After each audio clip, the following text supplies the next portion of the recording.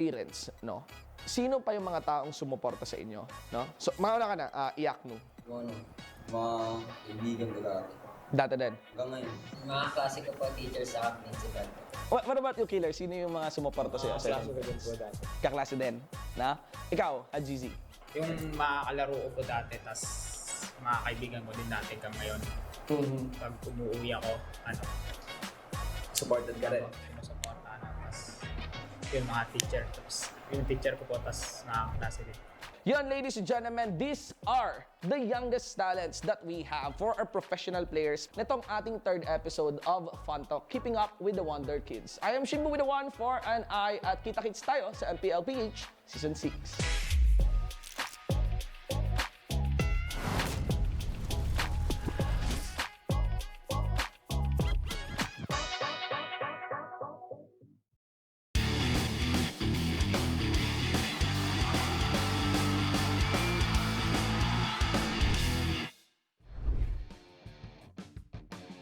Hi guys, I'm Shinbu. At ako naman si Manjin. At kami ang Manjibu Tandem. And this is the MPL Meta Meta Dive, Dive. kung saan pag-uusapan namin ang mga napaka-importanting bagay at detalye sa paglalaro ng MLBB. And for episode 1, papakilala namin sa inyo ang Sanctuary Lord. Ayun na, mga kaibigan. The Sanctuary Lord, one of the biggest objectives sa paglalaro ng MLBB. This guy here actually works much like a minion din naman, tulad ng Lancer, Infantry, at Cannon. But you have to fight him first, no? Before he will join the fight for you. Ayun ang pinakamalaking bahagi ng Lord para sa inyong team, no? This Lord, upon taking him, upon fighting him, will be joining you in pushing a lane. Makikita niyo dito sa ating screen, ladies and gentlemen, that the Lord here has joined the red side team in taking the push against the inhibitor turret of the blue team. Kaya nakikita na nga natin na ang red side ay ginagamit na ang Lord sa kanilang pag-push. Ang tanong, paano nga ba nila nakuha yan? Saan at tuwing kailan mo makukuha ang Lord? Napakadali lang naman ang sagot. Ang Lord po ay lumalabas either sa taas na part ng jungle or sa babang part ng jungle. Every 9 minutes within the game, magsuspawn ang level 1 na Lord. Ngayon, ang tanong, kukunin mo ba mag-isa o kukunin yung 5? Depende sa kalakasan ng team nyo yan. Kailangan nyo lang mag-ingat kasi ang Lord ay merong mga skills. Yung una dyan ay yung Cudgel Spin at yung pangalawa naman ay yung Tidal Burst. Again, pag napatay nyo yung Lord, nag 9 minutes na, every 4 minutes ng laro, nag-e-enhance yan. Ang tanong, paano pag hindi nyo napatay ng 9 minutes? Kapag nag 12 minutes, biglaan siya magre-respond mag-isa. Magpapalakas siya, kumbaga. So, kada Lord na kada kuha nyo ay lumalakas. Kaya naman hindi lang basta pagkuha ng Lord ang kailangan mong konsiderahin. There is of course the damage, the execution spell, and also the positioning. All of which that results to you in taking the Lord, ladies and gentlemen. And remember, after the Lord has been slain, you can have the Lord fight for you na nga. Wherein you can encash and of course lead your team to victory. Bibigyan kita ng example, Kuya Shin, ng isang napakagandang play na ginawa dito ng Sunsparks laban sa ONIC sa Grand Finals ng MPL Season 5. Pakabuhay lang ni Grid dito at kinukuha na ni Nakiel BJ ng mga kampi niya yung Lord, tapos gusto nang i-contest ng ONIC. Pansinin natin na nandito si kaibigang Wise sa base at alam nila na lugi ang ONIC dito. Pero titignan natin dito dahil polado na si Kiel BJ, si Grid, sinubukan niyang kunin si Dilar actually. Pero kung titignan mo si Grid, guys, ayan, kung nakikita niya kulay pula, nag-decide siya na wag na lang natin kunin yung Lord. Psychohin na lang natin yung kalaban and let's play mind games with the Lord. Dahil kung mapapansin nyo, mag-zoom in yung camera dito sa base and kinuha na ni Grid yung opportunity dahil alam niyang naglo-Lord yung mga kalaban niya. Sabi niya, why not? Tapusin ko na lang since nasa Lord sila. So, with that in mind, one thing to take note sa nangyaring play na yon ay ang Lord po ay hindi lang basta-basta pwede mong makunin, pwede mo rin siyang gawing bait or pwede ka mag-strategize ng kahit anuman sa pagkuha ng Lord. Ganun yun kaimportante. Hindi yun mangyayari, hindi mangyayari ang victory ng Sunsparks kung wala yung Lord attempt na kinuha nila. So there you have it, ladies and gentlemen. The very basics of information pagdating sa Sanctuary Lord and of course sa mga advanced tactics that revolves around the Lord of Fight. I am Shibu with the 1 for an eye. At ako naman si Manjin at kami ang Manjin Bu Tandem. I hope na magamit nyo yung mga strategies na yan sa mga future rank games nyo or sa mga normal games nyo lang. Once again, this is the MPL Meta Dive.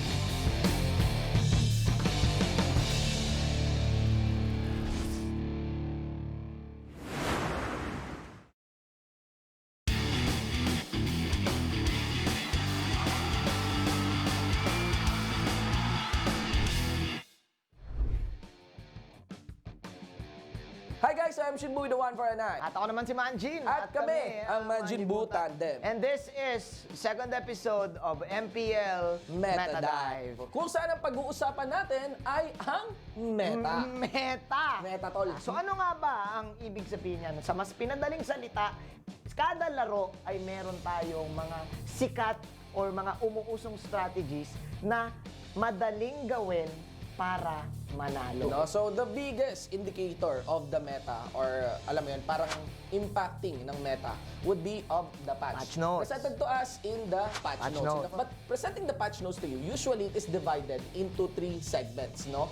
You have a buff, meaning pinalakas. You have the nerf, meaning pinahina, and you also have some adjustments. No? Ang magandang talakayan natin dito ay ano-ano nga ba yung mga usong metas per season. Simulan ko na. Simulan mo na, Per Tol. season ng MPL Season 1, favorite hero ng lahat, Fanny. Bakit? Kuya Shinbu, siya lang ang may pinaka-unique na kit sa lahat. Mabilis yung rotation, mabilis nakaka-response, and malakas din yung damage. I would describe Season 1's meta, aside from the funny, as a meta or a season of kills. A season of Kung saan napaka-popular ang mga assassins at hindi ganun kasikat ang mga support. Actually, Hindi talaga. walang pumipili ng support para Manjin, di ba? So, ayun nga yung Season 1. Kuya Shin, ano ba yung naging meta ng Season 2? Of course, the Season 2 meta, paring Manjin, has been characterized of the buffs that was done on the front line and the direct nerfs doon sa mga assassins ng Season 1.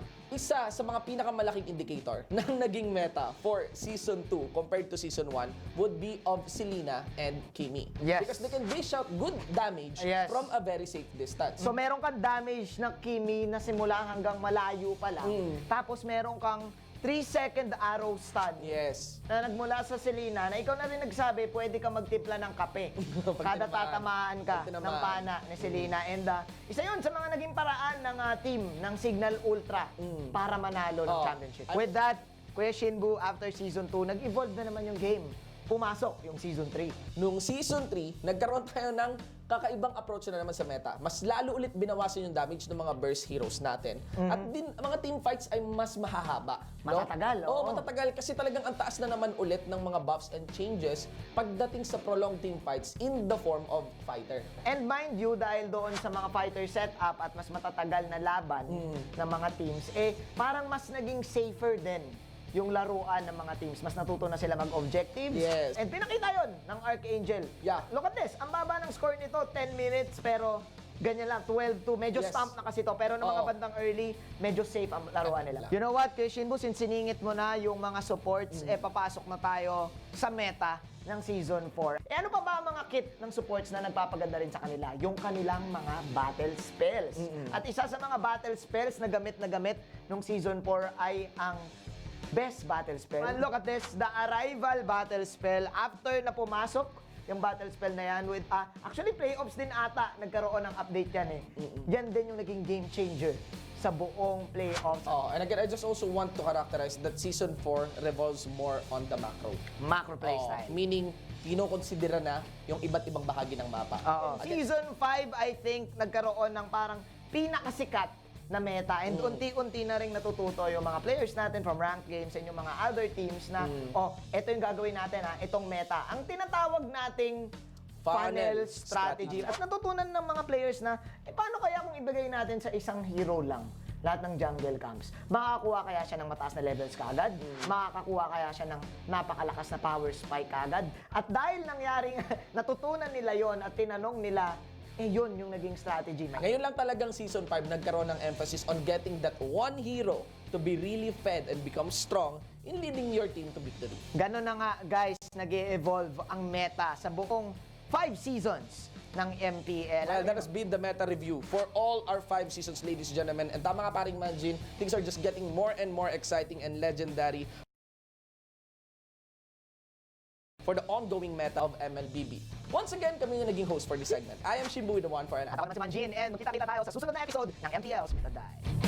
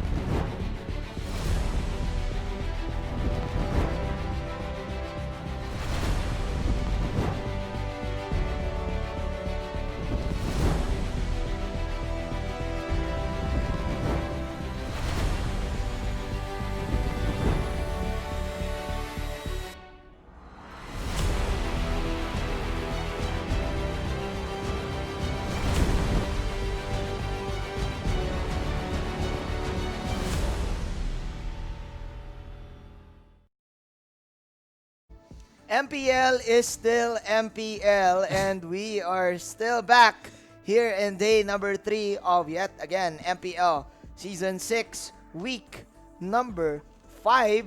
We are your shoutcasters. My name is Manjin Faldas, and I am with my analyst, Mr. Wolfcast. How are you, man? Doing great. It's a rainy Sunday, but I'm sure that it will be still hot. It's hot. Yes, it's hot. Of course. I forgot my punchline, man. I'm Yeah, sorry. man, it's all right. It's all right. Yesterday, we witnessed some awesome matchups. That's right. But today, of course, still the awesomeness is among us, as Blu Fire and Omega is our opening match. But first of all, we would like to give thanks to our official tournament telco partner, Smart. Squad up, rank up, and keep up with your favorite teams as Smart powers up your game with free games for all.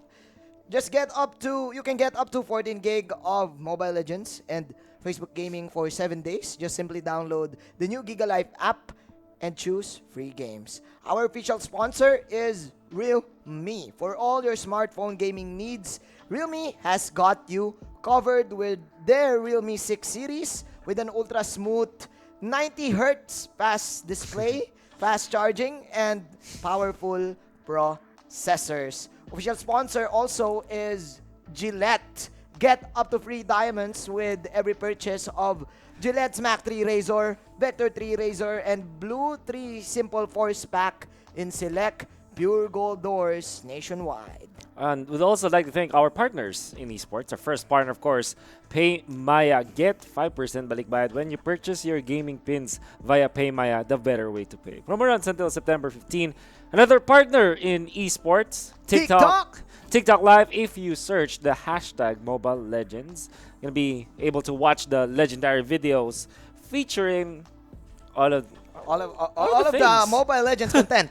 All Mobile Right? Legends content, All of including the dances of the casters. Especially Butters. Especially Butters. Butters. But yeah, you can also get a chance to win your premium skins if you do search those up. And we'd also like to thank our official gaming headset partner, Logitech G. Here like a pro, and powered by Moonton. Speaking go. of power, Let's go. Blu Fire needs to power up because they're up against a team with, of course, a high rank in the league, Team Omega. I think they're second in the standings right now. So far, yes, In in their Group B. group. Yep. Right? And fortunately, we'll get to see the standings now, Manjin. For Group A, it's Aura-PH who's actually on top with 16 points.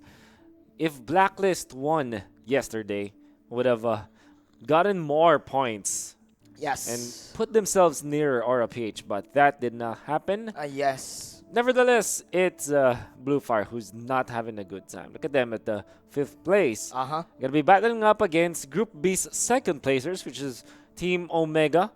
And one thing that I want you to also take note is that ONIC-PH, a team that will play later, is on a very shaky situation wherein Cignal Ultra can trump them. BSB still is struggling, but nobody struggles like Blu Fire. 0-8 right now. Yeah, Manjin. man. 2-16 is their total win and loss record. Only getting 2 points after a month long of Mobile Legends action. That's right. And still, I think we can still not say that Blu Fire is eliminated, because if ever that they win straight 2-0s, then they will get probably max 4 points or max 3 points max, and you multiply 3 by probably 4 or 5. They can still get up top, giving them a maximum of 17 points. That's right. In total, right? So Very quick with the maths, huh? oh, come on, man. Come on, man. Yep, and they're chasing Nexplay Solid and Execution here for Team Group A. So, yeah, for now, Blu Fire, they actually woke up yesterday and they got a point against NXP. But now it's a different battle this time. Definitely. If Nexplay Solid is stage 1, I can therefore say that Omega is stage 4 and 5. Oh, man. They are Omega is it's actually on a roll, Manjin. I think come to think of it, they had back-to-back losses against ONIC and Aura during week number 3. Now at week number 5, you see, or sorry, the end of week number 4 and start of week number 5, we see them with wins against BSB and NXP, two back-to-back 2-0. So it's a very good trajectory now for Omega, because when they lost against the best teams in the league, ONIC and Aura, ONIC and Aura. the champions and the runners-up, right? They lost back-to-back. Afterwards, they were given a chance to recover because they were playing against BSB and NXP. Yes, and after that, they also win all of the games. But first, let us first meet Team Blu Fire.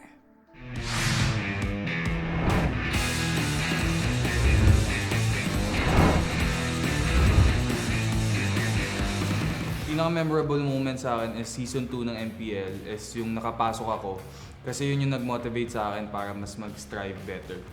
Nag-MVP ako nung first week of MPL. Bagong pasok pa lang ako sa Pro Scene nun. Bago pa lang ako pero sisiguraduhin ko na magiging memorable sa akin tong Season 6. Nag-champion ako kasama yung Sunsparks. Maganda pa nun, comeback yun. From 0-2 to 3-2. Ginamit ko lahat ng winnings ko para mapataas na yung bahay namin. Sa mga nakuha kong pera sa MPL, sa personal investment ko, sa mga gusto ko na bili ko, tsaka yung kapatid ko na pag-aaral ko ng college. Meron kaming veterano na hindi pa naaalis sa buong MPL. Yun yung aabangan nyo. So I was mistaken. I thought that was Fuzaken, but it was Gripsu. I think ever since Season 1, he is here. Yeah, from the Aether clan, right? Yep, Aether clan. He got eliminated from Season 3, but in Season 4, he made a comeback. Then again, failed in getting the rightful championship that he wanted. Secret, Chu, Unseen, Kripzu, Fuzaken, and Limbs. I am still agreeing with you, Wolf, that Unseen needs to play this time.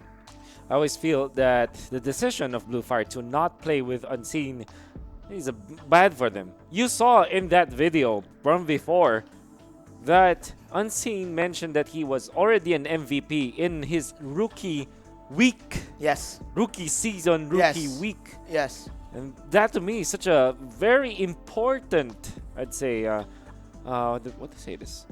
Achievement for anyone. Yeah. For a rookie. You know what? I think they formulated something while they were practicing. So, who knows, right? Yep. Why they would choose to go for Kripzu rather than Unseen. But then again, if you guys are watching right now and you want to support Team Blu Fire, go ahead and scan the scan the QR code on the top of the screen of you guys. But going back to Team Blu Fire, yesterday, after game number 2, it seems that they lost their momentum in game number 3. Because I think you were talking to me about why are they not picking this? Why are they letting this open? A lot of questionable decisions, I'd say, from Blu Fire. And can't blame them. They're not in a team with a good record. Yep. It's a problem that you almost always have. And now they're up against a team who is, I can therefore say, one of the fathers of being systematic. That's right. In the tournament.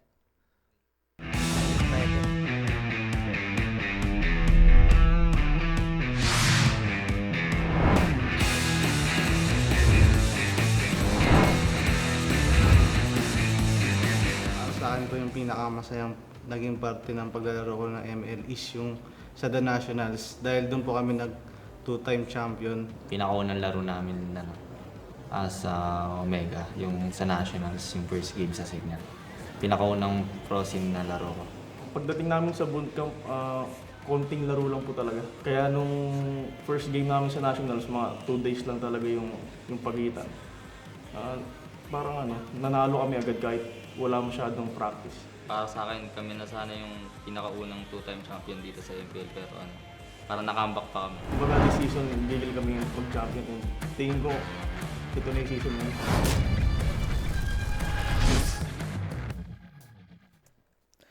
And yet, again, Omega on a roll right now, winning their past 2 series, I think. Sorry. Kenji, Heath, Hajizi, Toshi, Hayes, and Kurt TZ. You know what, Wolf? I was talking about that these guys pioneered the objective taking strategy. I think, if I'm not mistaken, the OG lineup was Finesse. Finesse Back solid. then That's right. in season 2. That's right. And then they got sponsored by, of course, Omega right now, their new team. The only people left from that team is originally Heath and their coach Dale. Or I can also say that Toshi is originally from that squad. Because I think he debuted. He was acquired during during off season. Yeah, during the off season of season 3 to season 4. Made a lot of noise and side of Omega. They mentioned it themselves. Yep. When they went out of the MPL tournament, which is called the Nationals. Yep. They were back-to-back champions of the conference, but they still lost the season. Yeah. The season championship, because there are 3 championships. That's the nature, right? No, nonetheless, they were so dominant. Yeah. Unfortunately, they lost against it was Bren ePro. Bren ePro. But that was Sunsparks. Yes, that was Sunsparks. The debut of Sunsparks with Greed. But you cannot discount the fact that this is a very, very strong team. It is. You know what? The narrative now for this matchup, it's Blu Fire going up against Omega. Blu Fire is such a team that looks like they don't have the fundamentals. They don't have the good mechanics. And unfortunately, Omega is a team that's quite the opposite. They have flourished with showing us how it's done during the fundamental level. And when they try to go cheeky with those Hilda plays, with those other pickups like the Angela side lane, they still are good with it. Yeah. And I think Omega, because they have already established their control of the mechanics of the game itself, the science of the game, so it seems, they were able to win a lot in the past. I agree with you, and I would like to highlight their Triple H. The combo Triple H, yes. Right now, Heath, Hajizi, and Kenji on And the. Hayes. Oh, sorry. Heath, Haji, Hayes. Heath, Haji, and Hayes. Heath and Hayes on the support role. Yeah. Such a good combination, man, and just I don't know. I cannot even describe. It's so awesome to watch. It is. It is. We always see him in the tank role for the setup, but now he is using the tank assassins, and Hayes converting to this mage support. Yeah, more the mage support. Really activating Hajizi up until the late game. Such awesomeness is Heath right now. I call him Mr. Awesomeness right now because the fundamental way of using the Cho rather than the freestyle Cho is better rather than the Cho trend. So, that's right. Yeah. I don't know, man. Blu Fire, I think they need to answer the Triple H technique because if not, Omega will just pummel them out. It's hard. Yeah. It's really one of the best trios, I'd say, out there. This was the first time that they showed the Heath, Haji, and Hayes connection was during the Nationals themselves as well, and they were so successful with it. I can fairly remember Heath controlling the Grok and Hajizi controlling the Chango. That was a core back then, and they were just very synchronized. Looking at the stats, it's gotta be deadly, heavily in favor of Omega. It is, of course, raining red bars. Raining red bars, indeed. For the side of Omega, this is, I don't know, this is the 18th game for Omega. With lesser games, they still win the objective count. And only with 32 heroes now picked up against Blu Fire. This time, in the second, this time they're up against an old friend. I think Kripsu is also part of the Omega squad back then. I think for for one Finesse, season. yeah. Yeah, that's right, for one season. And right. for season 4, if I'm not mistaken. Crypto and Kenji, it's their connection, right? It's their connection. So I think Kripsu has a little bit of idea on how will Omega play this one. Unfortunately, Manjin, I would not expect that to come out from Kripsu, knowing that Omega, this is a team that was one of the, if you recall, during season 4 and 5, Yep. we were commending them for having a good coaching staff. In fact, they have a gold medalist coach. Yep. Now they're going to be up against a team with an unknown coach. Right? Oh. Who is actually the mind from Blue Fire. And Yep. it's really translating on how they play. They look disorganized. And had GZ going up against Chu in our player head-to-head match, very abysmal stat line for Chu as the carry, but for Hajizi, he's 5th in the league. Yeah. Very scary. Scary indeed.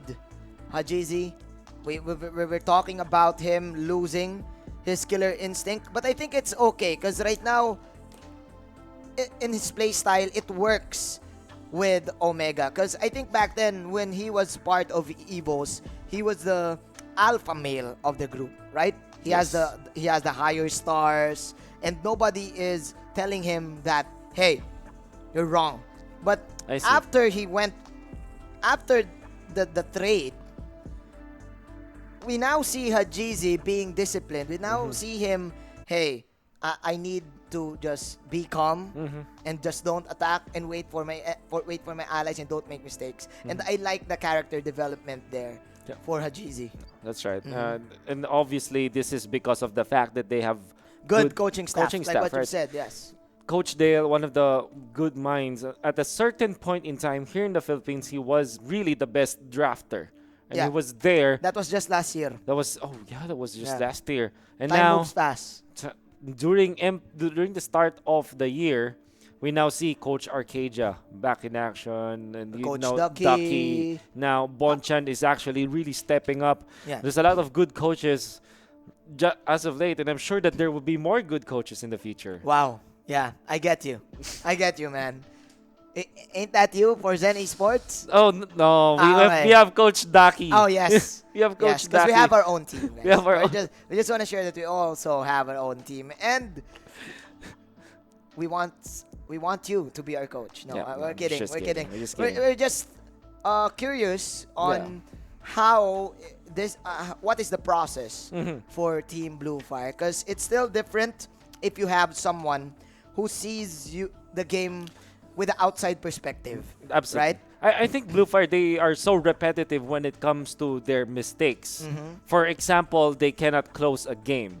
Also, their drafting pattern is all over the place. Yeah. If you keep on doing your mistakes, even when you say that you will learn, your learning process will actually be how to say this? It's gonna be slower. It's gonna be slower. It's definitely slower. Sometimes it's regressing because there's nobody telling you what your mistakes are. Yeah. It's true that if you make mistakes, if you fail, you can learn. But if you don't know where you failed at, that's where the problem happens. I agree with you. You need to be aware on That's right. what is the right mistake. You need to rank it up, right? Am I too aggressive, or do we always scatter up? Is miscommunication the worst thing that can happen to us? Because right now, I think last week that's their main problem. Yep. But now with Chu in the boot camp right now, I think their main problem right now is really in the gameplay. That is really on probably the pick, probably the draft, because I kind of don't like their decision making in game number 3, especially on the draft. I think the Uranus was open, if I'm not mistaken, and they just forced out their strategy against a hungry team. So yeah, Team Blue Fire right now, I'm having high hopes for them to get this victory, probably to just to like get a little bit of points. But looking at Omega, there's chill right now, man, and they know that the odds are in their favor. So here's the thing, right? You were talking about the mistakes in the gameplay, the mistakes in the draft. I honestly feel that you cannot correct your drafting, if you're poor in drafting, for example, you cannot correct your drafting so that you can convert it to win if you don't improve your gameplay first. Wow. Because Okay. imagine if you're drafting and you say, "Oh, this is you have a brilliant idea that this might work against this specific pick." But if your players do not know how to play that hero, and if the teammates do not know how to sync with it, it won't matter. Yep. So honestly, the first step into improving your drafting and your hero pool as a team is to go first with improving your own skills. I agree with you. There are certain principles. Leave something for me, please. Okay. There are certain principles in the game that you also need to understand, right? If you're a player, like for example, a best example would be buying 4 daggers rather than 1 Legion sword, right? So those are the little things that you need to factor in. You need to consider, because it will like save you time, right? It will give you maximum uptime to farm rather than going slowly. So yeah, those are, I think, the huge dilemmas for BNK right now, especially that they lost yesterday again. And right now, if they lose this, they're gonna be up against the teams that are higher ranked teams. Yeah. You kind of wonder what is the importance here for Blue Fire. Are they already eliminated? The answer is no. Not yet. Not yet. Theoretically speaking, that means that every single series matters much. All right, they were defeated by NXP, but that was a game to remember. I'm sure that teams will not even remember what happened in game number 3, but they will focus on the fact that Blue Fire 14-0'd a team that's already in the mid with a good standing, right? So that's a victory on its own. And for Blue Fire, if they want to overcome this losing streak, man, they need those little boosts of confidence, and you have to take that 2-1 victory as a boost of confidence for you. However, you still need to translate that into a winning streak for your team. For NXP, I think that we will say this time and time again, every single series, every single game is a must win. So, I'm gonna count the games right now for Blue Fire. For their bracket, they're still going to be up against Execration. That's one game. Yep. Going to be up against Blacklist. That is another game. And Aura PH. So those are 3 games. 3 games, right? Plus, we still have 3 more weeks left, right? After this week. That's right. So, what are the 3 teams right now remaining from the other group? Oh, okay. Yeah. So you have okay, they lost to ONIC. Bren is still there. So you count Bren. So those are 4 series already. What else? That's it. That's it. That's it. That's their last. They only have 4 series after left. this. After this. That's right. So they need to win straight 2-0s. They need to win 10 straight games.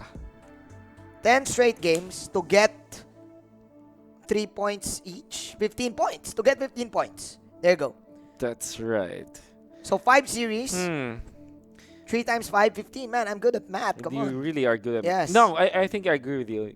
But then again, I think they'll be okay with getting 2 points. 2 points. I think they'll be okay with 2-1 victories. Because they need to pray that NXP will continuously lose right? So that they can. Because okay, wait. Let us think about it. Okay, let us hypothesize. If they win 5 straight 2-1s. That's 10 points. That's 10 points plus 2. 12. Oh man, I'm so good. It's 12. Quick maths, bro. 12 and then. Oh man, that's NXP. Right. NXP has 11 points. Oh yeah, you're right. So still, it's it's quite iffy, right? But like you said, every game is a must. I think that yes, you absolutely need to get 2 zeros. right now for Blue Fire. They have burned a lot of chances. I felt that if they won against BSB 2-0, it was the other way around. Yeah. They really have a chance now. But for BSB, it was also a series for them, a must-win series for them back then. So it's sometimes it's too late actually to wake up. Sometimes you're saying, okay, let's try to bring it back, but maybe we are too late, and that is the position that Blue Fire is in right now. However, like we said, there's always a chance. Yeah, it's always a probability, 0.1% chance, right? But you know what? Their cases are different because BSB, they've been getting 1 point. That's why they're close right now to Cignal Ultra. Because Blue Fire, they've been devastated every time that they play. Yeah. Every week that they play. And man, they lost their chances already against NXP and against BSB. They could probably take on Cignal. I'm not sure. Maybe. I wonder. I think that it's wrong for us to decide. Right? Which team can be defeated by Blue Fire. Yes. Right now, because right now the answer is nobody, because they literally lost the first round, the first half, the midterm.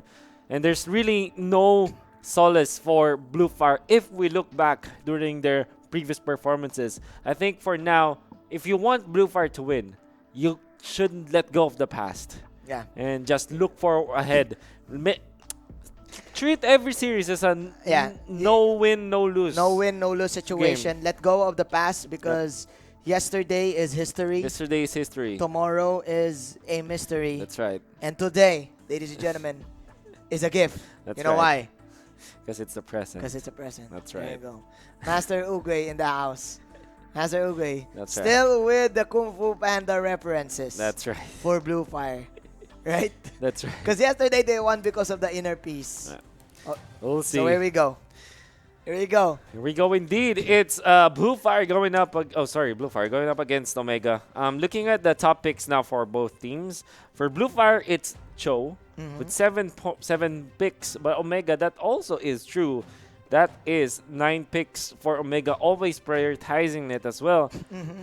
Blue Fire, Omega, I mean, they love to pick this up. They really, really like it. Yeah, they love it with heat right now. And actually, they tend to flex the Cho every time. Because if they get lost in the last stage of the draft, they will eventually shift gears and letting either Curtizi or Toshi or sometimes Hayes use the Cho. So Omega again is very adaptive in terms of the draft. So let's see what is the plan here for Blue Fire because they will eliminate the Yuzong. So the Uranus is open. This is interesting though.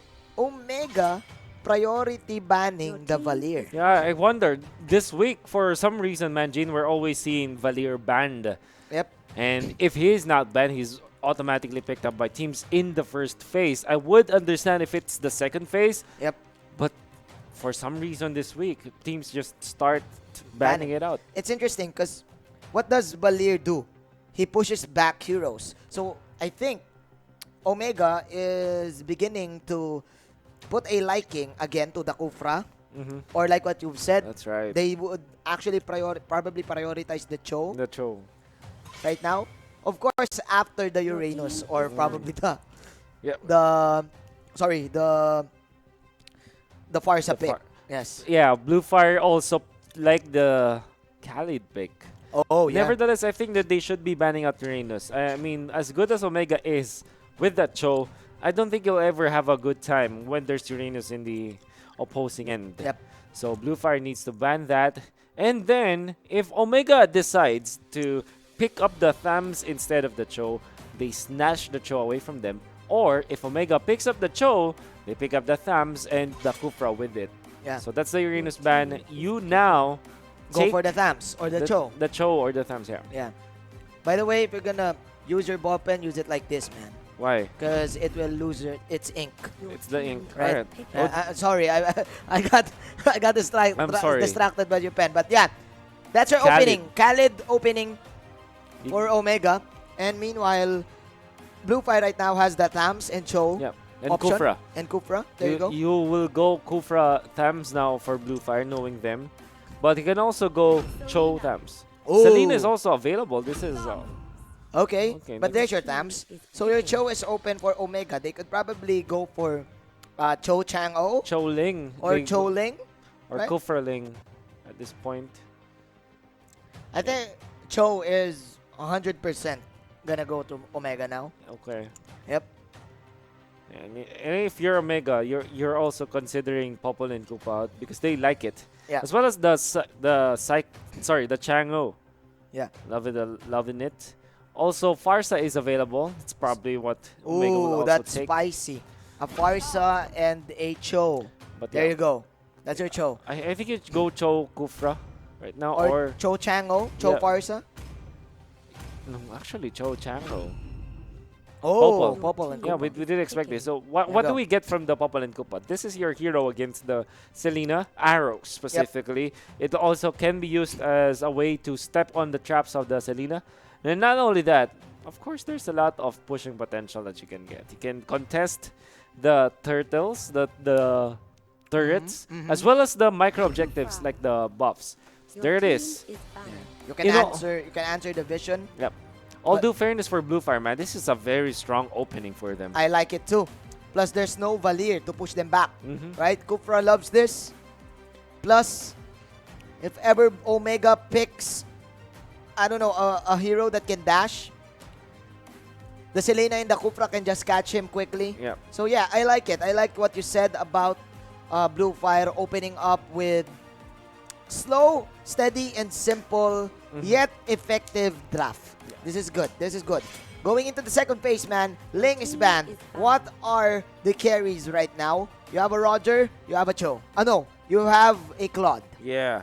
So you have a lot of options, by the way, for Omega. You can go Harith because they really love that Harith. They are one of those heroes, one of those teams that pick it up. You also can go Hayabusa. It's one of their favorite ones. But for Blue Fire, what do they actually have when it comes to their hero pool? Ooh. I want to see Chu with something like I think a Yishun Roger Shin. or the Yisun Shin. Yishun Shin is great with Blue Fire right now. Okay. The Selena and the Kufra can utilize the vision from the Mountain Shocker. Shocker. Plus, the Mountain Shocker procs 2 times if you're up against a Popol and Koopa. Because Oh, Koopa counts as a hero. As a hero unit, right? Yes. That's right. So it's good against Blue Fire. With Blue Fire, I mean. But they banned it out. Okay. They ban it out themselves. They don't want to give it. Probably because they want to first pick a carry in the second phase. That's going to be your true hero. Yeah. And I think, knowing Blue Fire, they will pick up the Harith themselves or a Roger. Roger. So you need to ban that if you're Omega. Or maybe you ban or just the choose- Baksha if you're Omega. Yeah. Or get that Catcha. I think the Roger is a better ban. Because Harith doesn't like to fight the Cho. Right? And the Popol and Koopa. Yeah. So, ban but they Claude. banned Claude. Okay, so they're choosing Roger and Harith. Yeah. I think you want to go Harith, honestly, for Blue Fire. It makes a lot of sense in this lineup, and you don't want to give it to Omega as well. Maybe the problem you are facing if you want to go for the Harith is the fact that there's a stun. And the Cho. The Cho Cho, kick. but again, you have that, I forgot what it's called, the passive. That's good. That is good. That's The okay. Harith passive. If passive, it's going to be good. All right. So what is it gonna be, Blue Fire? Or are they gonna pick the Baksha now? No. I think you go carry now if you're Blue Fire. You go either Hayabusa or Harith. And they give Cho a hero that he could excel on. Oh, Hellcurt. it's a Hellcurt. Okay. It's a side lane. Okay. That's really. So they're letting Omega pick their carry and they will just counter whatever carry it is. So you don't feel that confident for Omega if they pick up the Harith because again, the additional The Kufra, controls. yeah, Kufra can cancel him out. And There's also the silence coming out from the Hellcurt. You can get. Ooh, Oh, okay. so Rafa Roger.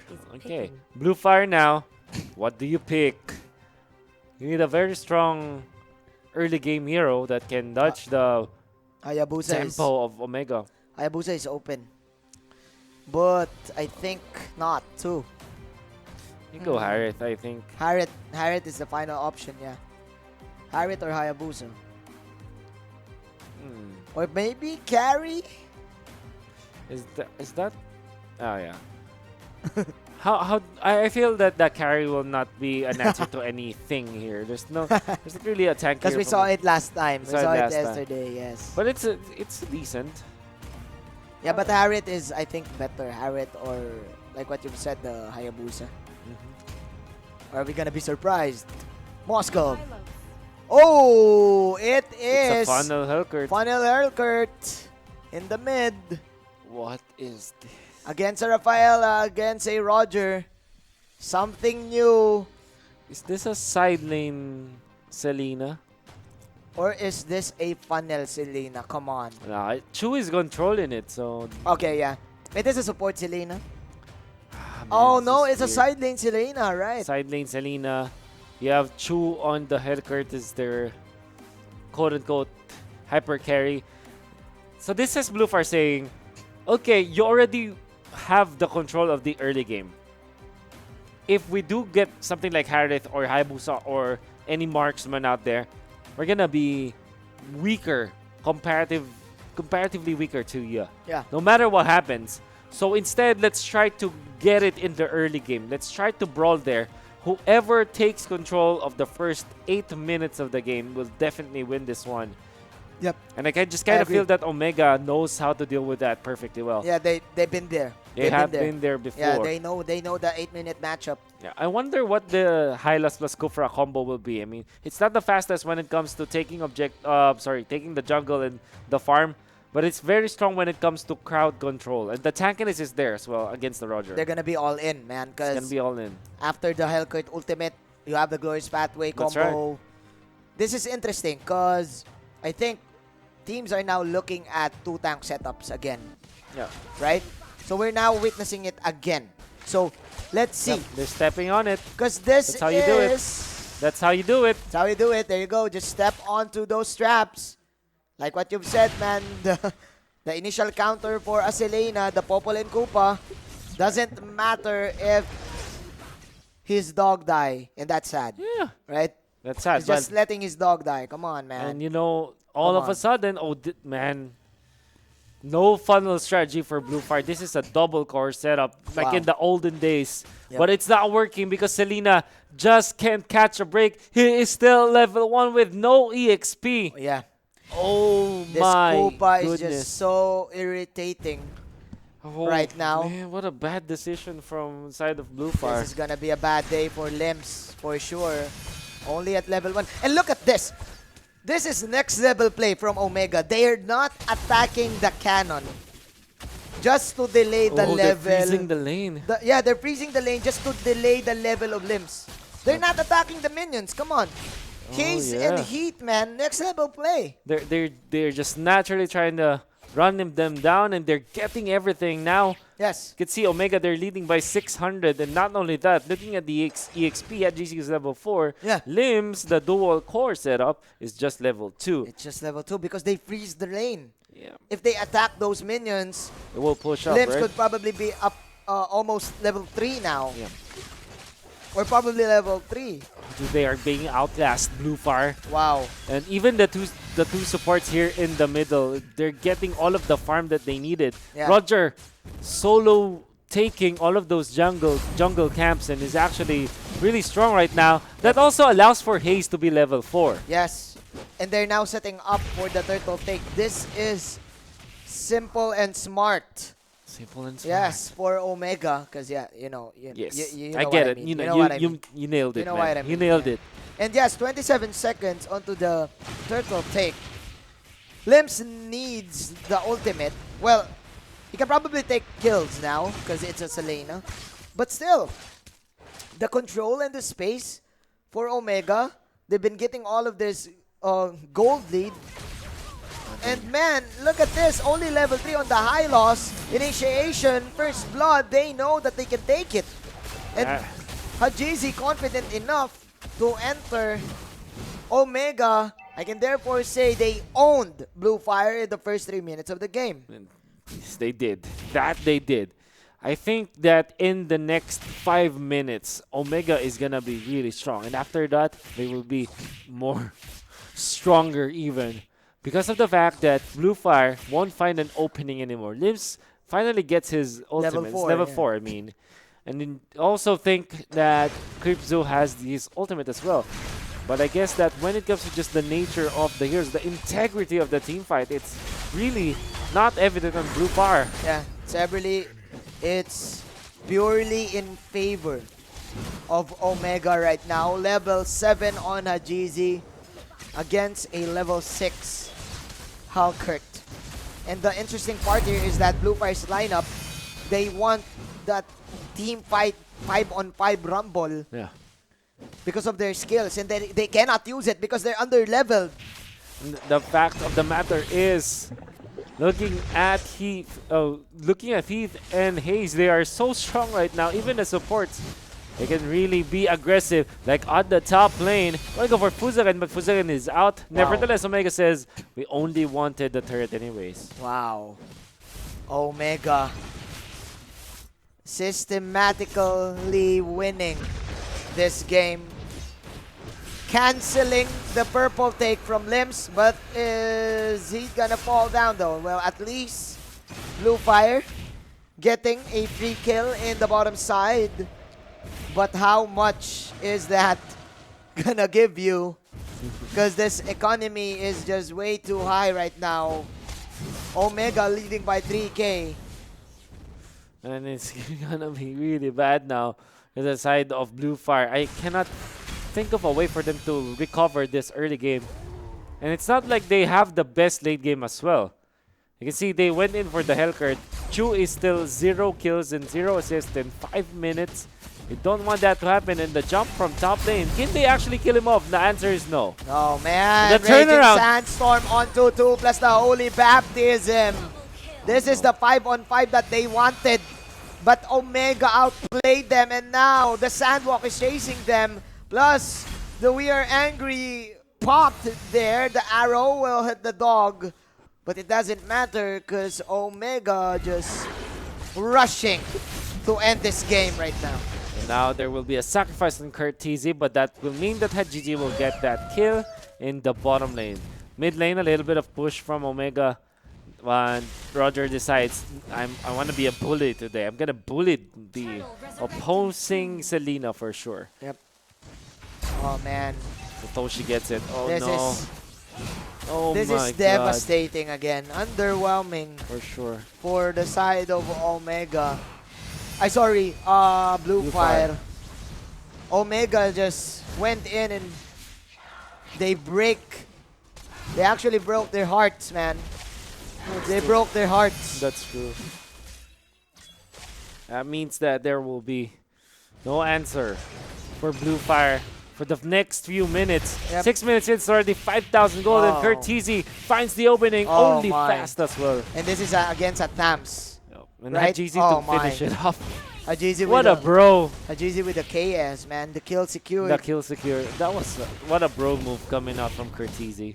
A different Easy brothers here. Yeah, different Easy. Easy brothers. The Easy brothers. The Easy brothers. But yeah, man. Omega breaking hearts now. Man, what can this do to the emotions of Blu Fire? They were actually planning something there, but Omega 1 step ahead. Probably even 3 steps ahead. Yep. A lot of steps ahead now. Look at the Lycan pounce. There's the mega kill. A very easy take. It's like Omega early checkmating Blu Fire after the purple fate. Oh man, that's just a move from Mr. Fundamental. That's just a move from Mr. Fundamental. Yeah, hey, you're gonna take the blue buff? No can do. That's right. Oh no. Oh my glove. This is, I don't know, man. I'm so sad for Blu Fire right now because Omega is just telling them who's boss. Who's the boss? Alright. Oh man. Oh my goodness. They finally shut down someone, but kind of feel that this is a losing game already. So 8 minutes in, we said that whoever took control of the first 8 minutes of the game will win the match. And it's already 8 minutes, and Omega is clearly under control, not giving any chances to Blu Fire. We will now see the last of the turtle. Oh man. It took Omega only 4 moves, man. 4 moves, mate. 4 moves checkmate, 4 man. moves checkmate. For Omega. Everybody here in the Philippines knows that, and I'm sure that you are fond of it. If you know chess, yes, you know the 4 moves, mate, checkmate. Those are even supports. That's right. Moving, right? It's not even the carries or the side lanes. So now Raging Sandstorm coming in, monster kill. Omega just inflicting more damage to the wounds, to the open wounds of Blu Fire. There are a lot of open wounds to the side of Blu Fire, and Omega's just straight salt in there. Yep. Straight salt and no antibiotics. Not at all. To heal them. It's all pain now. All and pain. Omega says, this is the end. It's the end, man. This is the end for you Go guys. ahead and walk the plank. Team Blu Fire. Omega. 4 moves. Checkmate, ladies and gentlemen. In a classic Omega fashion, the Titans, the Sleeping Giants, I mean, Oh man. winning this game, putting a pounding onto Blu Fire. As sad as it is, you will now see the victory in favor of the Omega squad. Wonderful display of Mobile Legends action, and not only that, very smart with their movements. Yep. They know exactly what to do against this lineup, this weird lineup of Blu Fire, and And look checkmate. At checkmate, man. Look at the faces of Omega. Yeah, It seems like, hey, Toshi is like, oh, it's finally That's it? over. That's it. No, I think that Blu Fire, they tried for an interesting way to draft, a very cheeky way to draft, going for that double core setup, and obviously it did not work. It is actually really bad from looking at from their perspective. And if you want to win, if you want to snatch victories off of good teams, it's okay to be surprising. But at least if you try to surprise that team, you must look prepared. And they did not look prepared in that. Yeah, they just planned it out, but they did not know how to execute it. Right?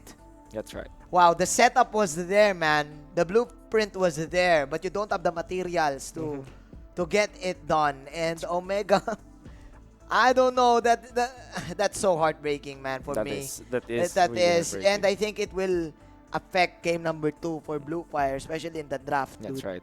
Yeah. And unfortunately, that will be experiment not good for Blu Fire. Yeah. I forgot the expression, but Yeah. it's a failure. It's That's a why. failed experiment, and let us dissect that game, of course, with our solo analyst. Shinbu, floor is yours. Actually, their side laner na si Lims, no? So, siya yung nasa mid and si Chu naman yung nagpunta sa side lane natin. Makikita niya actually dito yung ating post-game, ladies and gentlemen, and although this is an MVP, there's actually a very heavy problem here, and here. All 3 melee heroes here has problem in dealing with the game mula dito sa Omega. At sino sila? Yung Triple H ng Omega, mga tol. Hajizi, Haze, and Hit. All holders nung spell natin na Purification. Kaya naman, check mo na yung Selena, no? Check mo na rin yung Hylos, check mo na rin yung Kufra. There is no surprise that you'll be seeing some good attempts sana kay Puzakin talaga dito para makahuli ng kanyang ultimate and of course for that combo. But the problem is, of course, that Purify. And that is where the biggest problem of the Selena funnel lies. Remember guys na ang Selena, silipin natin doon sa post-game, no? Especially yung impact ng mga players natin. But remember guys that the Selena, remember guys that the funnel rather is the hero na iniinvestan nyo. Pinaglalagyan nyo ng gold nyo as a team. Yun na nga yung funnel eh, di ba? Everything is funneled through that hero. And the thing here is that you'd want the most consistent, continuous, at ang pinaka-reliable na damage source ay yung funnel ninyo. The thing about Selena is yung combo kasi ni Selena as a funnel, it starts with the arrow. Normally, no, the best combo for Selena starts with the arrow to the trap, then get your resets, and of course, get those stacks. And yeah, that's where she can dish out big damage and burst down targets for the assassin that she is. Ang problema pag hindi tumama yung arrow. Ang problema pag may purification yung kabila. Ang problema kapag may pwedeng humarang ng arrow, very slim. Bumababa na yung conditions ng pagtama ng arrow, especially for the Selena players. Kaya naman, nakita nyo talaga na Selena, even though siya ang most banned support pa rin natin ngayon, is still relegated to the support position. Kaya naman medyo wala nang sorpresa ito. Ang ginawa na nga lang ni Hazy actually has that Rafaela quite confident on that part. And the biggest question also on the Hylos, no?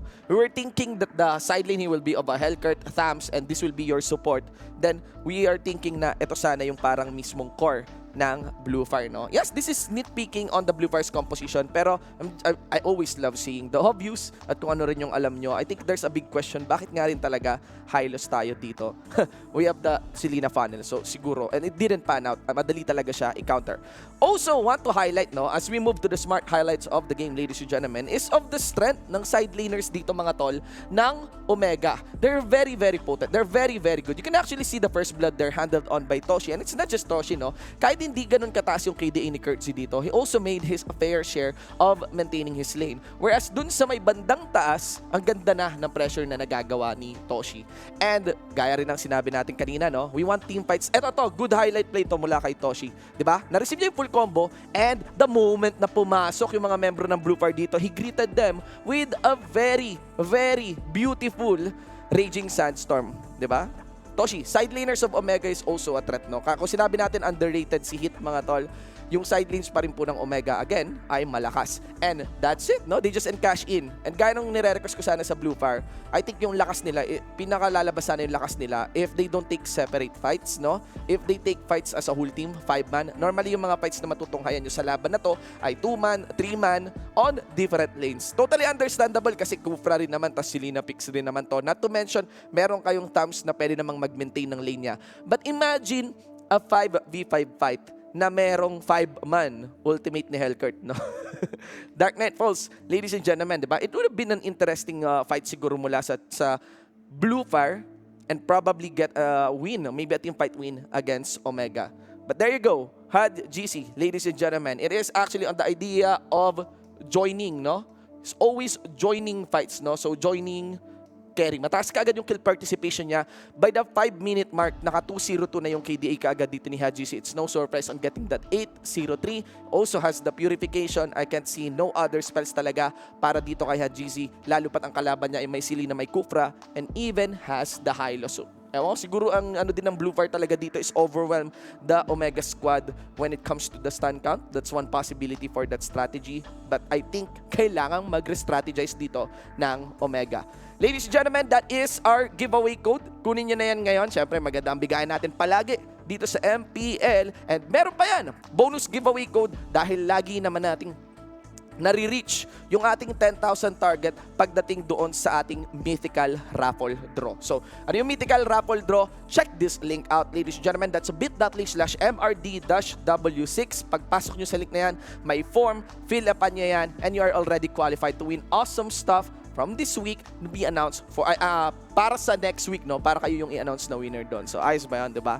Panalong-panalo, lalo na pag nag-draw na tayo ng mga ID ninyo.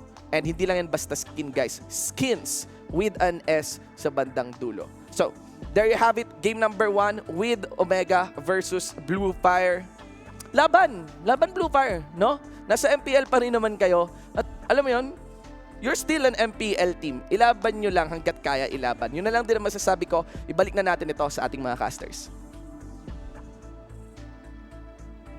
Yep, just like what Shinbu said, fight, Blu Fire, fight. Again, we're not being biased here, but of course, we want teams to succeed. And that is actually given for the side of Omega, right? But man, how can you come back from that game? Wow. It was so one-sided, Wolf. That's a hard question. Actually but, difficult. Right? All right, so maybe the first thing that you need to do if you want to really come back from this game is to understand that you cannot do something like that. That very cheeky play. It makes sense if you want to surprise your opponents, but it's a completely different thing if you don't know how to execute it. Yep. Because if you are Blue Fire, you will always have to wonder, why are they giving up free heroes like that of the the Selena, the Selena, right? Why will Omega give up something like that? Yeah. Then you think they have planned for this, and obviously, I think that starting now, teams will. You have to hear this. Every team right now who sees an opening to pick up the Selena, be prepared to be invaded by your opponents. Yeah. Because I think that the last 3 times that I saw Selena picked up, everybody just stepped on those traps. Step on those traps, or probably just don't do the trap move. Yeah. Right. Do the Shinbu move. Do the the Shinbu first move, blood. The first blood move. Right. Because we don't do the trap moves if we play the Selena in our games. We don't do the trap moves. Someone will just go, hey, let's go first blood. The Shinbu first blood. We're just suggesting. Don't worry. We're just suggesting. Yes. Because here's the thing, right? This is a funny story, man. Yeah. Because for the casters here in the MPL, go ahead. Go ahead. When we go for that funnel Selena strategy, instead of laying your traps on those on the purple buff, Shinbu's call is we go for the first blood. They go arrow first. Arrow first and then first blood. First blood. The play is first blood. First place, not buffs. Not buffs. Not If buffs. we lose the first blood, we lose. Yeah, we lose because there's no wave clear anymore. Yes. Promise. Actually, we're just suggesting that teams right now know how the Selena will be played. Yeah. Right? We saw that yesterday from Cignal when he sacrificed himself and then he just went in the enemy purple pit and then he went and catched all of those traps and negate the quick purple take from his enemies. No, that's what we were trying to say, right? The teams have already adjusted to it. Yeah, they know it. They know it. So for you, who is gonna be a Selena player, or for your team who's gonna use it, you should know also that they know that you're gonna do it. So absolutely. you should do something else, right? That's why Shinbu loves the Selena first blood, because you actually can do a first blood whenever the arrow lands. If the arrow lands. If the arrow lands, because the Selena can go to the melee mode and then give a little bit of extra damage. And another skill as well. Another skill. So you just need probably one hero. If you're hearing this, Shinbu, maybe this is the time where teams will employ your strategy. Will adapt to your strategy. If you're hearing this, we need to stream again. We need to stream. We need to stream for the teams to. We actually need to stream for again. for the teams to see it, right? Because just sharing with you guys, my boy here, Wolf, suggested the Uranus execute. Yeah. And then suddenly people are picking it, man. Yeah, there you go. So I hope that you guys can relate with us. We're just having fun here. So now, game number 2, Selena is still open, Wolf. No. But the Diggy is banned, and Yuzong. This time, Omega is on the red side. They love this. Yeah. This is their best position right now, I think, in the MPL. They love being in the red side. They love opening with 2 heroes that are flex. Yeah. So, I like it. And this is the best scene ever in my professional career as a caster. Whatever is happening right now, I cannot explain it. However, the viewers cannot see it. Now, it's Blu Fire versus Omega. I'm looking at the ban on the Selena. Kind of tells me that they want to secure either the Kufra or the Cho against the Omega side. And Blu Fire is just saying, man, let's drop everything and just drop everything and just ban out those big picks. Yeah. Sorry. I drank water. Yep. Yeah, but just let them pick first because they're confident enough that they can get two important heroes. That's right. Okay, so what do you pick up now if you're Omega? So do you ban the Lancelot? It is one of the most picked heroes for Blu Fire. For Blu Fire. Lancelot or Ling. Yep. Those are the only 2 heroes that they go for in the carry position. Hilda is available. Blu Fire also likes that. I think they will want to get their hands on that. The Uranus, I think. Yeah, because it's. Oh, you're right. Uranus is available. Uranus and is available. Here's Omega again. It's baiting Blue Fire to pick up those big picks. But big picks, yes. So if they pick the Uranus, Hilda and Cho is gonna be the priority of Omega. There you go. Hilda Cho or Tams Cho, maybe. Hilda Thams, perhaps? Or Hilda Tams, yes. Hill Thams. But it doesn't work that way. It doesn't work that way. Yes. Doesn't work that way. It doesn't work that way. Yeah. But you need the sound of like Cho. There you Hilda. go, Hilda. Oh, Come Hill on, Thams. come on, man. Give it to me. All right. I think if you're Blue Fire, you pick up the Farsa now. And you still the Cho. Yeah, you still I think you still the Cho. Maybe. Or Farsa, yes. Or go ahead and go for your carry. But there's no available carry. Well, the Ling was available. It's now available, earlier. yeah. It is now available. But in the previous game, it was Man Descent Phase. Yep. It's also one of your favorites. But they need the support now. Yeah. So come on, man, Farsa. I think you don't give out the Farsa to Yeah. Omega. That's the obvious choice. It's a Hilda Farsa combo that's very strong. Yeah. So you snatch the Cho for sure. There you go. There it is. Then you Farsa go or Farsa. Chango? Man? Come on, man. Come on, man. We're doing it. We're doing And then it. you pick up the Chango now if you're Chango Omega. for Omega or a Valier. Oh, yeah, the Valier is banned. Or But the Ling. they Oh. will steal. They will steal the Ling. The carry. The Ling, yes. Okay.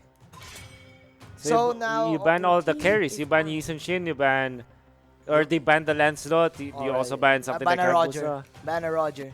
Yeah. Banner Roger. And you also have the first pick anyways. That's why they are confident not picking up something like a mage.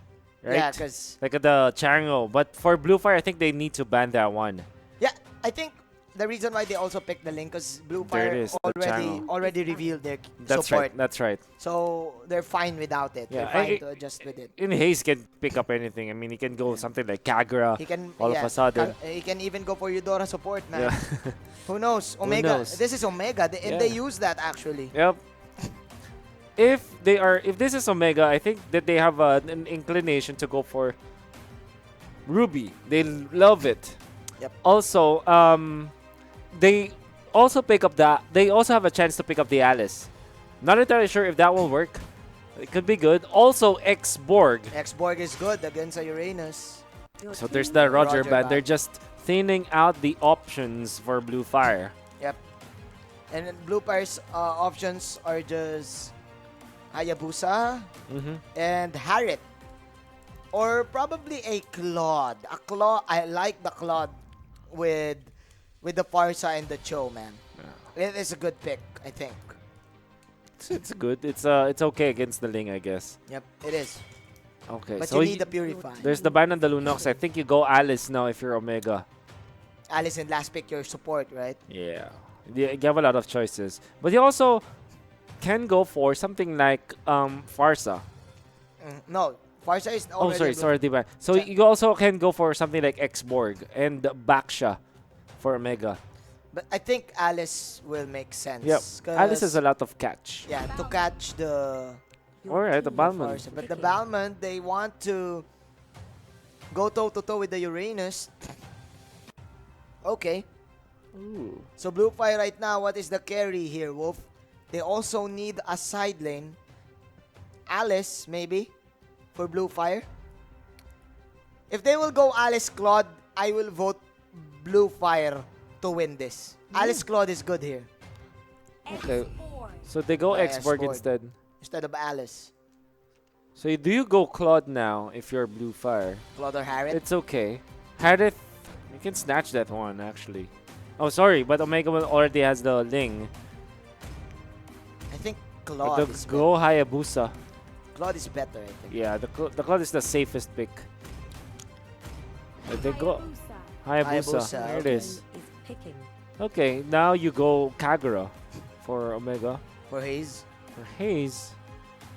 Or something weird. A very weird mage that they can employ. PNK? How about Cyclops? PNK Cyclops? PNK actually is a strong pick. That's true. Maybe the problem that we will be facing if there's a PNK picked up by Omega is that they don't have magic damage sources. That could be good You know what? nevertheless. PNK is good because they're up against BNK. Oh yeah, you're right. It rhymes. There you go. That's my Here it first. is. That's my first strike. Yep. Oh, he goes Sicilian. Okay, a weird mage, like what you've said. Yeah. So they need magic damage for sure, because I think that's what if they pick up the Popol and Koopa. Yes, they're strong when it comes to like the full-blown team fights, but they will struggle when it comes to clearing the waves. At least with Sicilian, anybody who's caught is gonna be taken down. Yeah.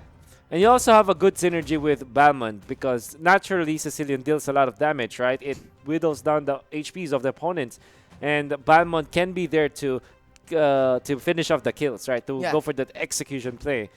So maybe this is the idea for the side of Omega. Nevertheless, their draft really looks good. Yeah, both of the draft looks good, but I think Omega Heat with the Hilda right now.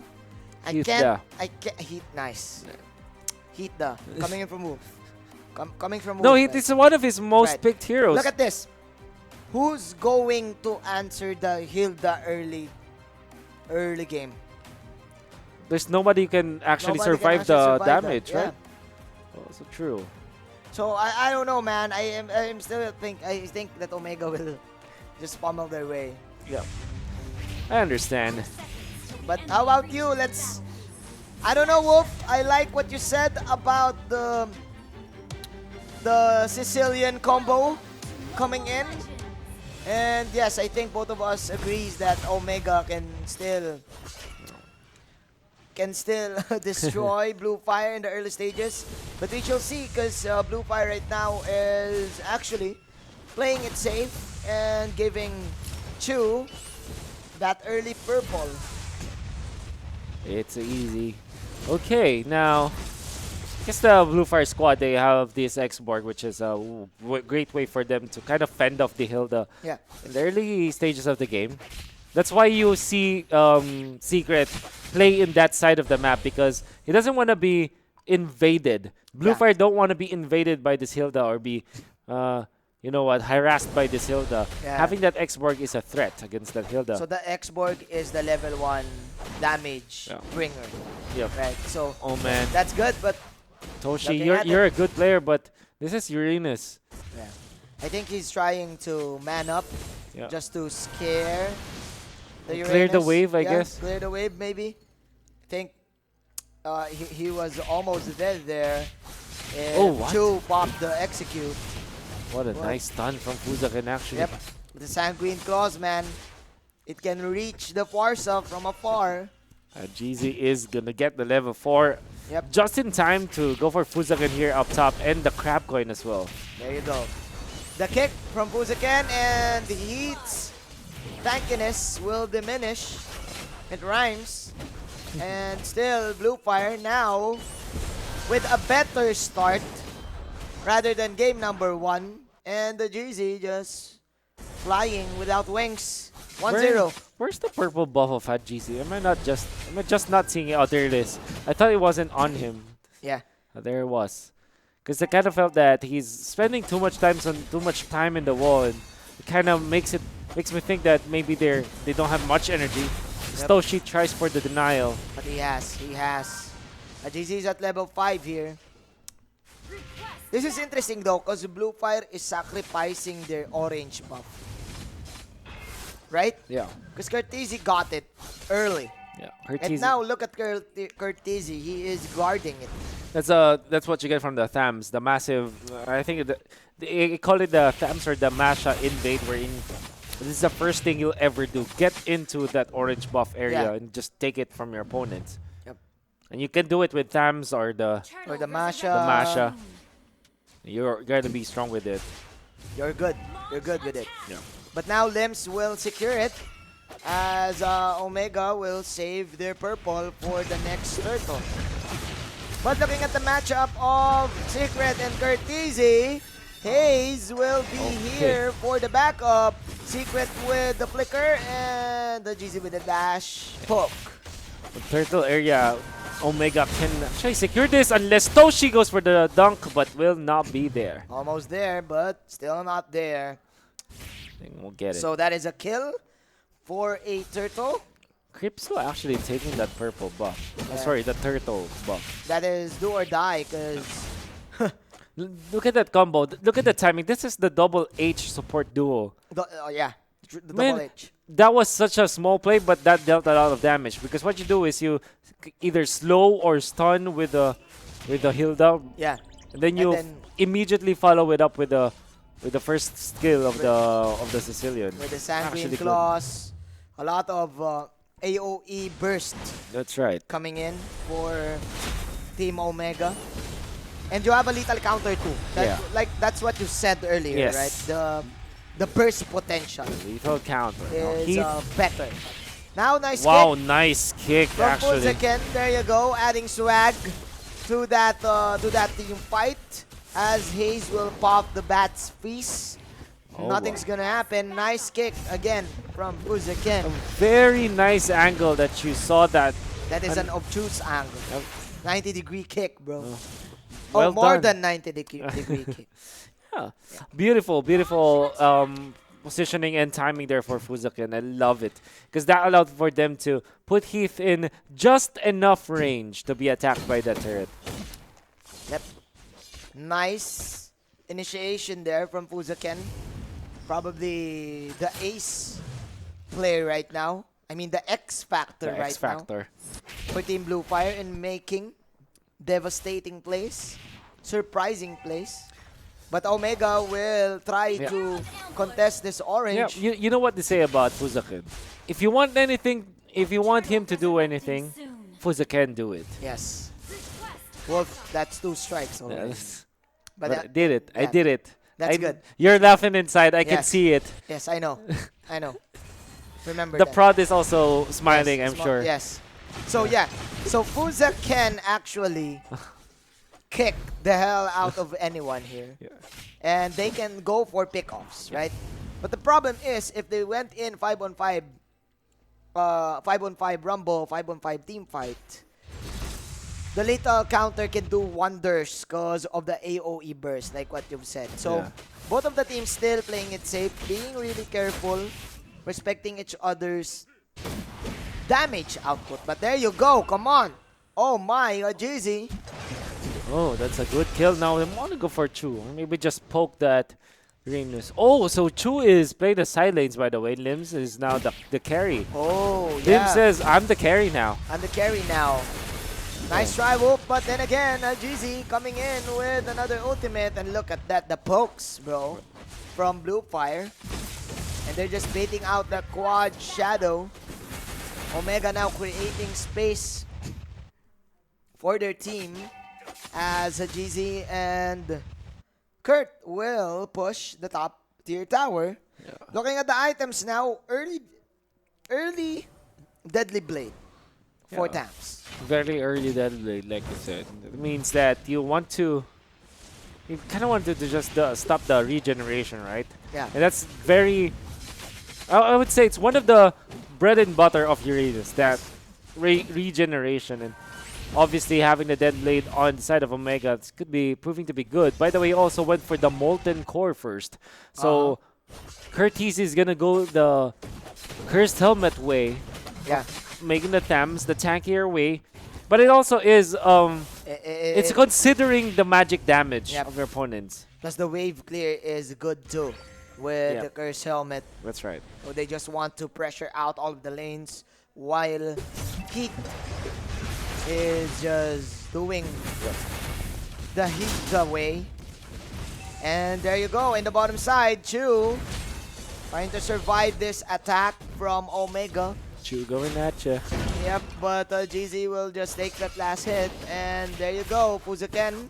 Oh man. Trying to do something. A little bit of acrobatics in the mid. But again, Omega still leads. I think that there should be a stat line that I probably will look at. Omega, when they play, it's always a low-scoring game. Yeah. Remember when it was Omega going up against Bren eSports? It was really, really close. It was. But if you look at the scoreline, it's just like 3-3 or 3-4. Yeah.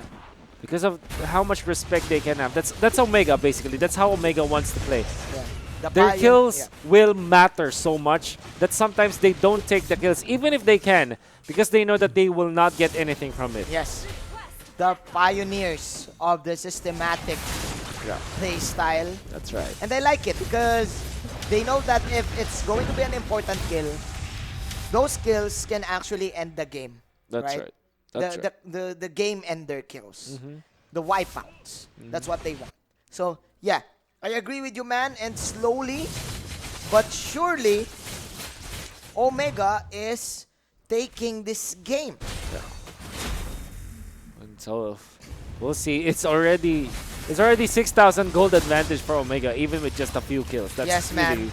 really scary. That's scary indeed, as the Sanguine Claws will miss. So as the Feather Air Strike. Heat is now boxing out Fuzaken. And they want to get rid of this mid-tier tower.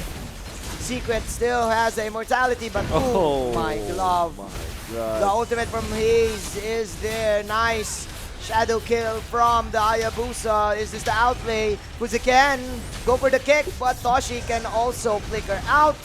Nice flicker. Fancy movements. The camera went down. It's okay. No casualties whatsoever. Only Secret falling down. But Chu? He's just practicing. He's just kidding. Yeah.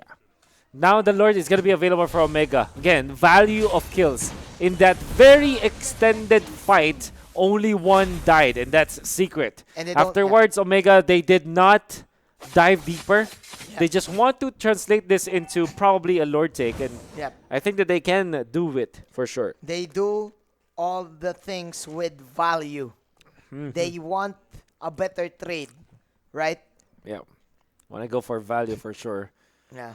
I like it. I like what you said about Omega because they always do that. It's like in real life where you when someone is trying to court you and then you immediately fall in love. They don't do that. They don't fall in love quickly, right?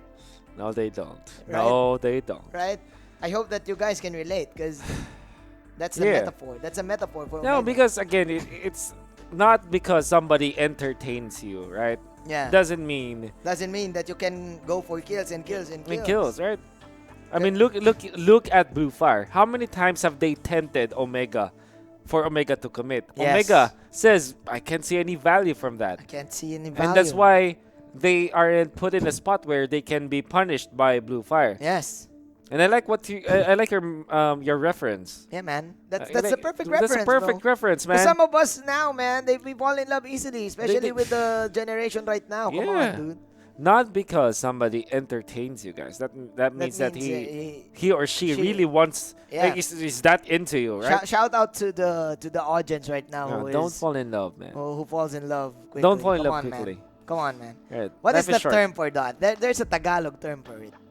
What's the translation? Marupok. It's I forgot the translation. Yeah, what's the translation? Is it's brittle or probably brittle. Yeah.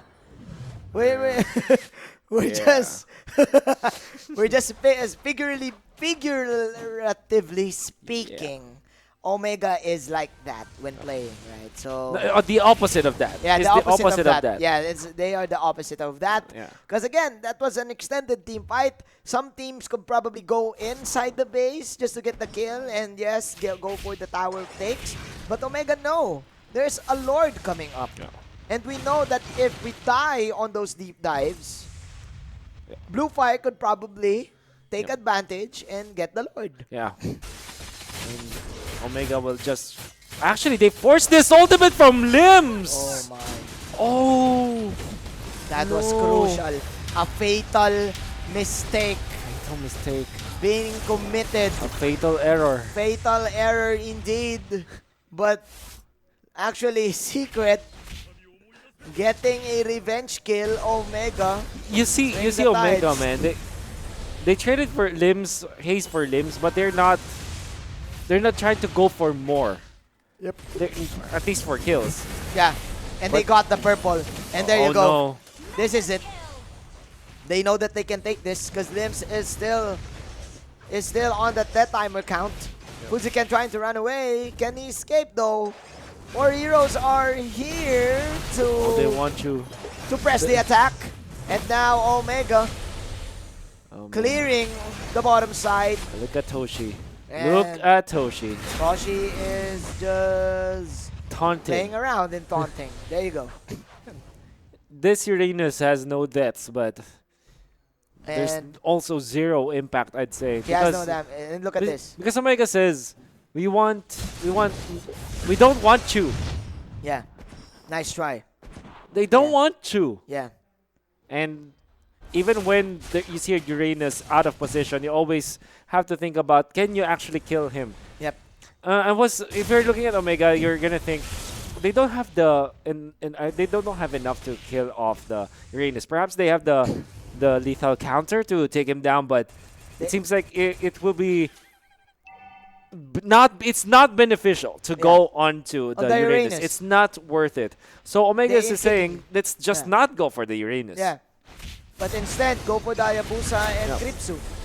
Because they know that they can kill it quickly, right? They don't want to spend a lot of time. That's right. There they go. I mean, waste a lot of time. When Lord has already been taken by Omega, it's marching up top. Yep. And you can see Limbs now struggling. Where is the damage going to come from Blu Fire? You have a very tanky Uranus, but, not that impactful, But Curtizi is shredding his life points out. So as Hayes. And now, ladies and gentlemen, Omega getting the top tier tower. Fuzaken trying to force something out with the kick. And a GZ coming in with the slashing and dashing moves. Limbs comes out. But man, it's all Omega right now. Chu, there you go. We ain't gonna spend our ultis for you. Toshi also here, unfazed. And he will just flicker out. He's actually getting the kill. But still, Omega, mission accomplished. They did take 2 inhibitors. They lost Toshi after that first Lord push. And they're leading by a lot. So honestly, I won't ever actually blame them for sacrificing Toshi for the better good. Toshi was a little bit aggressive. But at the same time, they committed the flicker onto Secret. Yep. And Omega, they might feel confident in the next push, since it's going to be more than a minute before the flickers are going to be out for Blu Fire. But I think they're going to wait for the Lord. Well, that's also true. Yeah, I think that's their best option. Knowing them. All they're going to do is just to clear the waves and patiently wait for the Lord. Waiting for the Lord. Yeah, wait for Godot. Yep.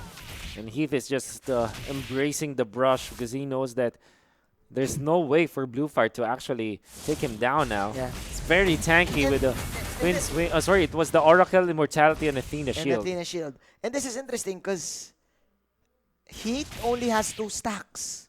Oh, but he's even scary. Man, look at that. They're trying to go for Fuzaken, but the kick was there. Look at that. Oh my. I can't explain this, but Omega just controlling the entirety of the game. And as you said, they will be waiting for the next Lord. It's gonna be up in 42 seconds. Yeah, that's and how Heath doesn't have the ultimate here. Yeah, but he Have to be doesn't care. careful. Doesn't care. Doesn't care, man. Three full bars of health from Heath. Plus an extra shield. Who is at a bar. Look at that. So how many health do you have? He only needs an L to become health. Wow, that's very nice. Right? So you're technically at what, maximum heat now? Yes. Yes. Right. I'm a genius. You're a genius, man. I'm a genius. We're sorry, guys. All he needs is the L. All he needs is the L. Sorry, guys. Sorry for the people who are watching. Oh, man. Sorry that you heard that. It's just 7-4, man. This is how I would say this. How big of an emphasis is when it comes to just taking over the valuable kills. The valuable kills. All about value for Omega. They want to go for the values for sure. Yeah. Now in we go for It's- the lure take. It's wants versus needs, bro. Oh yeah. And Omega For saying- Omega. And Omega is just getting all the needs, not the wants, right? Yep. So now Fuzaken wanting Yeah. to make an outplay. And there you go, Omega. Waited for the lore. This is a need. This is a necessity. This is the bare necessities. Chu gonna be zoned out back lanes. That's gonna be Yep. Kripzu. But can they actually survive? Jeezy's there. No, they He can't. did. And the Omega, ladies and gentlemen, just looking for the bare necessities.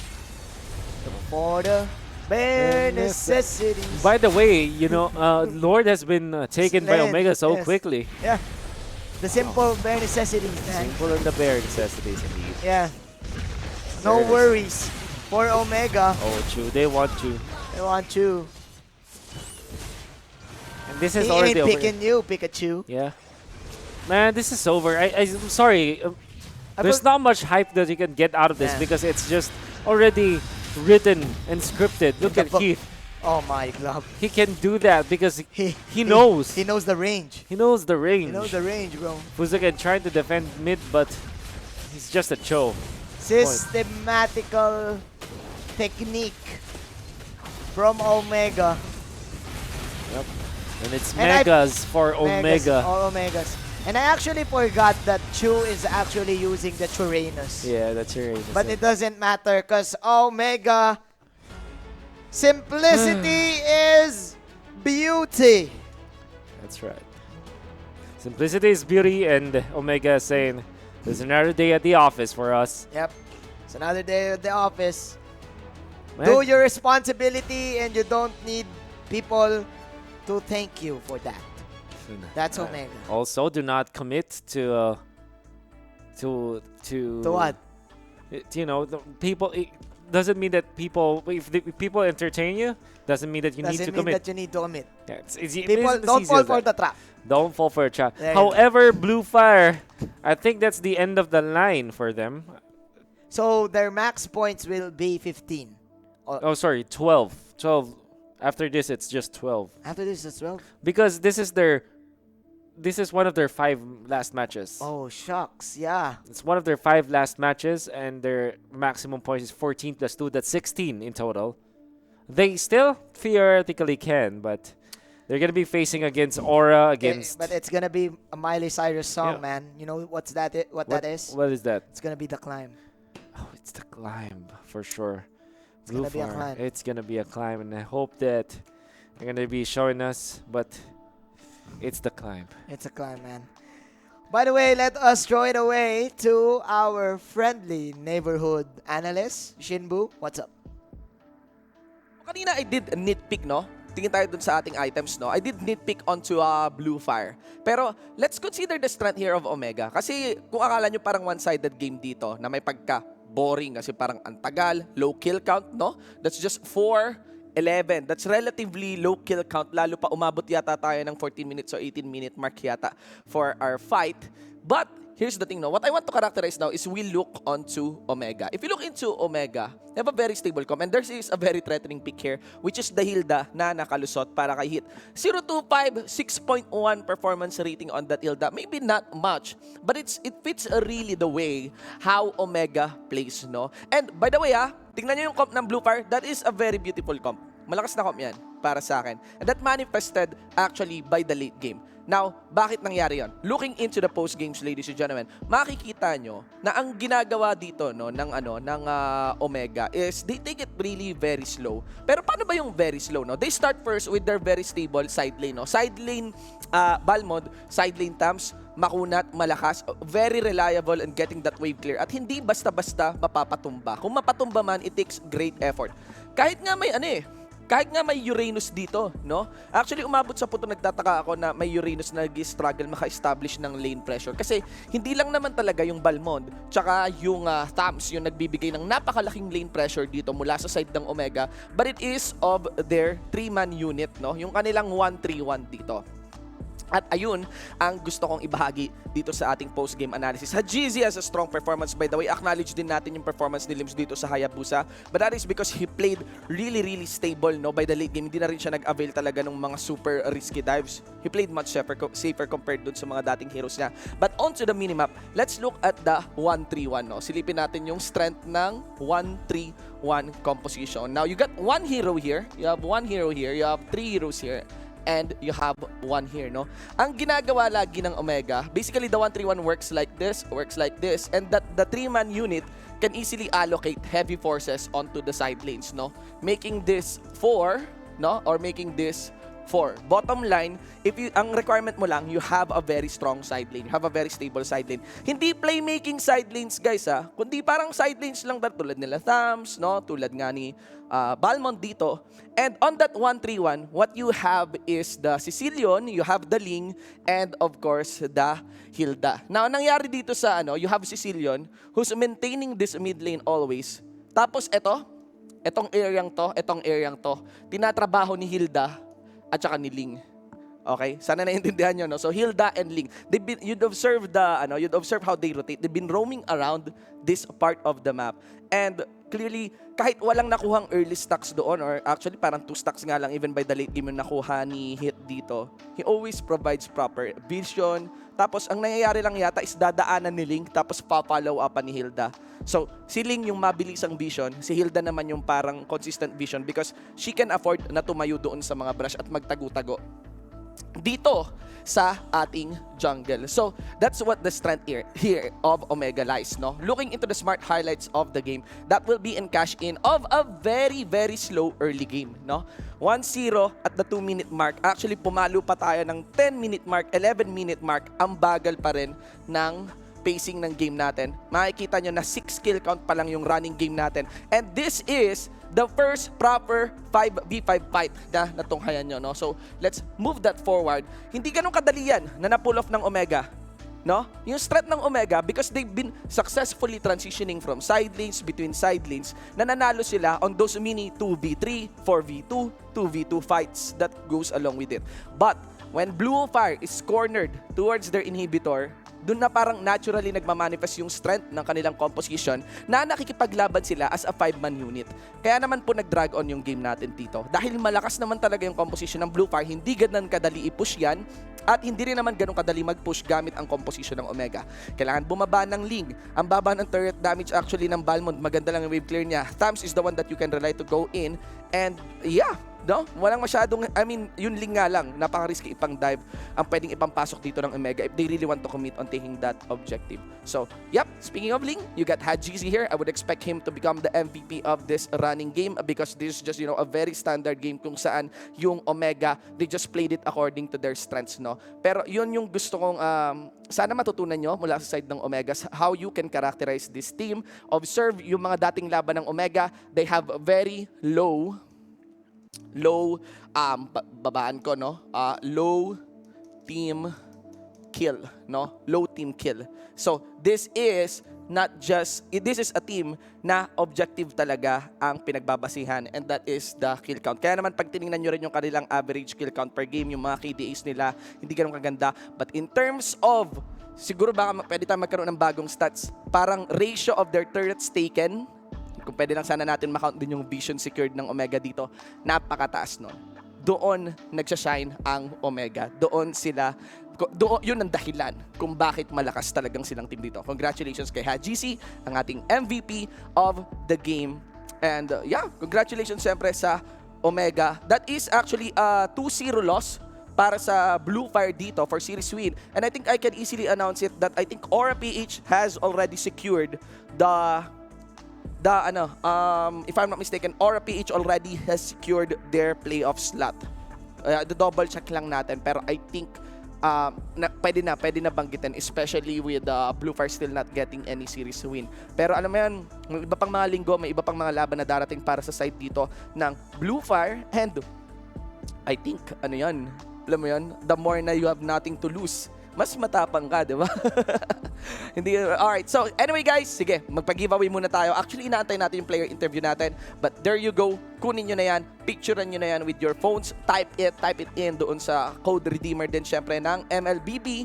And we also have that bonus giveaway code as well, no? Lalo pat na-reach natin yung ating 10,000 raffle target para doon sa ating mythical raffle draw. And don't worry kasi itong series na to, unang series pa lang natin to. We still got ONIC versus NXP later on. I think that is our final series. And if I'm not mistaken yata, doon sa laban ng NXP versus ONIC, kung mag 2-0 yata yung doon, yung NXP, if they got 3 points on that, they are also secured for the playoffs. Very interesting. Week 5 pa lang tayo, we have teams already being secured towards the playoffs. And also want to mention the mythical raffle draw, mga tol, no? That's bit.ly/MRD-W6. That is a form. Fill upan nyo na yan habang habang nag-aantay tayo dito para sa next game at para doon sa player natin. Lalo pat ang ganda ng bigayan na yan. Lalo pat hindi lang yan basta skins, those are skins in itself. Also want to mention, I think up next nga dito, yun pala, nadaanan ng ating lower thirds. You got Aura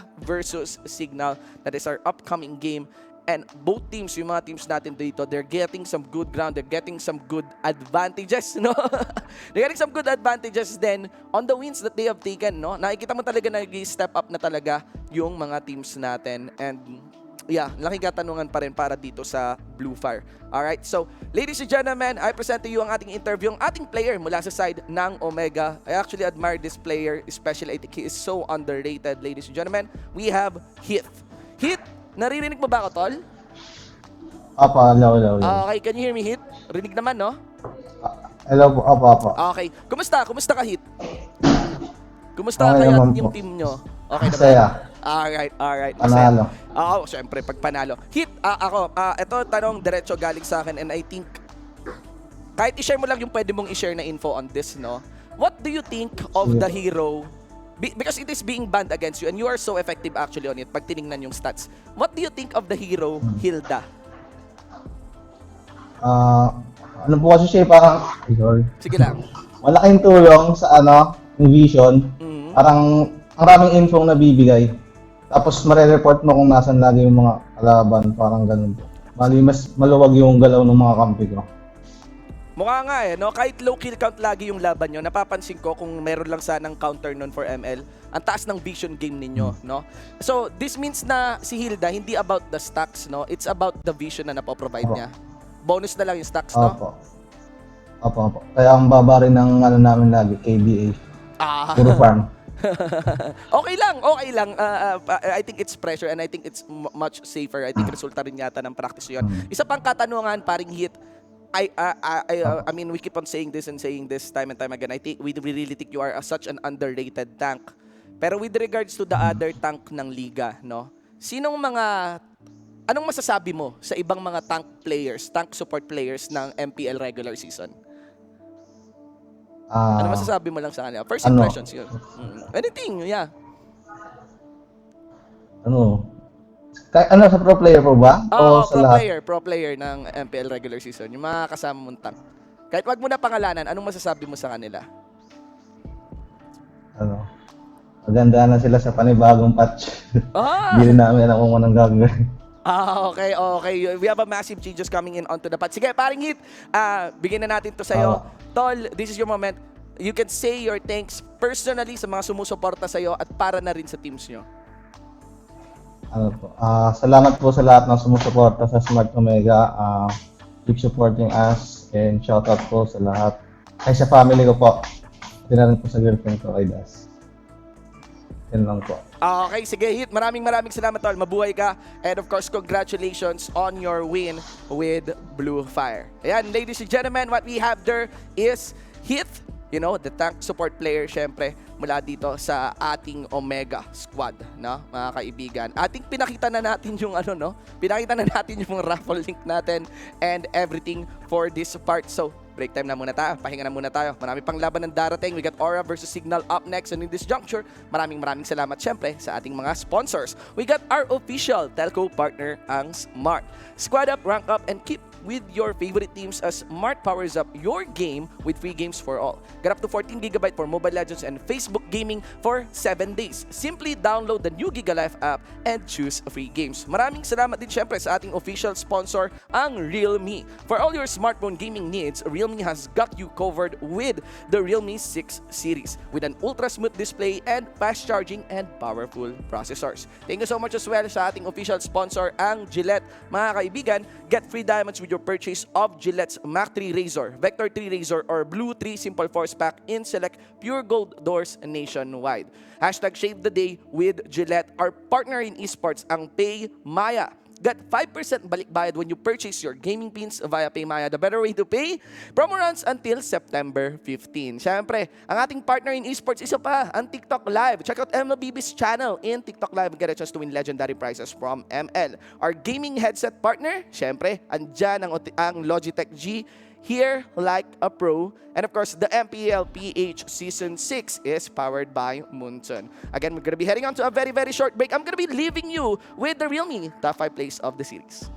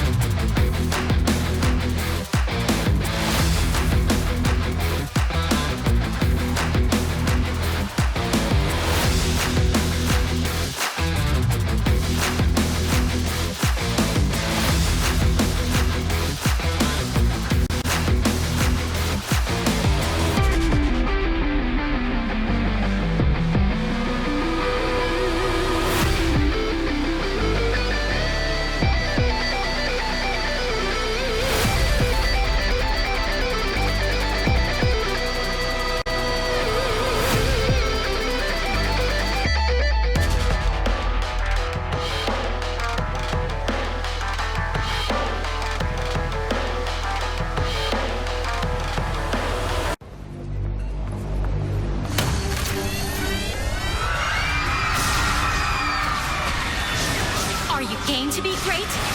Now you can with the new Smart Giga Games 99. Get 1 gig data all day, every day for Mobile Legends and more. Game to be great with Smart Giga Games 99.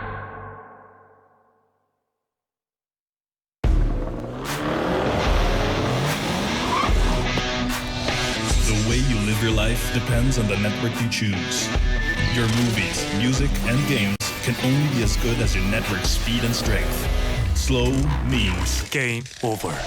But the Philippines' fastest mobile data network means game changing. Choose the network that gives you what you truly enjoy. How do you know about this Giga Life? Simple eh? Smart ako.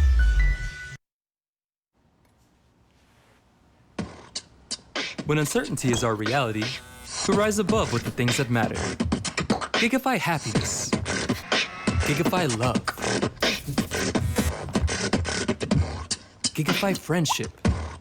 Gigafy dreams. Gigafy hope.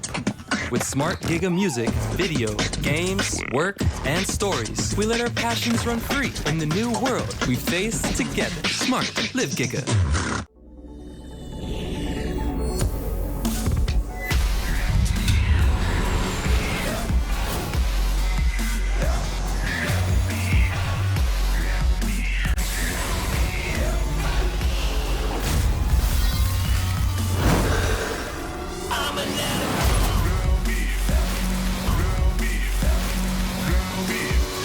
Realme smartphone. Dare to leap.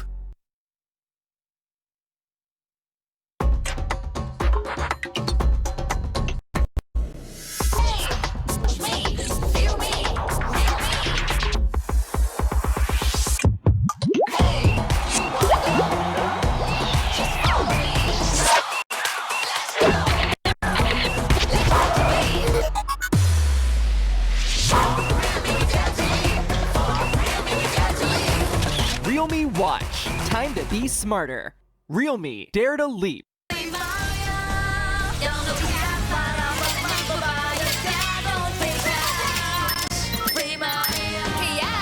pay cash. Pay Maya. Para may balik bayad ka.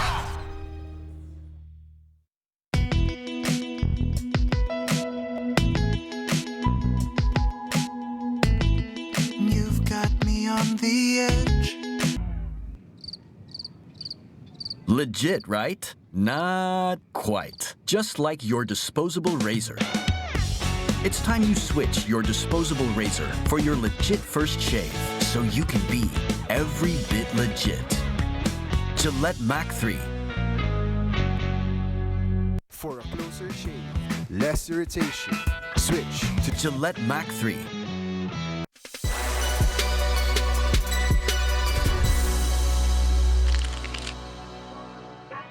Hi guys, I'm Shibu with the one for an eye and welcome to the MPL's Fun Talk. This time on our third episode, keeping up with the Wonder Kids. Of course, pinapaunlakan tayo ngayon ng ating mga young prodigies mula sa MPL, si paring Haji mula sa Omega. Of course, we got Killer as well from Blacklist, Iaknu mula naman sa ONIC eSports, and Kiel VJ from Aura. Mga tol, kumusta kayo?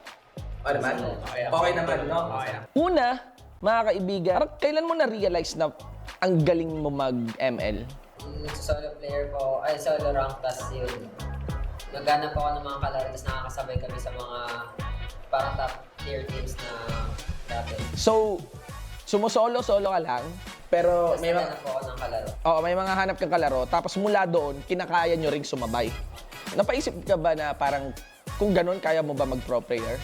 Napaisip mo? Yun yung parang naghanap na ako ng active, kasi hindi sila active eh. Okay. O sige, matungo tayo sa'yo. Haji? Nagsasolo-solo lang din ako dati, tas yun. Naghanap ako ng tip ko, tas dati palipat-lipat ako. May nakakalaban din po akong mga pro player. Pro players ng time na yun. Minsan po natatalo ko sila. Killer. What about you? Dati naglalaro lang ako pang for fun, tapos nung umabot ako ng Glorious Legend, ganun pa yung tawag dati. Ang saya ako na nun, tapos ayun, naghanap ako ng mga active na players. Dati kasi wala pa akong squad, tapos ayun, nasali-sali ako sa squad. Yung mga twister ko nung 1 Tapos, ayun talagang binabatak mo lang yung stars na yun? Ganon? Solo lang ba yun? Solo or may kasama ka? Minsan puro 5 man ako. 5 man din? Tapos nakatalo ng mga top player. Nung una kasi, di ba, may parang hindi sila accepting for MLBB. Paano mo sila napapayag? Paano mo sila nakumbinse na okay to? Supportahan ka for MLBB competitive? Nung nakapasok ng video, nakita nyo naman, nagagaling sa What about you, Killer? Paano mo nakumbinse yung parents mo? Nung sumasahod mo. Oo. Tapos nung nakapasok na sila pumayag. Ayan. Nung una po kasi ayaw po nila kasi pabayaan ko doon yung display ko. Minsan lang po ako pumapasok. Tapos, pinilit ko sila. Sabi ko, try ko lang naman. Tapos, nung nag-qualifier po kami, nakapasok naman po. Tapos, yun, nakita naman po nila masaya sila. Tapos, yun, sumasahod na din. Meron bang instances na parang na-intimidate ka? Dahil age gap kayo ng kalaban mo? Wala po. Never? Also mentioned something on your debut nung season 3 as a pro player, no? Meron kang sinabi. Let's check on that video dito. Ano masasabi mo sa Tamos? Ano po, pagka po nakatamos po ako, kaya ko po baugin yung karain ko. Straight to the point na nasagot. Ayun, pag nakatams ka, ano yung background nun? Ganun ka ba ka-confident pag tams? Sure win? Dati po. Wala ba talagang counter on that? Or kayang sumabay sa'yo? Nung nakalaban nga namin si ID ng binat nila yung tanks kagad din. Kasi sure na no?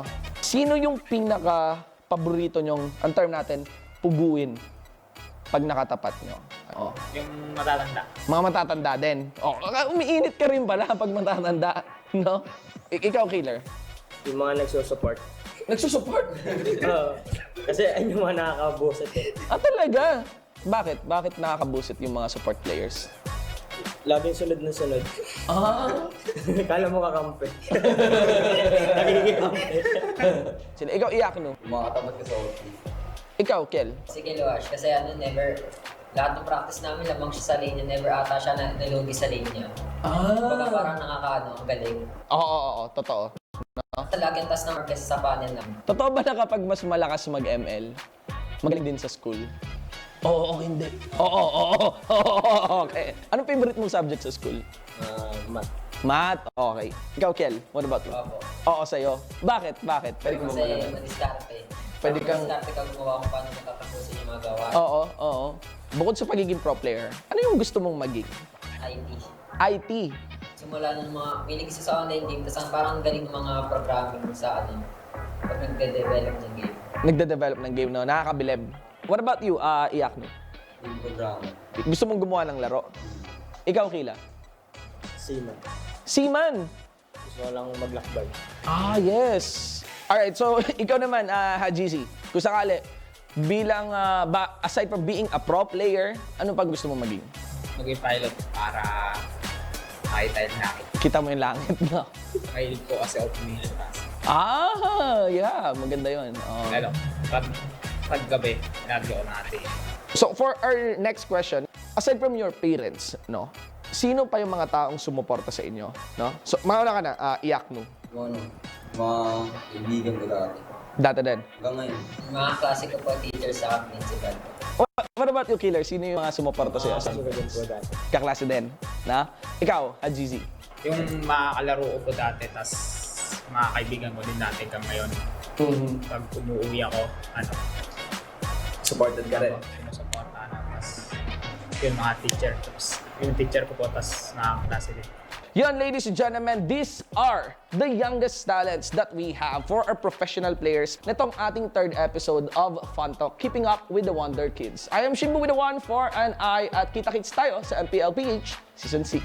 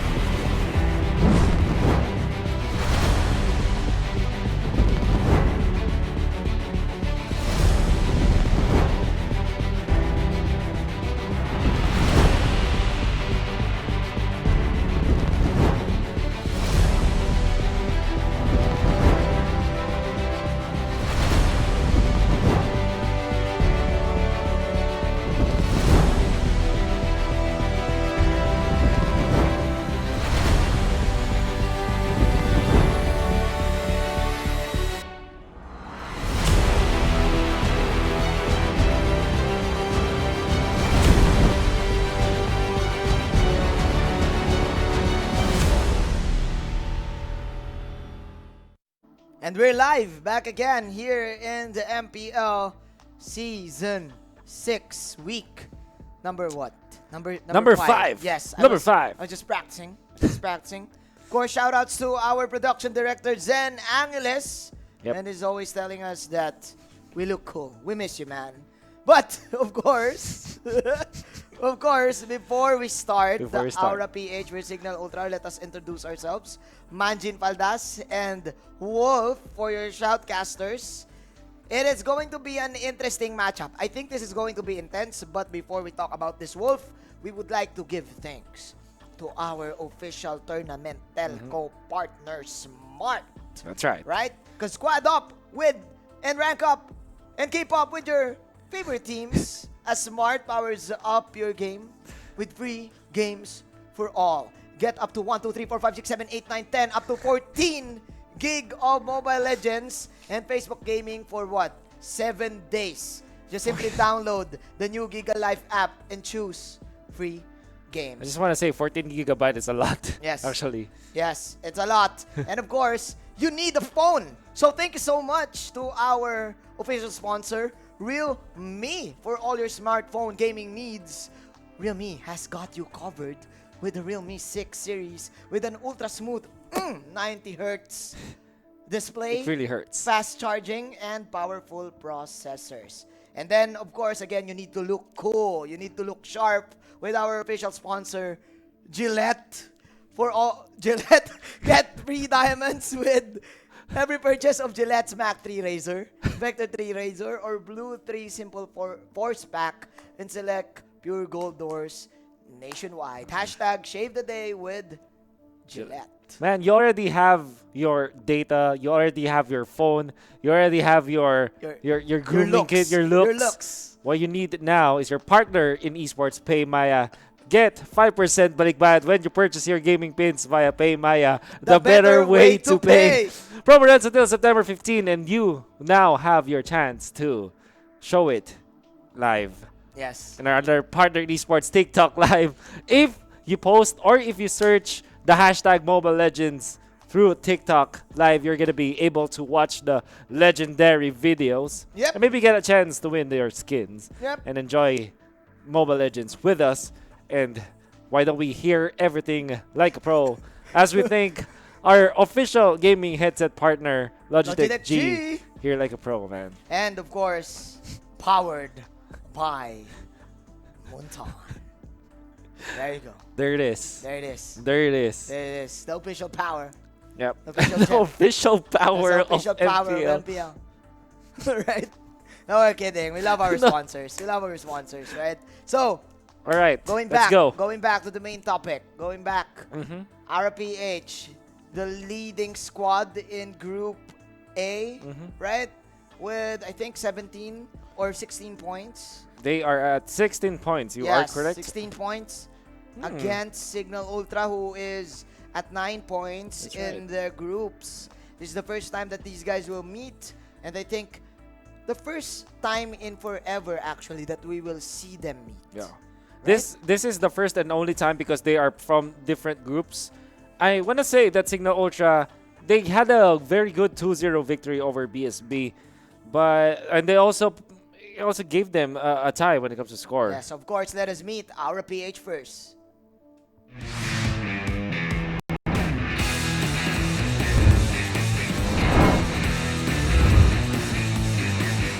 Ang pinaka-memorable na sa MPL moments ko yung Season 4 Game 5 sa ONIC. Close fight lang, tas biglang lumamang yung ONIC.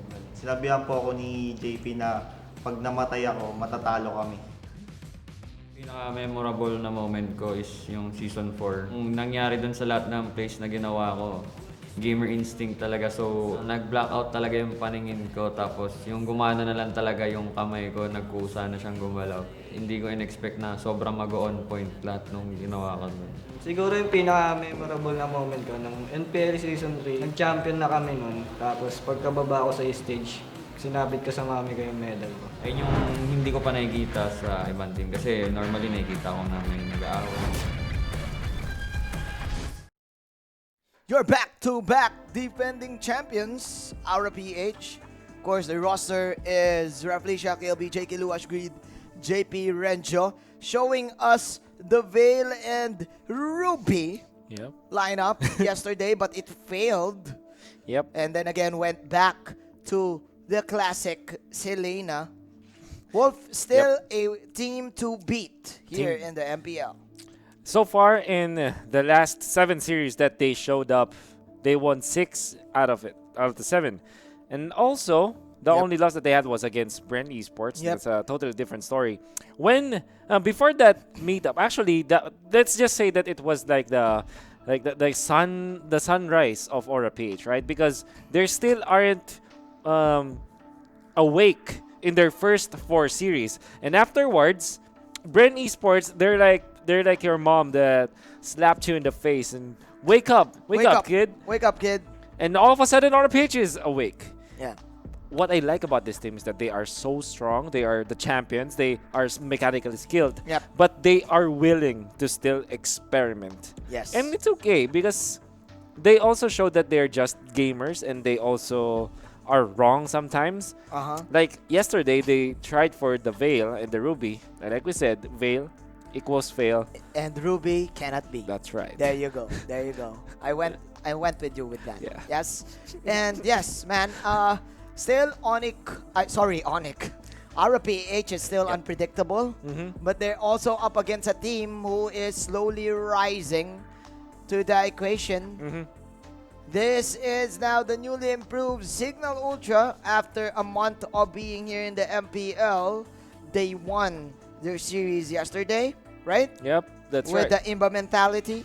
Imba mentality. Imba mentality was born yesterday with Imba DJ, the Black Imba, Chujin, Rhea, Bensanity, Hades, and Yeb Master is still not playing, but still the main 5 of the Cignal Ultra squad is looking like a team that can go ahead and go toe-to-toe with the biggest teams here in the MPL.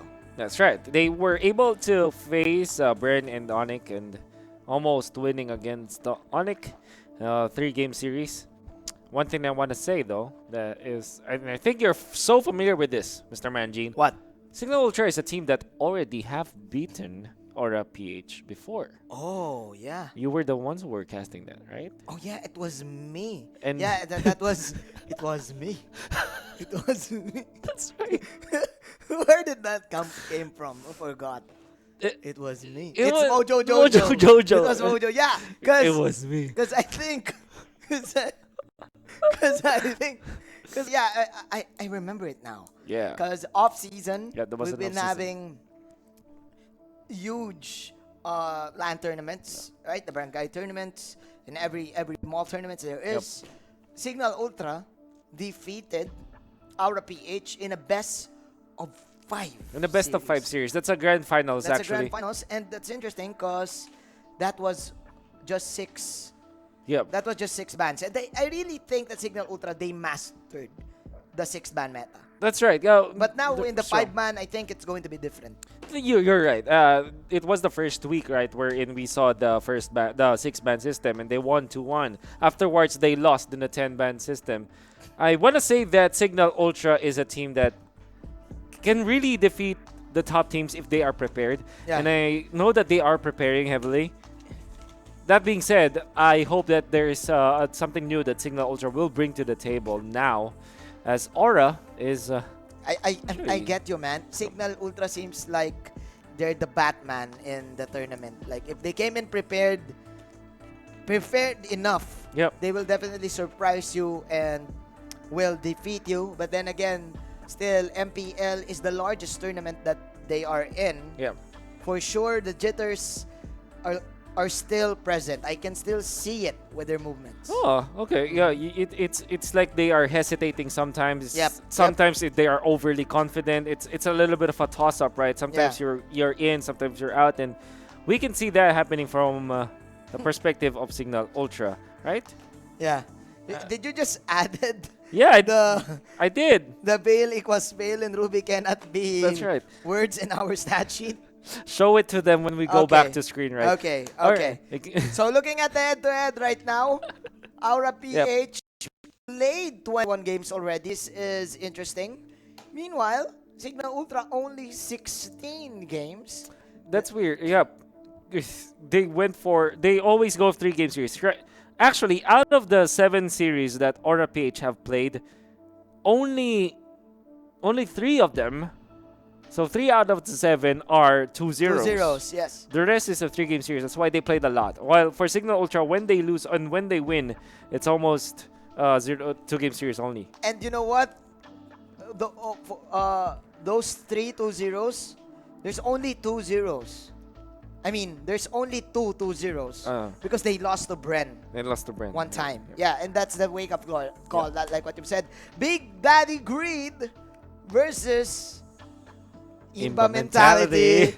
There it is. Two supports. Interestingly, our matchup is focusing on this one because they play the hell out of each other if they use those killer supports. Especially Greed, man. Yesterday on the Selena. Oh, Greed should never be allowed to play Selena because he's just so good with it. Now, if you could see at the stat line of Imba DJ, I also mentioned this yesterday during our stream. Do not be fooled about the stat line of Imba DJ because he went in for that Diggy lineup. Yeah. Early, I think that was the second or third week. But before that Diggy lineup of Cignal Ultra, Imba DJ was above 5 when it comes to the KDA. And that's really impressive for a support. Yeah. Which makes this a really good matchup, actually. It's Greed versus Imba DJ. I like it. Both play quite differently. Yeah. Because Greed, he tends to do things on his own when he's the support role, when he's the carry support role. Meanwhile, Imba DJ tends to go with his allies. Right? I think with Hades and sometimes with Ben Sanity to activate him. So this is interesting. Two different perspectives in the support role. Yeah. I'm excited to see it. I think that I don't know if you were able to cast this, Manjin, but there was a time where they went for double core setup where there's 1-1 and there's a Harith. If I'm not mistaken. There was. That was one. So you casted it also. That's right, because we were. Yeah, you're in the Filipino. Yes, that's right. Right, and I was here. I just want to say, man, that Cignal Ultra is also a team that's willing to experiment, much as Cignal Ultra is an experimental team. So this makes it so that we can expect like weird picks now for both teams. I like not it. only picks but compositions in general, like the actual pickup. So this is where we test our pick and ban prediction. Oh, Fred, wow. right? Okay. It's going to be a test for you, man. That's going to be a test. All right, I'm up for it. By the way, it's written here. It's written here. It's here. You can't see Veil it. equals fail, and Ruby cannot be. You know what? Veil is at 100% losing streak. You're right. I know that without even looking at the stats. Yeah. I think there's only 2 Veil pickups. Yeah. So far. One with Omega and one with RPH. But nonetheless, let us move on to the chess game of the draft. Cignal Ultra, there you go. Wolf, you never give Greed the Selena. Yeah, never give Greed to Selena. You are absolutely correct in Cignal Ultra. Even when they have the first pick, you don't give that to RPH. Because RPH will bait you for doing it. That's why you almost just automatically first ban all these stuff. Yeah. I'm surprised though that Heesun Chin is the priority ban for Cignal Ultra. I like it. Yeah. I like it. It seems like Cignal Ultra, they know that RPH loves the Vision game. And they know it. And RPH picked it 8 times, 162, won 5 wins and 3 losses with the Heesun Chin. Wow. I think it's quite similar in yesterday's matchup that Cignal Ultra, they tend to respect and they always do the research on the pick rates of the teams, right? Look at this. Thams is picked 10 times out of the 18 games that For RPH. Was it 18 games that RPH played? It was 21. I'm not. 21. I forgot. But yeah, it was picked a lot of times. Yeah, a lot of times. So, in fact, now looking at the Yuzhong. bans, the Yuzhong and the Uranus are now gone. Tams is open. That's right. I like this. Cignal Ultra is not falling into the trap of RPH. They're just banning out the strong heroes because they know that RPH, they know how to utilize this third ban. This is one of the strongest bans ever. Of Aura. Of Aura and any other team in Bren eSports, for example. Because this is where they bait the opponents. Yeah. They give freebies. Like, for example, why is RPH not yet banning the Farsa, right? Because they want to trade.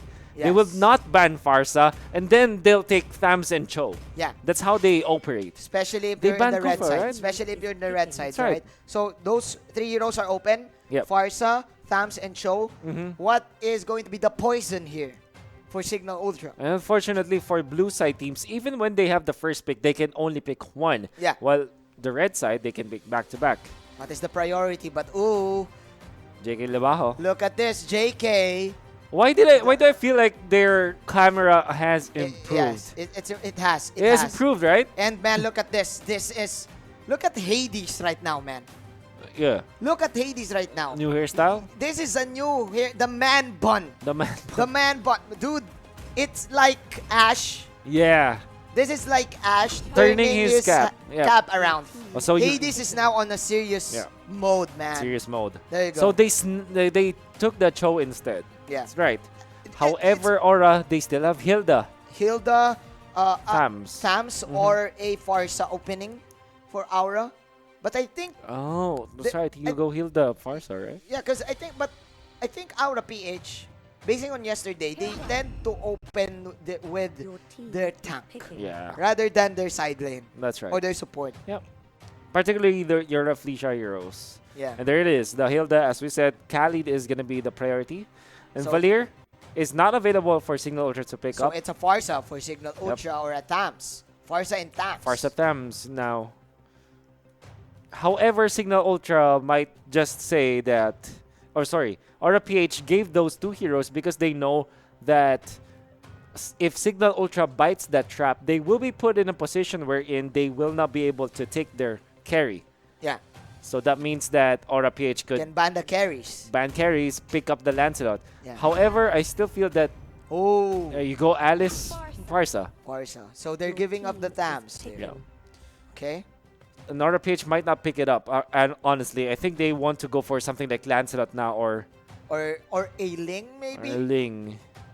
But you don't want a Ling against a Cho, so they could probably go for the Roger. They're looking at JP right now. They're asking him what he wants.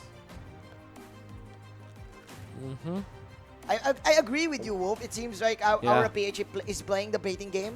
Yep. But Cignal Ultra is actually dodging it. Yeah. With the Farsa and the Alice. There it is, There the you go, Lancelot. Lancelot, Then man. you straight up ban all of the Carries, Hades the carries, heroes. yeah. What? You ban the Roger, you ban Harith, and Hayabusa, Oh. and Joyed. Reyes Joyed is actually so good, as well as Ben Santi's Joyed. Yeah. I like the decision from Aura PH. Maybe they'll focus on the Ben Sanity heroes Rather than Hades. because they know that they can amend that. Yeah. If ever. Okay. So we're looking at Cignal Ultra's ban now. Mhm. Aura PH lacks the support. Are Yeah. they gonna target Greed? Or are they gonna target Raflesia? Oh, yeah, wait. Sorry. Raflesia has a hero already. That's Hilda. That's so you Hilda. just ban the greed heroes. You Yeah. ban Changu as well as the Kagura, I and think. the Kagura, yeah. So that's deadly. So there it I is. love Again, they Ben Sanity. Anti-Ben Sanity. They're targeting Ben Sanity. And Cignal Ultra just is targeting Greed. Okay. Interesting draft here. In terms of momentum, Cignal Ultra is leading because again, they defeated Aura PH back then, off season. Okay, we'll see. So we'll see. The Kagura is open. I think you ban Kagura now if you're Yeah. Cignal Ultra, honestly. Just be safe, right? Be safe. And you take Baksha or you take Thams. That's also one hero that we have not talked about. Because the Killua Shiro is still present. That's right. So Killua's option right now is probably gonna be the X-Borg. Okay. You can also go for Baksha or or Lunox. Decide. Or go Ruby. That's a Killua Shiro. The Killua. Ruby. So they will adjust with JP for our PH. It depends on the last two picks. Okay, now Cignal Ultra, what is your plan? Cho maybe? Oh, sorry, Claude maybe? Yeah. For Cignal? They need a hero that's really mobile. Claude will be forced to use the Retribution. Claude And they Harrit? need the Yeah. Retribution. So I think they might go Hayabusa or Baksha Harith. Hayabusa. Baksha Hayabusa Harrit. Yeah, Baksha Hayabusa. Yeah, Baksha makes sense here. Yeah. It's gonna be good. Or get that catch up for Cignal Ultra. Alright, there it is. Baksha Roger. Alright, now Aura PH, what is your answer against the Baksha Roger, the Farsa? I think it'll go Cyclops this time or the Kagura. Kagura makes a lot of sense. And this really makes a very strong lineup for RPH if they do score Or are that they gonna Kagura. pick another Veil hero, Don't man? Because do Ruby cannot be. Veil is Veil fair. is open. If you do that, I'm gonna lose it, honestly. But there's still. There you go. Wow. There you go. Right. So There you go. The only one. He is the only one that can pull that off. Yeah, I think that RPH, what they did with this Natalia pick is to just consider a good. If you can't control, if you can't control the.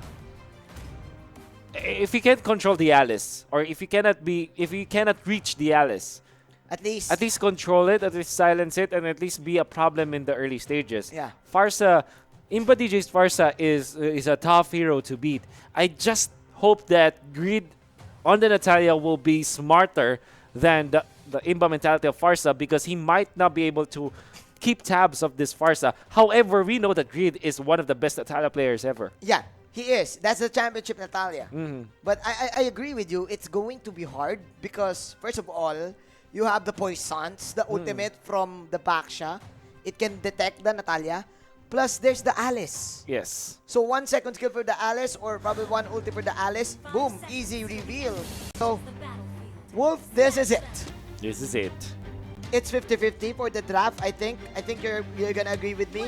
I So, agree. we're gonna look at their emblems and talents right now. We look for a pause for sure. And of course, a pause. So by the looks of it, both of the teams has the retribution, and the only difference is an execute and a revitalize. Want to know how they will take control of the early game. I think that if Cignal Ultra takes control of the early game, they don't need to kill over and over again. Yeah. What they need to do is just to stabilize. If they don't get trumped in the early stages, they have a very strong case in the mid game and the late game. Yeah, I agree with you because I think Cignal Ultra knows that they're in the defensive mode in the early game. That's why they choose the revitalize on the backsha, and they know that they just need to dodge the execute from the burst from the Natalia, because it seems like by the looks of the minimap, RPH is planning something sneaky here in the game, especially with this Natalia pick. Probably gonna go for the purple or the orange. And in a also, while. you also have to take note. This is Natalia. This is one of those again, like we said, elements of surprise. So we know we might expect that to be the choice now for RPH as their play style, because now they can stop Hades from farming. Yeah. However, Cignal, what I'm worried about is the fact that Hades might know that this is coming. And they know. They know that it will. And Very early and there you go. aggressiveness from both teams. There you go. Aura on the offensive mode. The And dodge though. Cignal with the defense. Now Greed is guarding the purple take. Look at the rotation now for Aura PH. The Lancelot and the Khalid is moving in. Meanwhile, Cignal Ultra, they're dodging it by getting the Little Wonder in the bot. KLBJ now comes in with the side swing as Aura PH will just clear the waves and will steal the purple. Wow. Is it actually? What? Oh, it's already 6:20, man. Why? Okay, I thought that it's already 9 p.m. My clock stopped. Yeah. That's how intense That's the how game intense it is. Yes. So, yeah, man, going back. Aura PH mission accomplished at early levels, getting the purple, and probably stealing the orange ball. But there you go. That's your defense for Cignal Ultra, first blood. Yep. But that where's is the purple? Where the purple went to Aura. Yeah, I mean, yeah. But where's the orange? It was on the Roger. No worries. Really? Yeah, it was. Okay. So here's the thing, right? Cignal Ultra, even when you have a good Natalia player in RPH, I think that Cignal Ultra have seen enough of this that they can judge what kind of moves Greed will want to pull off. Yeah. And honestly, you just have to be there Yeah. as the babysitter of the Roger if you're the Baksha. they can be able to punish Greed time and time again. But Yeah. let's see how RPH will adjust. They will power push this tower. They will pop the smoke screen for the easy access. And with the level 5 JP, easy tower push, man. A 2-minute power push, as we're Wow. talking about. There's no cannon, but if your timing is perfect, you have a level 4... level 5. You have level 5 on your course, level 4 perhaps in your side lane, and then level 5 or 6 on your carry. And all of a sudden, you're strong in the early stage, and you can get the push. And this will allow them to move freely up top lane, giving Kiluash a lot of openings as well. Wow. Smart plays Very there smart. for Aura PH. They know that the Roger will depend on the purple buff. And they're setting it up. Look at this, even before the gray mark. That is how advanced Aura PH is. Meanwhile, Cignal still leaning towards that late game that they wanted. The plan here for Cignal is just a clear waves, but execute coming in from Greed. There you go. The revenge kill. Raging Sandstorm coming in, plus the Desert Tornado. And the Roger will fall down. Aura PH taking 3 heroes and will also take a bonus purple take. Wow. Just the presence in just the presence of the Natalia allowed them to do that. Also, I would also say that top lane push from Aura PH really helped them make this play, because it opened up the space for Kiluash, and it also gave levels and items to the supports. Like Greed right now has cause. It is looking like JP is having a field day, just shaving the day with Gillette. There you go. That is, of course, the Gillette instant replay. Aura PH taking all of the objectives in the top, even the Crimson Lizard, just suppressing Cignal Ultra, forcing them to rotate at bottom. But this is a Ruby that we're talking about. It's not that easy to kill. They can knock. Ew, Maya King with the hook. And now Raplesha is here with the ultimate. What? What was that? I think the cavalry is here. Yeah, the cavalry is here yet. And Iba DJ just flying. Oh, and no. Greed is here. Oh no. But Greed will change target, but he has to execute once again.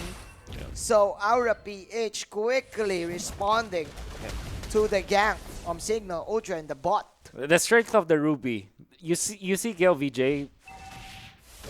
He's like, okay, chase me. And instead of running away, he pulled them back. I'm here, hit me. But because of the lifesteal, obviously, coming out from the Ruby, they weren't able to dive. Now, Greed in trouble, but he's gonna get away. There's no detection. Hunter knife. Sorry, it's just a knife already now for Kiluash. Very quick. Interesting. But Cignal Ultra, they're kind of falling apart right now. No, they for are. the first 5 minutes. I remember that you said that the plan was to survive the early game. And now, Aura PH is not giving them any chances at all. Championship form, man, they're so good at this. They know what they wanted. They're so confident with Raplesha now, playing this Hilda.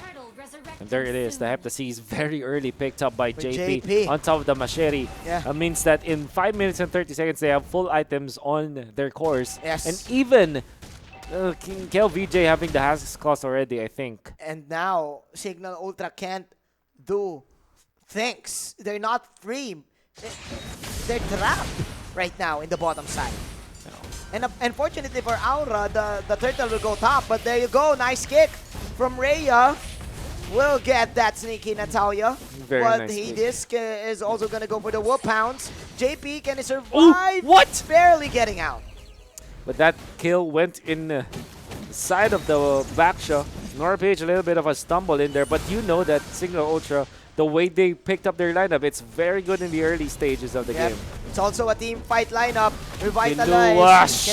Can the backshot survive this? Yes, he can. And Kiluash, Mr. Anime. Raging Sandstorm out. Then again, Raplesha is here with the Wild Axis. As Aura PH will now disengage. Cignal Ultra also backing off. And still, Aura PH in control of the tempo. I like the fact that Aura PH are willing to put bodies. And they're zoning out the members of Cignal Ultra so that they cannot take the turtle. Imagine, Cignal Ultra picked off 2 members of Aura PH. Yes. And they were already moving towards the turtle area, but they weren't able to get that big objective. In fact, Aura PH were the ones to secure that turtle. Yep. That puts their lead still up to more than 3,000 now. Yep. And this is why Aura PH are champions. Because JP delayed the kill. I mean, he delayed his death by dodging skills, and he gave it to the tank.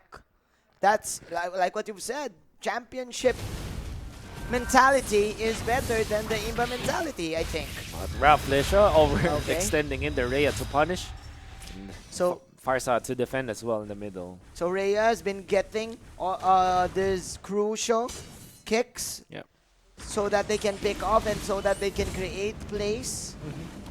But still, Aura PH in control of every team fight, dictating when is it gonna happen and where is it gonna happen. And there it is, Aura PH. What are they gonna be moving now onto? I think that they want to take the Lord for sure. Greed is be batting against Chujin, but Chujin runs away. I think this is a potential invade coming out from Aura PH. Chujin is here. Chujin pops the second skill, but Greed is here with the execute. Oh, Greed knows. Oh my, he baited the TP. He baited the TP. Yeah, because he knows that it will get cancelled if he attacked early, right? That's right. But okay. Some missteps from Aura PH, honestly. But they did take the bigger objectives. It's the orange buff. Now they trapped Bensanity. Bensanity, he has the doesn't have the revitalize. The execute will finish him off. Aura PH getting the orange and now preparing for the Lord take. Cignal Ultra still hopes to get 2 or 3 more pickoffs. I think they can move towards the Lord now, but Aura PH decided let's just take the buffs. Anyways, looking at the items now available for our players. A lot of items already for Chujin actually. Yep. Yeah, the Claw of Destiny was the Talisman. I like the Dominance Ice choice for Baksha. Yeah. Eventually, this will be if more effective against the Lancelot, but seems like Aura PH are still prepared for this. It's so effective against the physical attacks now for Aura PH, especially on Hilda, I think. Yeah. So now, look at this. Aura commanding KLBJ to bait out Hades. Hades has the retribution. This is just a Lord bait. Oh my and God. KLBJ, the king, will take it. So as Oh JP my last God. hitting the Lord. And now they're chasing Chujin. Chujin is in trouble. There you go. KLBJ fighting it 1v3, bro. Oh man, Cignal Ultra really fell into the trap that was set up by Aura PH. Now, another layer of trap as Aura PH my. double Cyclone Eye. They weren't able to reach them in time, but It was late. But that's how quick Aura PH is, man. oh man, I want to see the replay on how they were able to bait Hades into committing onto the top lane. I wonder what the decision making was from Cignal Ultra, but you kind of understand it. They found an opening to take down KLVJ, but in the end, we're the ones punished. Oh no! There you go, Rhea. Another huge pick off. What a huge But they pick-off. need 2 or 3 more of those. KLBJ right now falling low. And with that kill, our Cignal Ultra will delay the Lord push of Aura PH. Absolutely. What a nice kick coming up from Rhea. The positioning is just immaculate. And now, Aura PH are trying to push top lane. Farsa and Baksha meant that Aura PH will not be able to push. As well as the fact that JP isn't there. Yes. Now, kill him to Greed, however. There you go. Aura PH with some mistakes heading into this push. Aura PH with a little bit of stumble in finishing the game already. Rhea with 3 crucial kicks already. Wolf. Oh, Chujin though, gonna be trapped in there, but the Winter Truncheon will save his life, and KLBJ now falling low. Pops the dash. Reflection is here, and Kiluwash will save his life with the Raging Sandstorm. But Chujin with the Blood Odd. Cignal Ultra still forcing this one. Phantom Execution, here comes the carry, but Rhea with the kick! JP will fall down. Hades is still alive. They can take this. Cignal Ultra, ladies and gentlemen. But Greed. The sneaky Natalia came back in action, sweeping the entire Cignal Ultra squad. Wipeout. Aura PH won that fight. And Cignal Ultra really had it coming for them. And with immaculate kicks once again coming out from Rhea. As we can see the Gillette instant replay. Hashtag shave the day. You can see the positioning and even, but the timing from Greed was perfect. Imba DJ went in for a very good play, by the way. Yep. Flickering into the right, but maybe kind of feels now that keeping his life might have saved the inhibitor turret in the middle, but it did not happen. That was almost clutch. Almost clutch. From Cignal Ultra on getting JP. Yeah, but they cannot control the timing on Greed anyway, so yeah. It was them trying their luck. And honestly, I love that they tried to go for that play because they cannot sit idly and wait for Aura PH to make a mistake. Yeah. They need to force those mistakes. And I think those are the next level plays. Those are the decision-making mechanics now for Cignal Ultra coming in. That's right. And that gives you, that earns you the spot in MPL, those plays. And I like it also. But again, it failed. These guys are champions. Aura PH, they know that what's coming. They were prepared for the Chujin counter-attack. That's right. That's why JP also forced the team fight. Because I think Cignal Ultra were backing off right after the failed attempt of Chujin. And then Aura, hey, they made a mistake. Come on, let's go force the fight. And there you go. And the fight has been forced, and we can see side of Aura PH now basking in the glory of their a little bit of lucky break now. But KLVJ, a massive kill coming up from Cignal Ultra. Another one. They're out for blood. Rhea once again, the foot of Cignal Ultra at this point. Yes, he is the X factor now. Another crucial wave the dragon. He's like the guy where you pass the ball and just making all of the threes. That's why Aura PH will target him. This is an overextension, actually, from Rhea. But that was all part of the plan. Cignal Ultra will start off the Lord, but they will reset it. Oh no, Kiluash, knowing that Cignal Ultra is backing off. Nice ultimate from Iba DJ, but Greed! Oh, the sidesteps! Sidesteps, man. The footwork.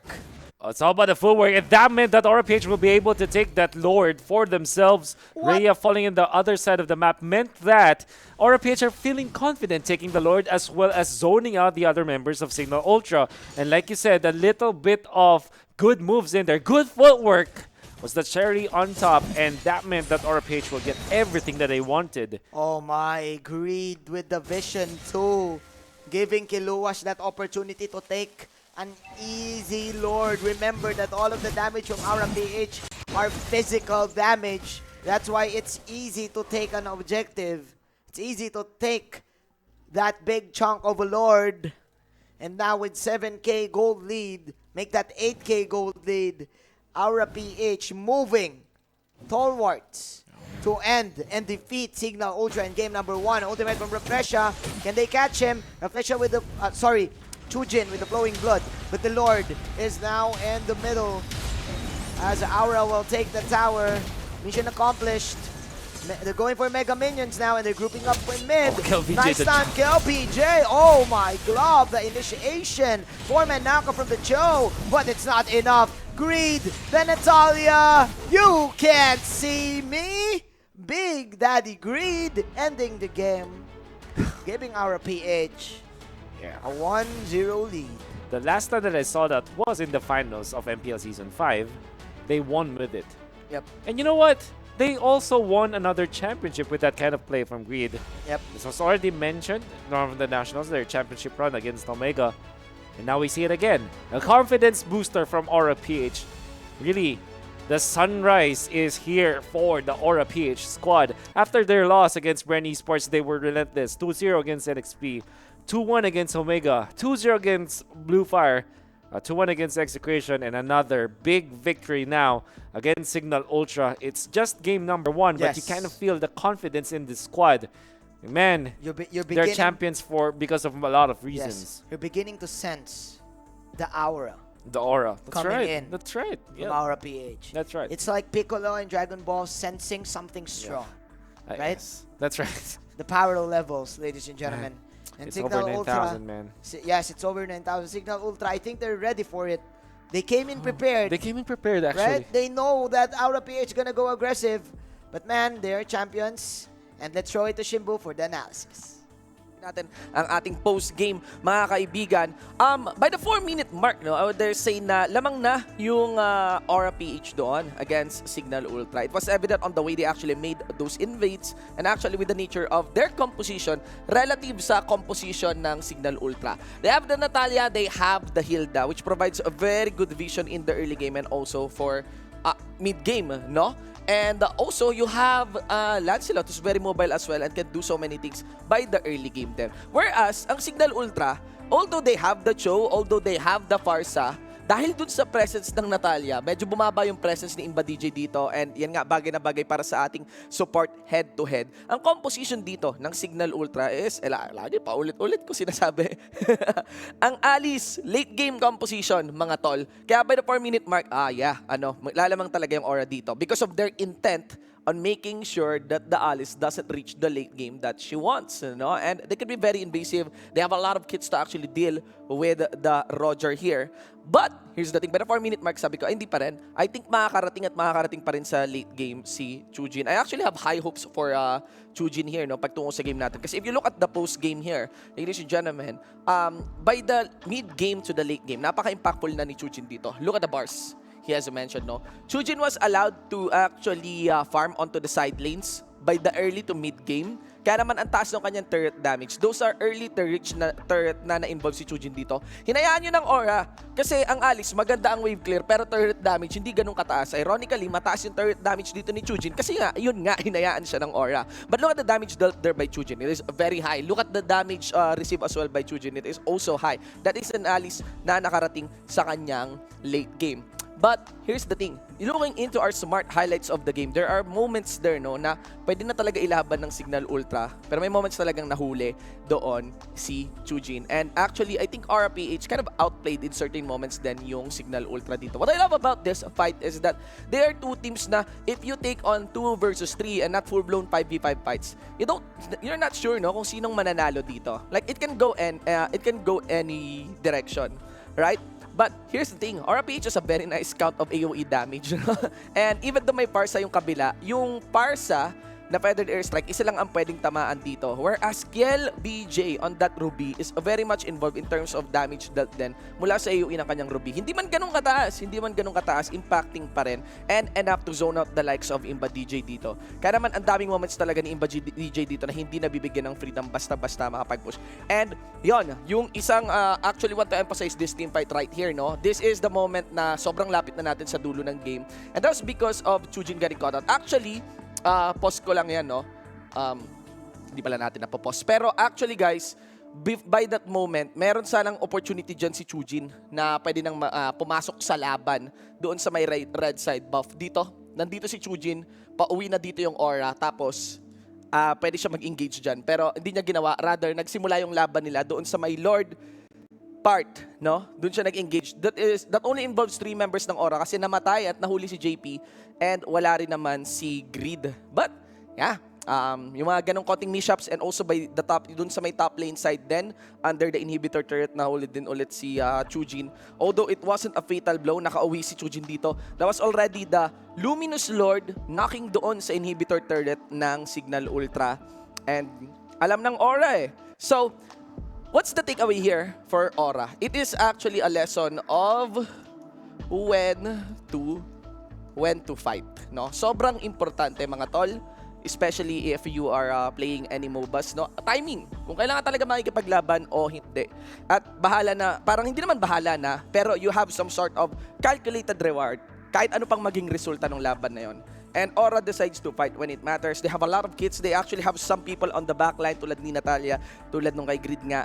And yeah, they were able to cash in it properly. And JP, just fly properly dito sa Lancelot. But that play on KLBJ, yung Ruby ni KLBJ sa larong yun, I think that is a commendable performance in itself then, ladies and gentlemen. And yeah, congratulations syempre sa Aura for that one. Ang maganda dito, yung laban niyo guys, I don't think it is one-sided.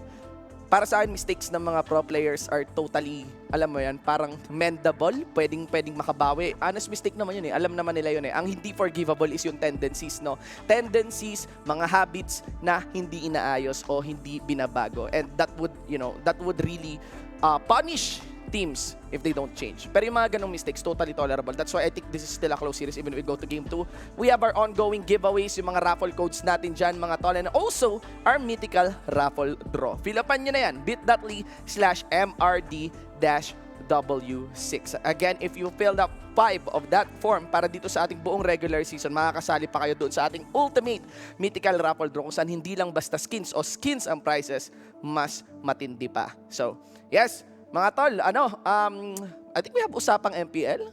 Do we have usapang MPL, Eagle One? Alright, we don't have usapang MPL for now, no? So, sige, ibabalik na natin ito sa ating mga casters. Ready na ang ating mga casters? So, let's go. Let's go indeed. Cignal Ultra versus Aura PH. It seems like Cignal Ultra really did prepared for Aura PH, but their preparation is still not enough to take down the champions. No. That is a statement game for Aura PH. This kind of feels like Cignal Ultra is somebody who takes the board exam. Like he prepared for weeks and months, and all of a sudden there were surprise questions that they know already when they were in college, but they seem to forget it, right? Because it's tricky. That's RPH. RPH is a board exam for Cignal Ultra right now. And if they want to pass, they need to get 90% up or 92. But unfortunately, the preparation time is already over, right? So it's okay. Now, for Cignal Ultra, what they need to do is the ever so applicable statement in the Philippines and in the world, sana makahula, which means they are hoping, they're wishing that they can guess the answers. Guess the answer and hope for the best. And wish for luck. Yeah, for luck. Put your position in a way that you will be lucky. That's where preparation can take you. I get it. Hope for the time where Aura PH might slip up or anything, or maybe they can give out something against Aura PH. Yeah, we're not saying it's a bad thing. It's actually what you do now because Cignal Ultra is facing up against a Titanic team. You know what? That made a lot of sense because Aura PH were actually kind of iffy in the late game. Right? They were stumbling in the late game. Rhea actually is going for this clutch pick-offs that gave Cignal Ultra a lot of opening. But then again, if you get that opening and you're up against Aura, you need to take it up until the end. Yeah. Because if Aura sees a little bit of hope in there, a little bit of a hole in there, they know how to punish. They know how to end, right? So now at game number 2, how can this affect the mental stability of Cignal Ultra? It seems that they're still calm and they're still relaxed. Hades is still on the man bun mode. Okay.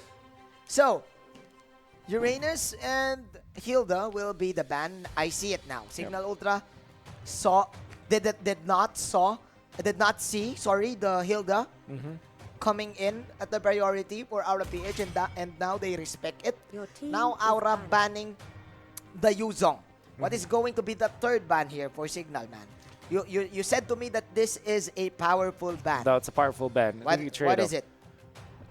I think you're still scared of the Cho for Aura PH, but you want to leave it out in the open. You have the Thams, you have the Cho, as well as the Farsad, like in the previous game. Yes. Now, Aura PH, you put them in a spot where they cannot pick the best hero. So, if you're Cignal Ultra, you ban out something weird like Yi Sun Shin, or perhaps Valera's already banned. Something that can also be put to use. Like, even Lancelot as a ban now for Cignal Ultra, I won't mind it. It's good. It could be good. Oh. So you ban Cho instead. So, a Khalid Okay. is Open, Thams, like what you've said, and Farsa. I think those are the only 3 heroes that you will prioritize right now in the 5-man ban. Yeah, oh, that's weird for Cignal Ultra, at least for me. Okay. Because here's the thing, whether or not they ban Cho or something else, Cignal Ultra, I mean, Aura PH will definitely pick up the Khalid instead. So, Cignal Ultra, you kind of shoot yourself in the foot now. Because what do you pick? Do you pick Thams now? And do you pick Jawhead? Or do you pick Thams and Farsa together? Yeah. That means Aura PH can answer it. And you not having the Cho as a flex pick, as an ace against Aura PH. It means that you already revealed your roles. That's right. Absolutely right. So Aura PH knows how to play, especially on targeting roles as well. So Cignal Ultra, is it again gonna be the Farsa and the Thams? Or are we seeing something new? There you go. It's not the Farsa Wolf. It's Selena instead. They counter-picked the Selena and they're opening the Farsa, but again, I like it because again, you don't give Selena to Aura. Never. And JK, Coach JK is smiling. Under the moon. Under the light of the moon. Aura PH, no. Do we go for the Farsa on Aura PH? That's a question. Or maybe they will pick the Ling now. Or the Lancelot for JP. A Farsa Ling? I think you need a tank actually for Aura PH. Mm-hmm. Because that's how you counter this Selena. Not because the tank can just tank it really low, but you need somebody can be in the front lines. To contest that. Maybe PNK. PNK, Lancelot, Yisin-Shin. Oh. Oh my. Here we God, go again. Welcome back to the future. Back to the future 2020, ladies and gentlemen. Let's go back to week number 1. Let's go back to week number 1. Is there like a caster camera we can show now? Let's go back to week number 1, Wolf. Come on. Oh my God. Come on, throw away your stats. Throw away the papers. I'll throw away the papers later when Throw away the papers later. Let's throw away the papers later, man. Oh God. Whoa! It's over. It's over. It's over. It's over. The stats doesn't matter. Throw it all away. Doesn't matter. You throw Research. it all away. Research. Burn it. Burn it to the ground. We don't need it. I don't need it. I don't need it. We spent 5 hours every day for this. The ink, bro. The inks. The ink. The papers. The paper ink. We're sorry for all of the trees that were harmed. Sorry for all of the trees that were harmed. Man. Why is this happening? Universe. What have we done to deserve this? And look at the faces of Cignal Ultra. Look at the faces of Cignal Ultra. They were not prepared. They were not prepared, man. They cannot stop the inevitable. They cannot stop the inevitable. I think they were the team that were they faced the Diggy before, but they had the chance to go for the Claude. They won with the Diggy. They won with the Diggy. But something is up. Which team was that? That was up against BSB. That was yesterday. That was yesterday. That was only yesterday, bro. That was only yesterday. And Cignal Ultra Spaces was like, holy guacamole. They were like, holy guacamole. Here we go again. They fall into the trap. They fell into the trap. Here we go again. Here we go again. Aura PH was like, fell into my trap. You fell into my trap. Cignal boy. It's a trap, Cignal boy. Chujin boy. Chujin boy. Chujin was like, not again. Oh my God. Oh my goodness. So instead of instead of getting like something like Joyd or whatsoever, they ban out the Masha. Because that was the hero that Aura PH used for that. Yes. Cignal Ultra came prepared. Cignal Ultra came prepared. They went into the secret files. They went into the secret files to the drawer, and they saw that the counter to the Diggy. The counter Diggy. The counter to the Diggy. We need this. They need that scroll. Man, we have a lot of papers running around. I cannot believe it. We're seeing Oh. it again. JK Labajo. What are you gonna do? What are you gonna do? If the dig is still transwild on you. And my copy. Your copy. My copy doesn't even cannot take it. Cannot take it. My copy cannot take Oh man, use the papers. I can't. Later. We will wipe Use it. this. Okay. Use that. Is it okay to use the? Yeah, yes, you can. Is it okay to use the papers? Okay. Yes, you can. Okay. It's okay. My copy cannot take it. It spilled, ladies and gentlemen. There's the joy. There's the joy. Okay. Okay. Alright, what are your side lanes now? Do you go something, Alice, get that catcha? Do you really want to? No, I don't want to. You really want to do analysis in No, the draft? No. You really want to do analysis in the draft Stop. right now, Wolf? Stop. Look at this. Coach JK, he's being serious, man. Hey, we defeated the Diggy yesterday. We can do it again. We got this, team. We got We got this. But Listen to me. Listen to me. Even though it's out of PH, even though they're the master of the Dig strat, It's okay. it's okay. Oh, but I like it. Come on, Aura. I don't want to lose my voice again. I want to rest today. Oh my god. Oh my glove. Stop. Stop. Please. Stop. And look at that, they're strategizing. Oh, They're strategizing. You go here. You go here, you go there. At this timing. JK Labajo, you They- can do this. Trust. Trust the JK. The JK That's Labajo. the JK. Coach JK. Coach JK. Coach trust. Jake. Coach Jake. Come on. What do you have? What do you have for us last pick? Man, look at You have to Imba pick. DJ. You have Look to at pick now. Look at Imba DJ. You have to pick now. What? What's the last pick? What's the last pick? All Oh! right. Okay. Wow! Okay. They needed a heal. Oh, I like this. I like this. Okay. What's gonna happen? What's gonna happen? Here's what's gonna happen, man. gonna happen? This is what's written on the secret files. the secret files, secret on the secret notebook. All right, here's what you gotta do. I saw this in one of the games that we casted. This was from RMC. If you know RMC, we Yes, I know it. The Real Me Community Cup. That's right. We can say it. We can say it. We can That's say Real it. Me. Sponsored. Sponsored. Yes. Let's Man. go. Let's go. A team was picking the Diggy strategy, and they had the last pick. What they did was to go for the Estes. The idea is, if the Diggy is a problem for you because of the lack of regen whatsoever, because you need to go home, what if you don't have to go home because of the you heals? need a heal. You The need heals. you need a Sustain. traveling heal. The traveling- You need a rotating heal. That's right. You need a rotating heal. Okay, I get it. I get it.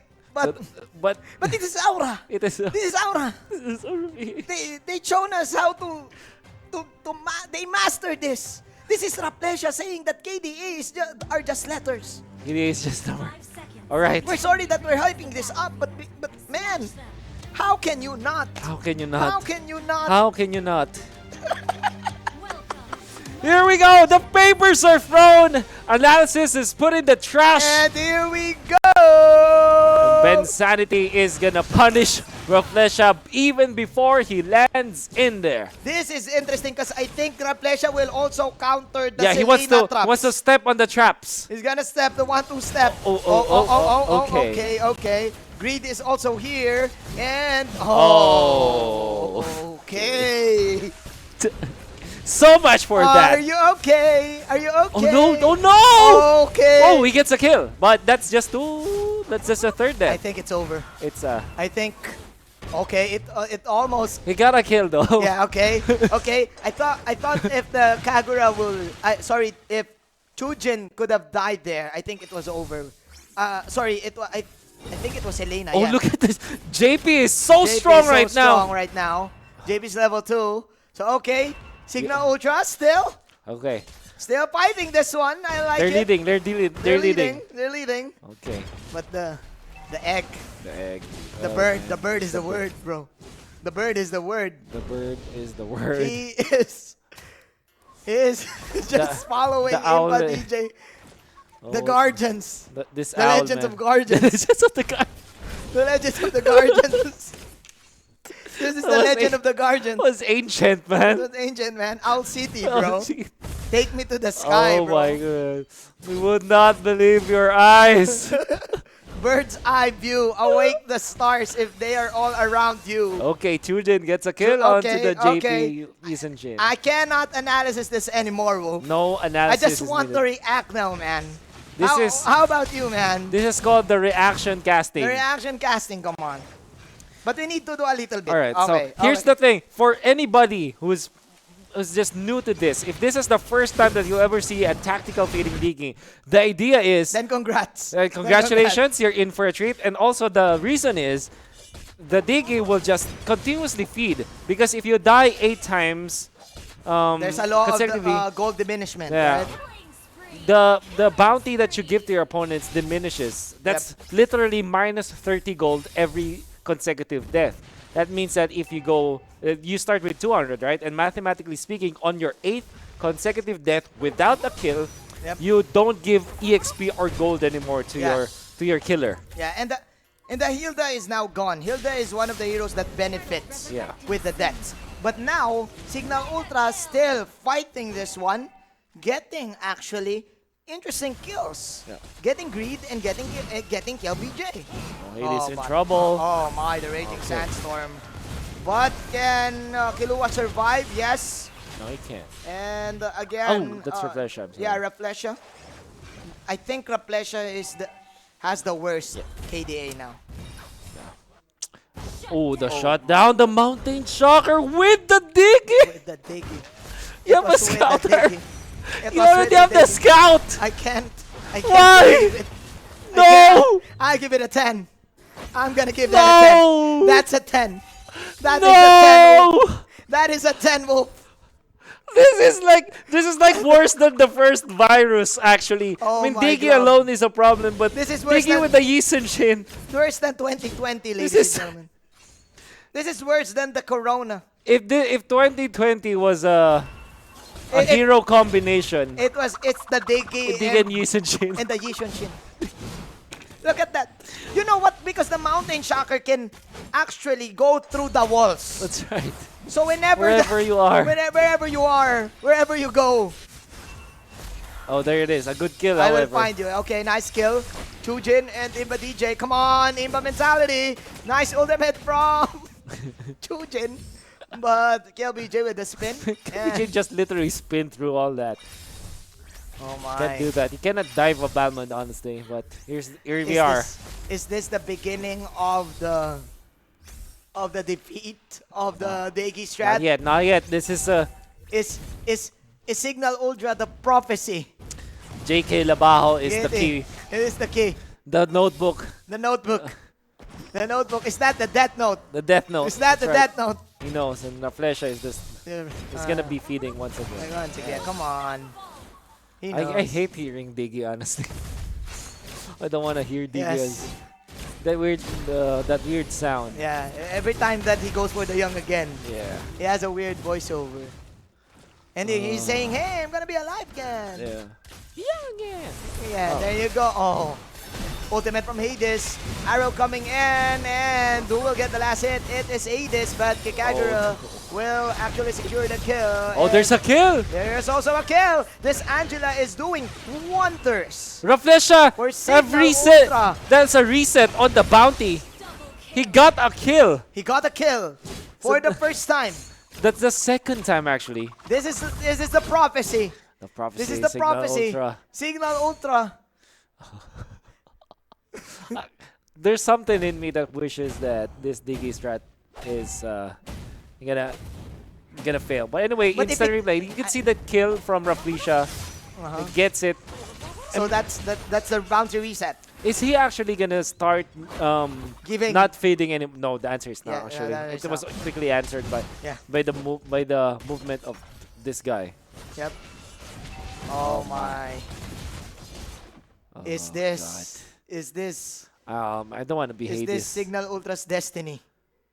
Who? Come on, Signal Ultra. All right. So let's talk about the side A. Says okay. Okay. Killua, Chujin with the ultimate. I like it. Very well done. But still, the mission was accomplished. Aura PH. You know what the plan was for Aura PH is to... Oh! Oh, the arrows! Oh, no! Oh, no! I'm beginning to see it. I can see it. I can see it I can now. almost see it. The climb. The climb. I can. The prophecy. Signal Ultra It's is the climb. Hamlet. Signal Ultra is Hamlet right now. It's the climb. The dream I'm dreaming. Dream. The dream within a dream. I can It's the dream almost- within a dream. I can almost see See it. The trouble didn't make it. Come on, I cannot even play-by-play this because the action doesn't matter, man. Doesn't matter. Yin Yang overturn Yeah, though. overturn. His greed is forcing Chujin. Oh The man. fade away. But they did find the Let's find Bensanity. Bensanity. Or can they? Oh! Oh, Shields. okay. Shields after shields. The shield came in. Alpha, Omega, Sierra. Oh my god. Oh my, LBJ with a slam dunk. It's a brawl fest, It's a man. brawl. I was just so I find it funny, man, because they were chasing the Jawhead. JP flickered in, and when there was the ultimate from the Angela, all of a sudden Wiskel VJ lost his. I'm sorry, it was JP losing his courage. Yes. He just ran He got away. scared. He got became scared. He got scared. And now, Oh, Cignal God. Ultra, the prophecy. The climb. The climb. Destiny, ladies and gentlemen. But JP. Oh, but JP, the Dauntless Fleet. What with the Mountain Shower combination? And Rhea is still alive because of the Angela, as Aura PH is now. Oh, getting JP. pummeled. Let's go. But man, Greed is here with the counterplay, and JP just spinning around, just going around town. Going around town. Nice toss from Bensanity. This is already a pub game, man. Yeah, man. They don't care about objectives. They spend a lot of time just to fight each getting other. Kills. Getting kills. All right, Welcome to the 2020 Royal Rumble. The 2020 Royal Royal Rumble. Rumble. It's time. Oh my god. I want to preserve my energy for the last game. Well, you can't. We You want can't. to preserve our energy. Look at JP's actually 1-5-3 now. That's how RP. strong this is. Yes. The Cignal Ultra is actually doing a great job controlling this. I think this is interesting because they have a Selena and they have a Ling. Yeah. And I think the Angela made a lot of sense. That's right. Because they're surviving the attacks from Aura PH. Now they're wanting to go for the offensive once again. And that's I think Reflesha got a kill on his 11th death. That meant Another that kill, another kill. Another kill would be, but he gave out 10 gold from that to, and now he's gonna be comfortable feeding once again. But he's just spinning. Back once again. Oh, JP. Okay, okay. This is the problem that you face if you have a Diggy strat. You don't really have any babysitter for your carry. For your carry, yes. And plus, again, this is a Selena we're Yeah. talking about. Like what Yeah. we've said. One arrow can definitely hurt. Yep. It really hurts. Destiny fulfilled, ladies and gentlemen. I'm sorry, but Cignal Ultra needs to put an end to the Diggy. They need to put an end. Aura PH still showing us that they can pull this off. And now, Raflesia is here threatening Cignal Ultra. He has the retribution in a while. But there you go. That is the Tams taking the Lord. And Cignal Ultra, they're on a lead. Bensanity is still alive. Man, Bensanity usually saves Hades, but that time Hades says, "It's my time to It's save my you, bro." time to save you, man. He blocked. Oh, Wolf, my. do you believe in destiny, man? I believe in it. I believe in the climb. Do you believe in the Miley climb? Cyrus is proud. Miley Cyrus proud. I believe in Destiny's Child. I believe in Destiny's Child, bro. Oh my God, this is destiny. It is their destiny. They are the They promised. are the promised ones. The chosen The chosen ones. The prophecy. JK Labajo, man. JK He's the Labajo. MVP. Come on. He explained every detail of what's gonna happen. What's gonna happen? He knew it. He took it from the chest, from the chest. cabinet. He saw it in his eyes. He saw it. He saw it He from afar. prophesized it. He is Brent Stark, ladies and gentlemen. He is Brent Stark from Game of Thrones. Brent, sorry. Yeah, sorry.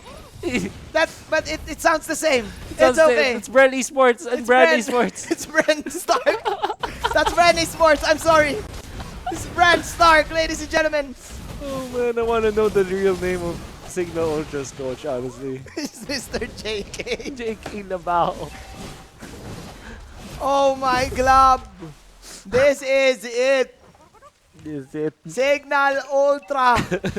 Is this the beginning of the end of the Digi virus? Finally, 2020, look out. Do we have the vaccine? Do we have the vaccine? Kiluwash had to jump. Okay. This is it. This is it. This is Aura PH. Oh, look at that. Oh no. Forcing the time no journey. time journey. And there's the trap. That's cool, right? That's ejector into the trap. Wow, that's cool. That's actually cool. That's cool. Evolution, ladies and gentlemen. Evolution and Cignal Ultra. They're proving to everyone that there's always a light at the end. A light at the end of the tunnel. It's not over till it's over. Another night, another day. What can Kilua say? Same old brand new you. He will survive. Rhea also going into the top. And now the Digi strat is failing. It is. Cignal Ultra. Aura, we have a problem. We have a problem. I really want to see their faces now. What? Because it's normal to think that maybe RPH is a little bit down now. But I'll just take a picture of them as they're all laughing. Even with this kind of deficit that they're having against Cignal. Okay, now Kiluwash. It seems like Cignal Aura PH always do experiments in game number 2. And then they'll take the game number 3 easily, right? Yes. Oh no. This is it, Wolf. Do you believe in the prodigal son?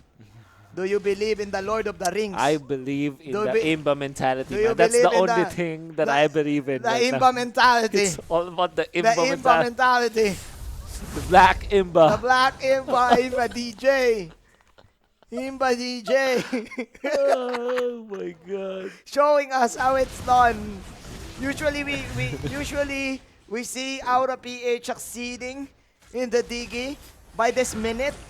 The Imba mentality. The Imba mentality. The Imba mentality. You look what the killer eyes. mentality did. The killer eyes. It's all about you look him at the eye and you'll know that there's fire in there.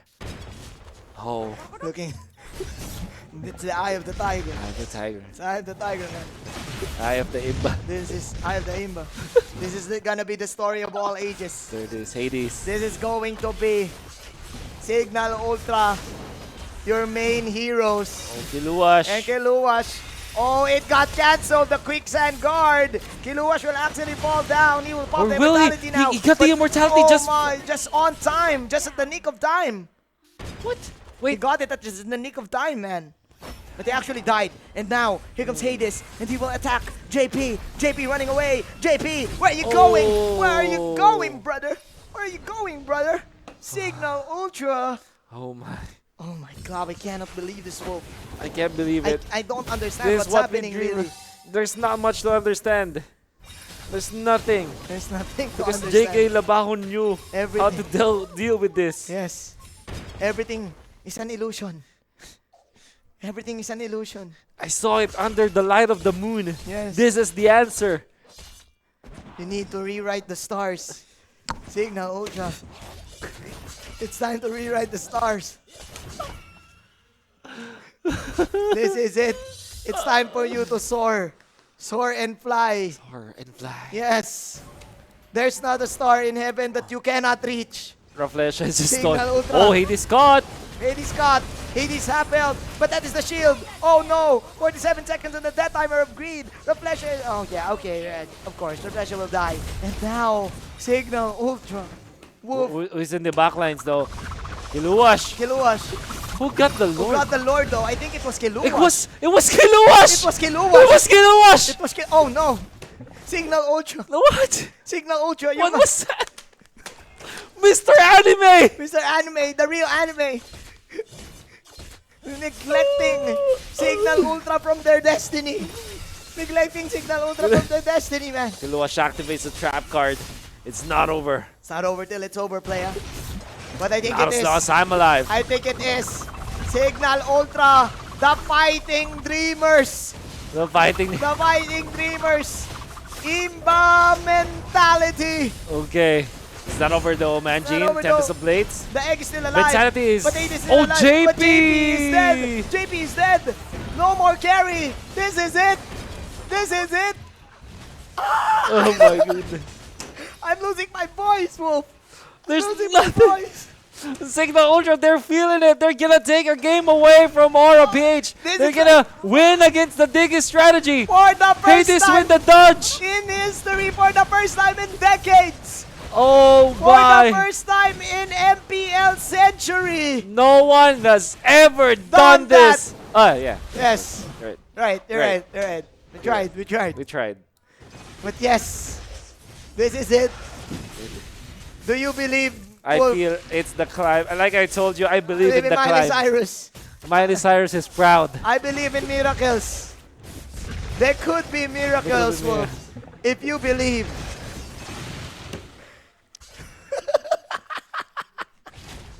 And Shane was gonna have a good time. He was gonna have a good time. The too, resident yes. analyst is gonna have a good time. But can they stop? Can they stop Superman? Is this the kryptonite? Is this the kryptonite? Wolf? Oh, man. Oh my, Aura PH extended our welcome. Yes. Aura. What the hell is wrong with Aura, man?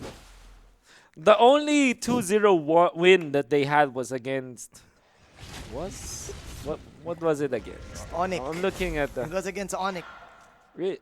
Against NXP. NXP, yes. NXP was the only team that they were able to win a 2-0 with. Oh my God. And Blu Fire. Not like this. Aura PH is failing with their Diggy strat. And Cignal Ultra are the first ones who is gonna defeat them. Why is his retribution... Look at that. It's cancelled. There's a stop. On the retribution. What was that? Why is that? Why is that the case? Is he dead? He's not dead. He doesn't have probably a jungle item. No, that's Or I not, think that's you not don't yet need applied. that. You don't need that, right? Yeah, that's not yet applied. This is the first time. Maybe it was just a visual bug because he always dies. This is interesting. Oh, this is the first time I'll see it ever. He's alive. Yep. What did he do? I don't know. Maybe ML is like saying, oh, you've had your fun. You had enough. You've had enough. Munton. This is Yeah. us telling you, You had enough is enough. We're not gonna ever do this again. Yes. This is the part of the story where the god came in and saved the day. This is Deus Ex Machina, bro. Deus Ex Machina. Oh my. The system shut him down. I don't want. The system shut him down. It was the system. It was the system. It was the system. Why do I feel like Aura PH are still Ahead? No, not really ahead, but they still have a chance. Yeah, I feel that too. Oh, Kiluash, it's gonna be up to you. Lord is gonna be started. Come on. If Cignal Ultra if Cignal Ultra fails and will give them a little bit of hole, Aura can definitely end this one blow. Oh no. Luncheon. It's starting. It's starting. Here we go. Oh, they missed the ultimate. Yeah, BJ with the ultimate. I think this is it. Ultimate from the Diggy as well with Time Journey, but Ben Sanity got caught. So here we go as Rhea is falling low. Ben Sanity pops that Windwalk, and Rhea also has the immortality, but will he die though? JP he has the Traceless too. Can the base. The base race. It's all about the base. Oh! Shut. Hades, will he be in trouble now? No, not at all. And we're gonna prolong the game once again. I should have bought another Strepsils. You need another lozenge. pill, yes. I need food actually. I should have brought more coffee.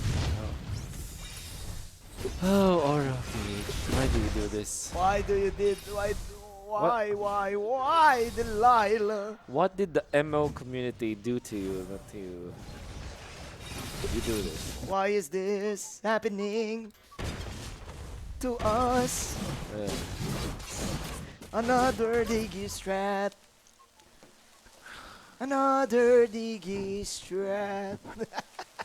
Oh man, I need to go to the mountains and maybe get a massage or anything. Yes, and after this you need to cleanse. I need to cleanse. You need to cleanse. Everybody needs to cleanse. This is torture from MLBB. MLBB. And they're just running around their base. And there's an easy lower take from Cignal, by the way. Now they're marching into the middle. Yep. Okay. So here we go. Here we go. Ladies and gentlemen, here we go. That is, of course, the ejector. And Diva DJ is here. Is this the beginning of the end? For the side of MLBB, he is falling low. But nice ultimate from the Angela to save him. And the Lord will go for the base right now. Immortality is being popped. And this is it. Destiny fulfilled! Oh! Cignal Ultra defeating the Diggy, putting an end to the Diggy virus. Finally! Finally! Thank you, Lord. Thank you, Cignal Ultra. Thank you, JK Labao. Thank you, everybody. You have saved us. Imba mentality. The Imba mentality prevails. Imba mentality prevails, bro. They're all standing. They're all gonna move to another place because they deserve it. They need to cleanse. They need to breathe in. They need to breathe out. Thank you. Thank you. Thank you. The climb. It's the climb. It's a climb. You need to It's put the your climb. hands up. It's the climb. Put man. your hands up and sing this song. The butterflies fly away. Oh man. The butterflies will fly away. I can almost, You can almost see it. 2008. Miley Cyrus. Miley Cyrus. Cignal Ultra Thank you, believed. Cignal Ultra. Destiny Thank you. fulfilled. And I think that should be the last time RFH will try it. I just hope. I just hope to. Oh man. I just want to say though, Manji, that We still have game number 3. as compared to the previous wins of RPH with the Diggy strategy, they didn't have a solid side lane this time. Yeah. And I think they experimented. But now we can throw it to Mr. Shinbu. Take it away. Item post-game, ladies and gentlemen. And actually, I want you now to take notice of how heroes target each other here. We have a very interesting interaction dito, syempre. Of course, you got Raflisha trying to target the Ling here. And interestingly, pag ginagamit kasi ang Diggy strategy, guys, no, the idea is to have a sacrificial support in exchange to pull behind the position 1 or the main core or carry ng kabilang team. Ano ba naman, maging 4v4 or 4v5 rather, kung tablado nga yung support nyo, no? Diggy, laging patay, pero kung yung core naman ng kabila ay behind. The idea is to make sure that Hades is behind. And to make sure of that, kasi ang idea din is tatakasan mo lang yung Diggy kung ikaw si Hades is keep the distance with the Diggy. So ang ginawa dito, pati Aura, inallocate si Kiluwash on targeting Hades here. And because of that, one side lane got a bit lighter because of Kiluwash being so involved with Hades by the early game. Lalo na sa mga buff take, makikita niyo yan sa highlights natin mamaya. And nagkaroon din ng freedom si Chujin.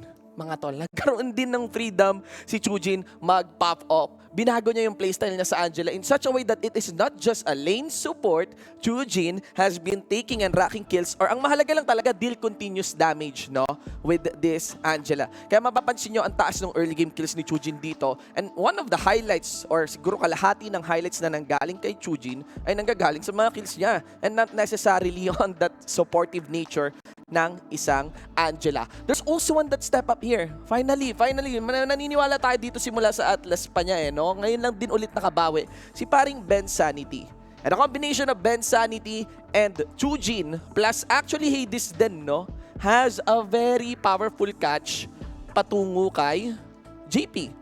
5.0 performance rating para kay JP dito, mga kaibigan. There's very little freedom or breathing room din kay JP dito. Kung papansin mo, dapat yung Diggy yung pamprotekta syempre kay JP. Ano? By default, if you are accounting for that. Lane pressure naman ang tatrabahuin ni KLBJ, whereas Grid would want to land that setup at least. Pero separate fights yung kinukuha ng Cignal eh. Silipin natin ngayon ang ating post-game and look into our player numbers, and you can see the impact there of Chujin, no? This is relatively high. Well, we have a very long game then para sa isang support mga tol. Lalo pa kung Angela ang gamit.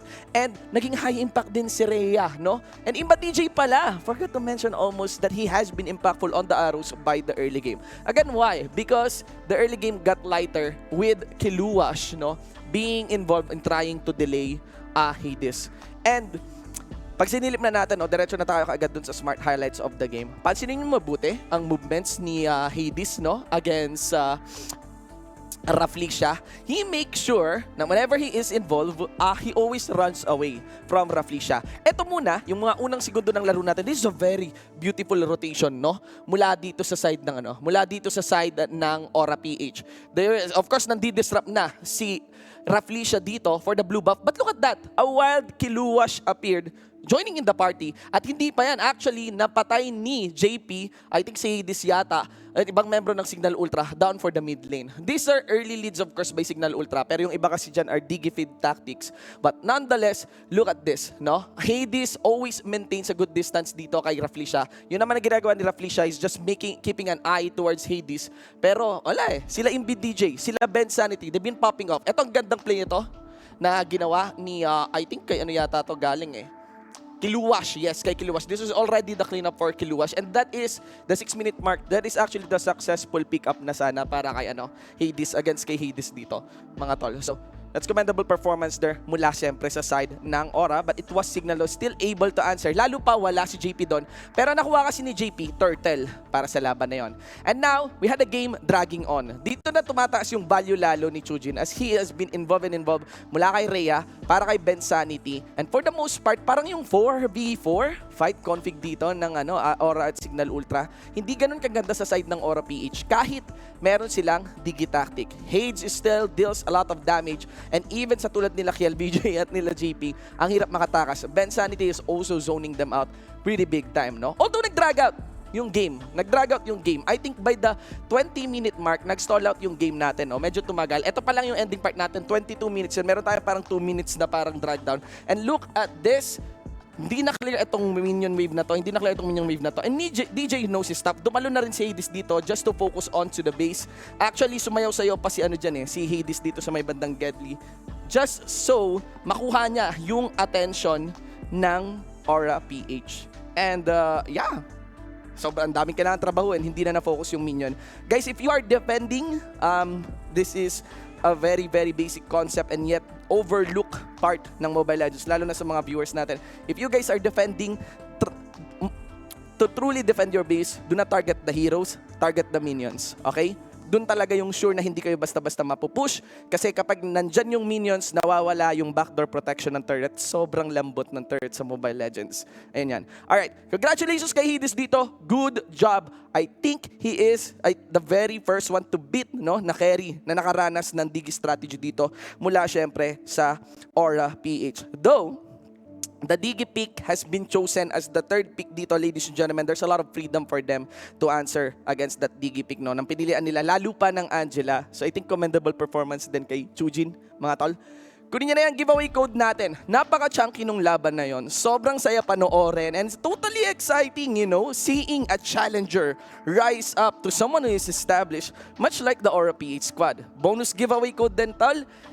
Make sure you input that. And syempre, huwag niyong kalimutan na sumali sa ating mythical raffle draw. It's bit.ly/MRD-W6. That is the link towards our form. Fill it up. At kapag nakapag-fill up kayo, no, lalo pa, I think 5th week na tayo. Kung na-fill upan nyo mula week 1 hanggang week 5, kasali na kayo doon sa ating ultimate mythical raffle draw. Kung saan hindi lang basta skins ang prizes, kundi marami pang goodies ang kasama. Awesome stuff, mga tol. And an awesome series that we are seeing right now mula dito sa Cignal Ultra and Aura PH. Nakakita na rin tayo ng Digi. I doubt we will be seeing that on game number 3. But what I'm sure is we'll be seeing so many things na matindi dito sa series na to. Ibabalik na natin to sa ating mga casters. Back to you. And again, we're back. We're back. That was tiring. That was tiring. That was explosive. Like Shinbu said, that was chunky. Aura PH got the first taste of defeat. Maybe not. With that Digi. Oh, with the Digi strategy, With the right? Digi. This time, the prophecy. Yep. I just hope that this sends a message, a strong message to RPH that maybe it's time to hang up the towel and maybe stop doing that. Yeah. Right? And I wonder if there will be because there will be a patch, right? Yeah. On the 22nd. and around that time. Around the time. Yeah. Do we And dare study the draft for them? Maybe we can We need start to. We the need to. patch notes. Maybe we can go for a live video, right? Yeah. Oh, Why wow. not? Yeah. Nice content. Nice content. Why not? Yeah. Okay. So that is momentum for Cignal Ultra.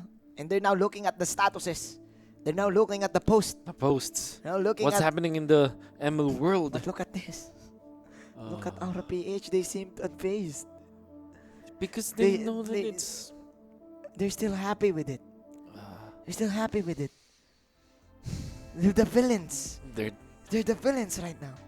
Or are they actually the villains? Maybe they just In this game, in I this think. game, in the series. In the series. Why not? They're the villains in the game. Let's right see. now.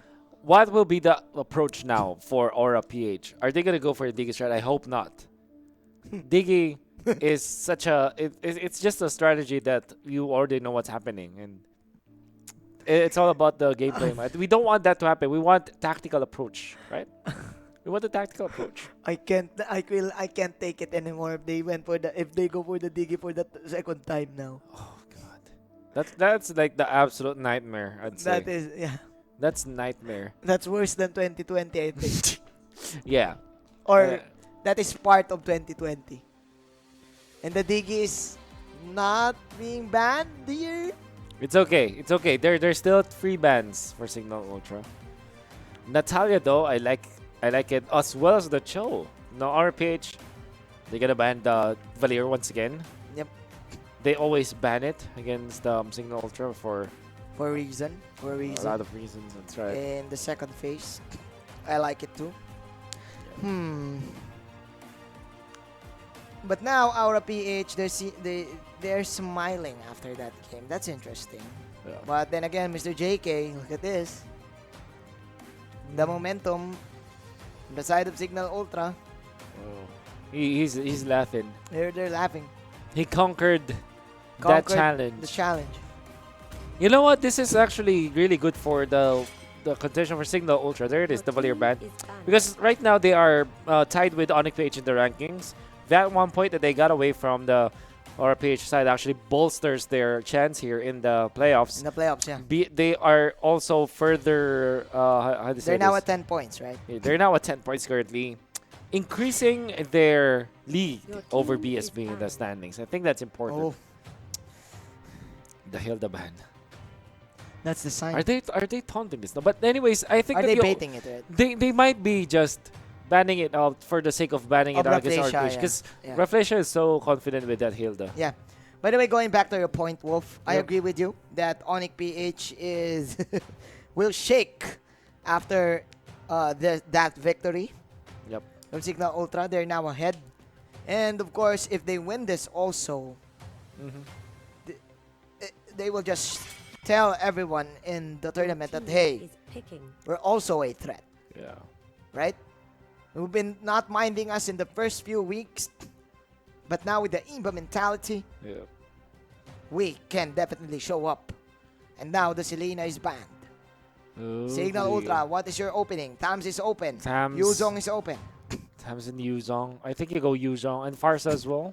It's open for Cignal Ultra to take, but I think you go Yuzong now. That means that RPH will still get the Khalid for the third time in a row. They're gonna be able to secure it. Because I think that that when it comes to like first pick priorities, you would also almost always take the Yuzong over the Yeah. Khalid. Yeah. Because there's a knockup that's available for the Yuzong that can stop the Sand Guard. So you go Yuzong. Yuzong, there you go. Plus you want an extra traveling hero Man, too. I think RPH has the free pass to go for the Yi Sin plus the Kufra. Yushin Kufra opening. Yeah, because it's there it There you is. go. Oh, Khalid. it's a Khalid. All right. It's Because Khalid. the announcer did not say anything. But yeah, you go for a free Kufra. You still have a chance to get the Yi Sun third pick for RPH. For Aura, if Cignal Ultra will not deny it, I think. Do we like that Farsa for Cignal Ultra? I think it makes A Farsa and Yishun Shin is good. Yeah, Actually. steal the Yisen Chin, right? Or a Farsa plus the what was the Ling. The Ling, but maybe? with the Kufra available for Aura PH, I think Cignal will start to not pick that up. Mm-hmm. Honestly, if Aura PH has the chance, they will get the Ling third pick. Yeah. I like it. I like what you're saying now, Wolf. It seems that Aura PH is controlling and dictating what's gonna happen, letting Cignal Ultra react. Farsa Jawhead, and the alright. Jawhead, okay. They put a lot of stock in this Jawhead, and Jawhead I pick. love it. Yeah. They're actually really good with it. One of the team, I guess the only team now that's... They're prioritizing it. They're the only team right now that is using it. Yep. The Jawhead, That's right. still a good ability to pick off one hero, especially with the combination of the Farsa. Yeah. Plus, it can cancel the Quicksand Guard, Yeah, that's right. right? So that's good, I think. Fams is gonna be there. Solid side lanes now for Aura PH. Oh, Kilua's special is in. And now for Cignal Ultra, kidding aside, I think they need to ban The the Diggy. Diggy. Yeah, me too. Because previously, the side lane combo was Khalid and... I forgot, man. I was too busy Yeah. with the Diggy. But it failed. It failed. It failed. Khalid Balmond, right? So you don't Yeah, want it's that. Balmond. You don't want the Balmond. It's weaker in the late stages. So Yeah, but now you have a... you have Thams and Thams. Khalid, so you just ban it out. So there it is, Balmond. And Cignal Ultra, I think you banned Diggy and Kagura, or Diggy and Chango. Diggy and... yeah. Chango. Target greed heroes now. Or maybe ban the carries. I think you ban Ling if you're Cignal Ultra, because Ling is a It's good good. pick for Aura PH. Yeah, but looking at it, Aura PH, they banned 2 supports. And if you ban 2 supports too, you will trap greed. Oh, yep, that's right. That's right. And the Natalia is also banned. So what's the hero now for greed if they ban That's right. So you ban Kagura and Chango. Chango Kagura. Oh, but they banned out Claude. Okay, they opened 1 support. Oh. Okay, that's one of the weird. That's weird, at least for me. Wonder what happened in there. Why? They Yeah, picked it. I think they should have banned supports, right? Yeah. But I gotta get the idea that they want to be. They don't want to be. They don't want to deal with the Claude. I JP, mean. yeah, JP's Claude. JP special. Too. So that's the Alice. So Cignal Ultra. Are they gonna ban the Diggy now? You ban Ling or Ling. Oh man, God, you're right. Because there's a big potential. There's still a for- Diggy potential here, right? I don't want to throw the papers anymore, man. No, I think what's gonna happen. Here's what's gonna happen. Aura PH, they're gonna pick up something like Roger. Oh no, sorry. They're gonna pick up a marksman. Something like Bruno or Yisun Chin or Carry or whatever. Or a farm dependent hero. Forcing Cignal Ultra to pick up the Roger. And if that happens, They will go Diggy. They will go Diggy. So I like the Yisun Chin ban. But Aura PH, I think you go Ling now. Or any hero that's dependent on the late game. And any marksman carry dependent on the late game. You force the Roger out of Cignal Ultra. And then go Diggy. And then go Diggy. So you Ling. The Ling, okay. Right. Oh no. If this is like... If this is a Roger, you will definitely say this is a Diggy. Yeah. Really? If it's how, Roger, it's how Diggy. sure are you? If 100%, 120%. If this is Roger for Cignal Ultra. This is another Diggy game. Another Diggy game. Please no. Please no. Universe. Please, hear me out. Just don't pick Roger, honestly. Hear me out. So if what do you combo with the Roger as a pick for Cignal Ultra? I think you're looking Because for Cignal Ultra also tank. needs a tank now. Yeah. An Atlas Roger. If they go Atlas Roger, that's That's literally definitely a Diggy. That's definitely Diggy. So you'd never ever want to go Atlas, honestly. If you go Atlas, it's suicide for Cignal Ultra. Don't go Atlas Roger, please. Please It stop. makes sense, but don't. Silvano. That's your Roger. You're 120% sure, Alright. Hope. Go Diggy. But no, okay, there's no greed hero now. So there's no dig. Oh, you're right. Because You're replay right. will use You're actually the right. Kufra. Okay, so no digging. All right. No that is digging in this game. But is it a trap though? What if you go? Oh no, that's They're not a good- surprising. No. That's not a good sign. No, don't. Okay. Safe. We're safe. I thought that they said that okay, let's begin. Well, I guess let's do the Yeah. team chant first. No, you're right. I think what I missed in that analysis and that 120% prediction is the fact that there's already a Reflesh a hero, and I don't feel that Greed will play the Kufra or the Diggy. Yeah. But this is a strong pick on the Chango against all of the squishy carries now for Cignal Ultra. I think we also mentioned that in the first phase, Chango can be picked by Aura PH. This is only because of the fact that Yu Zhong kind of struggles against those heroes that can damage him even during the Dragon form. Yeah. Now, Sylvana gonna be picked up by Rhea. This is their way of controlling whoever it is. I think that it has a very good synergy with the Ling. And also, what you can do is to ejector that Sylvana, pop the ultimate, and that's flashy, That's- actually. I like it. I like the Sylvana against the Khalid too. Yep, that's also right. Because every time the Khalid pops a quick sand guard, you can ulti him or Yep. you can drill him with the spear. And Farsa as well is it's a good combo Good with the combo. Sylvana. Yeah, good combo with the Sylvana. I think The drill. that's the... Actually, this is Cignal Ultra's debut lineup. A Sylvana and Farsa. Oh, when really? they got formed. Oh. This is their And combo. then also, I think they also have joined that. Yeah, this is their combo. This is their the Signal Special. Signal Special. Wow. Okay. They're bringing out the big guns. Aura PH are... No more hiding. No more hiding of strats here. For Cignal Ultra, bringing back the Sylvana. And the JP Ling. Yeah. So we're excited to see a championship Ling. Yeah, because actually a Sylvana was trending, I think, back when we did not have this pandemic at around January and February. I fairly remember during the start of the MPL of Season the 5. Season 5. Right? Yeah. The Sylvana and the Carmilla, all those picks. Yep. Carmilla is like the Bren hero that they always pick up. Yeah, and now Sylvana is back, says Rhea. We'll see. So Too early to judge, but you kind of feel what the sense is. So yeah, Cignal Ultra actually failed on the 5-man gank in the mid, and now resetting again the game. We're now waiting for a minute and 30 seconds for the next objectives to pop. RPH and Cignal will just clear the waves and just hope to get kills. So it's gonna be like a quiet early game for sure.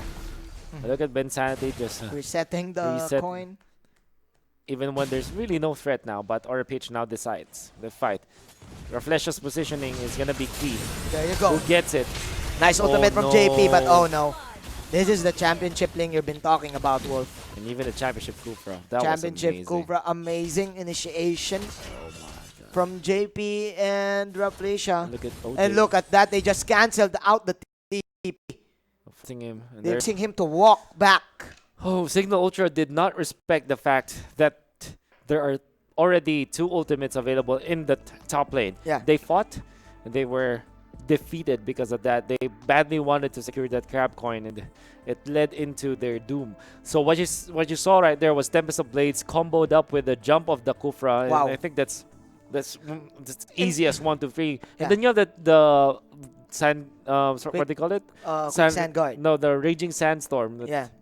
The ultimate. Ultimate is just way too good when it comes to like team fights, particularly in the early stages, because you can spam it out. It's okay for you to kind of waste it. Yeah. In the late game, its cooldown is not the how do I say it? It's not that impactful when it comes to like the power of that ultimate. But in the early stages, particularly in mini fights like this, around micro objectives, that's a lot of strength in that specific skill. I like your point, Wolf, because you don't really give JP the Ling because he can play it even with his eyes closed. That's right.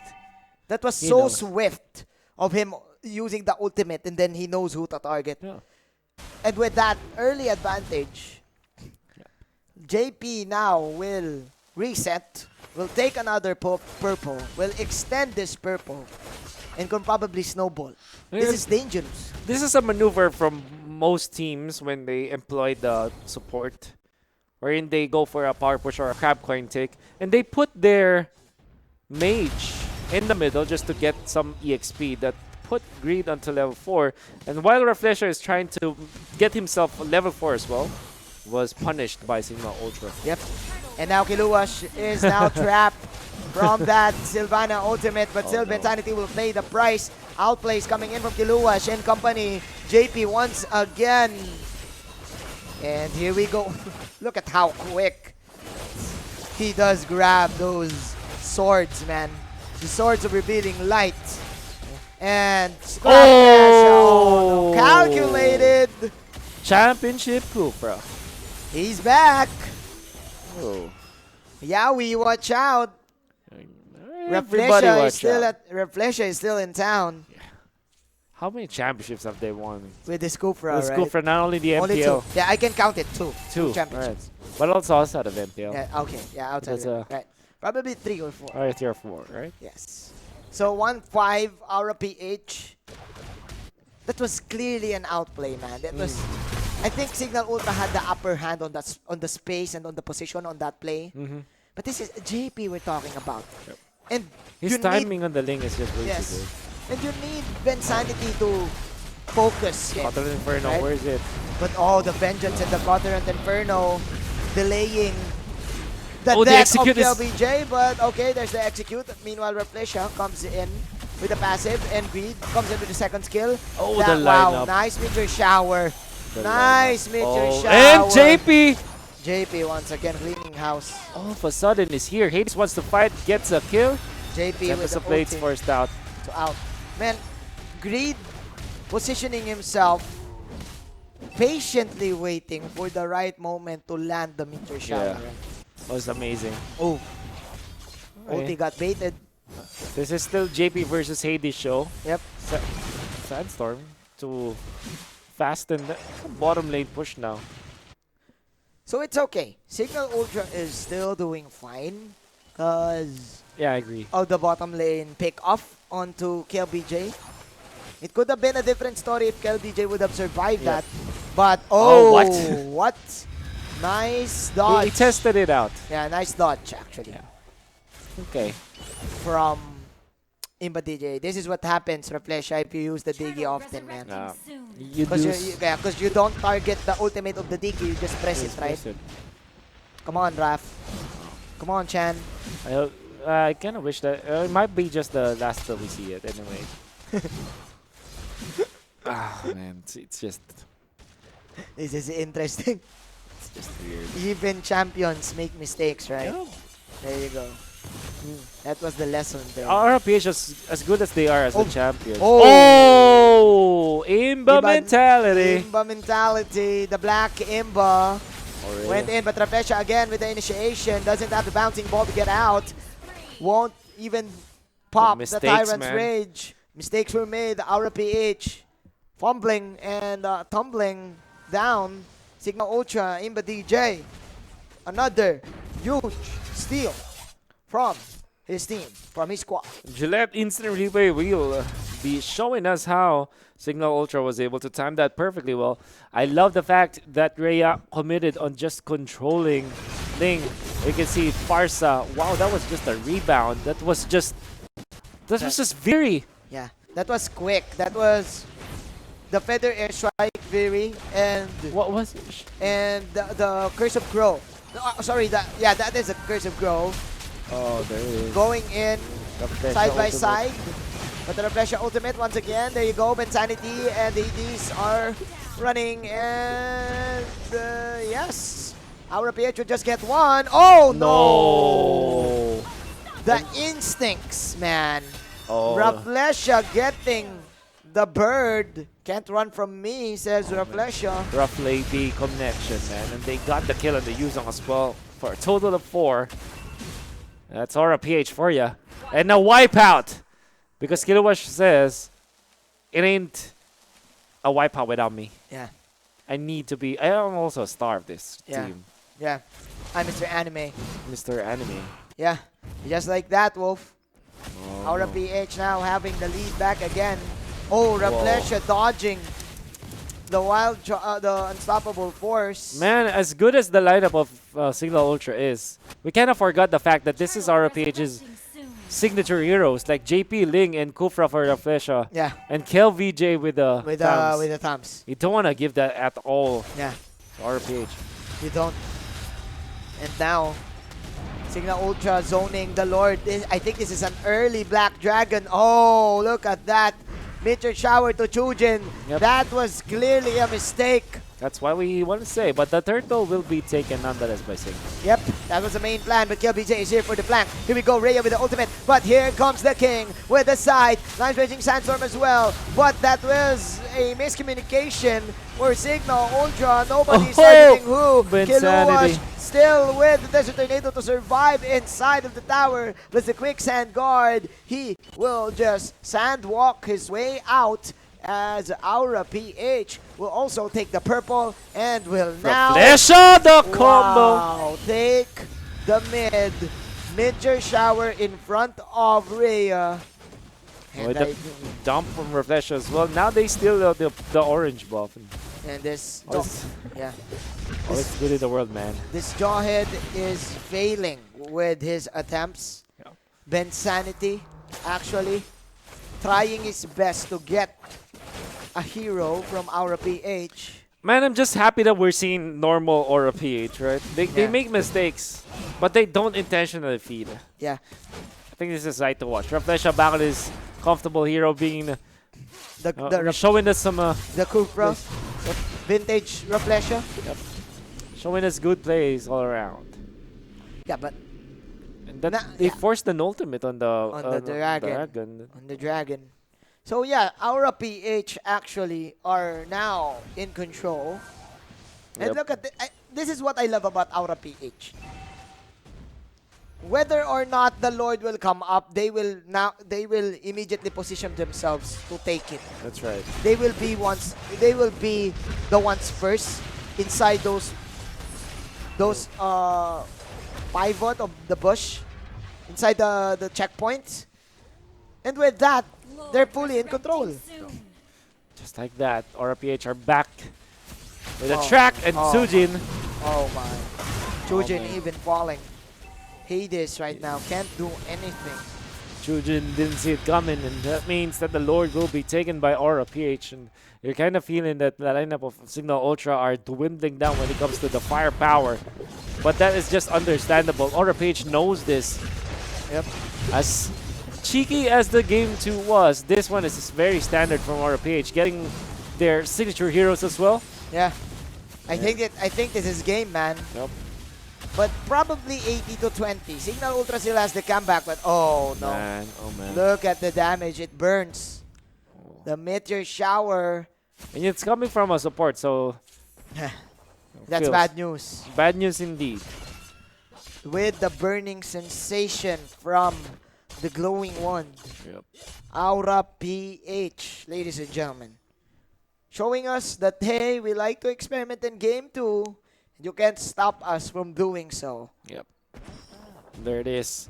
There's your combo. There's your combo, man. They're looking for someone. Raflapi. J Pleasha, bro. J Pleasha. J Pleasha. There. J Pleasha, yeah. Right? That's better. Say thank you.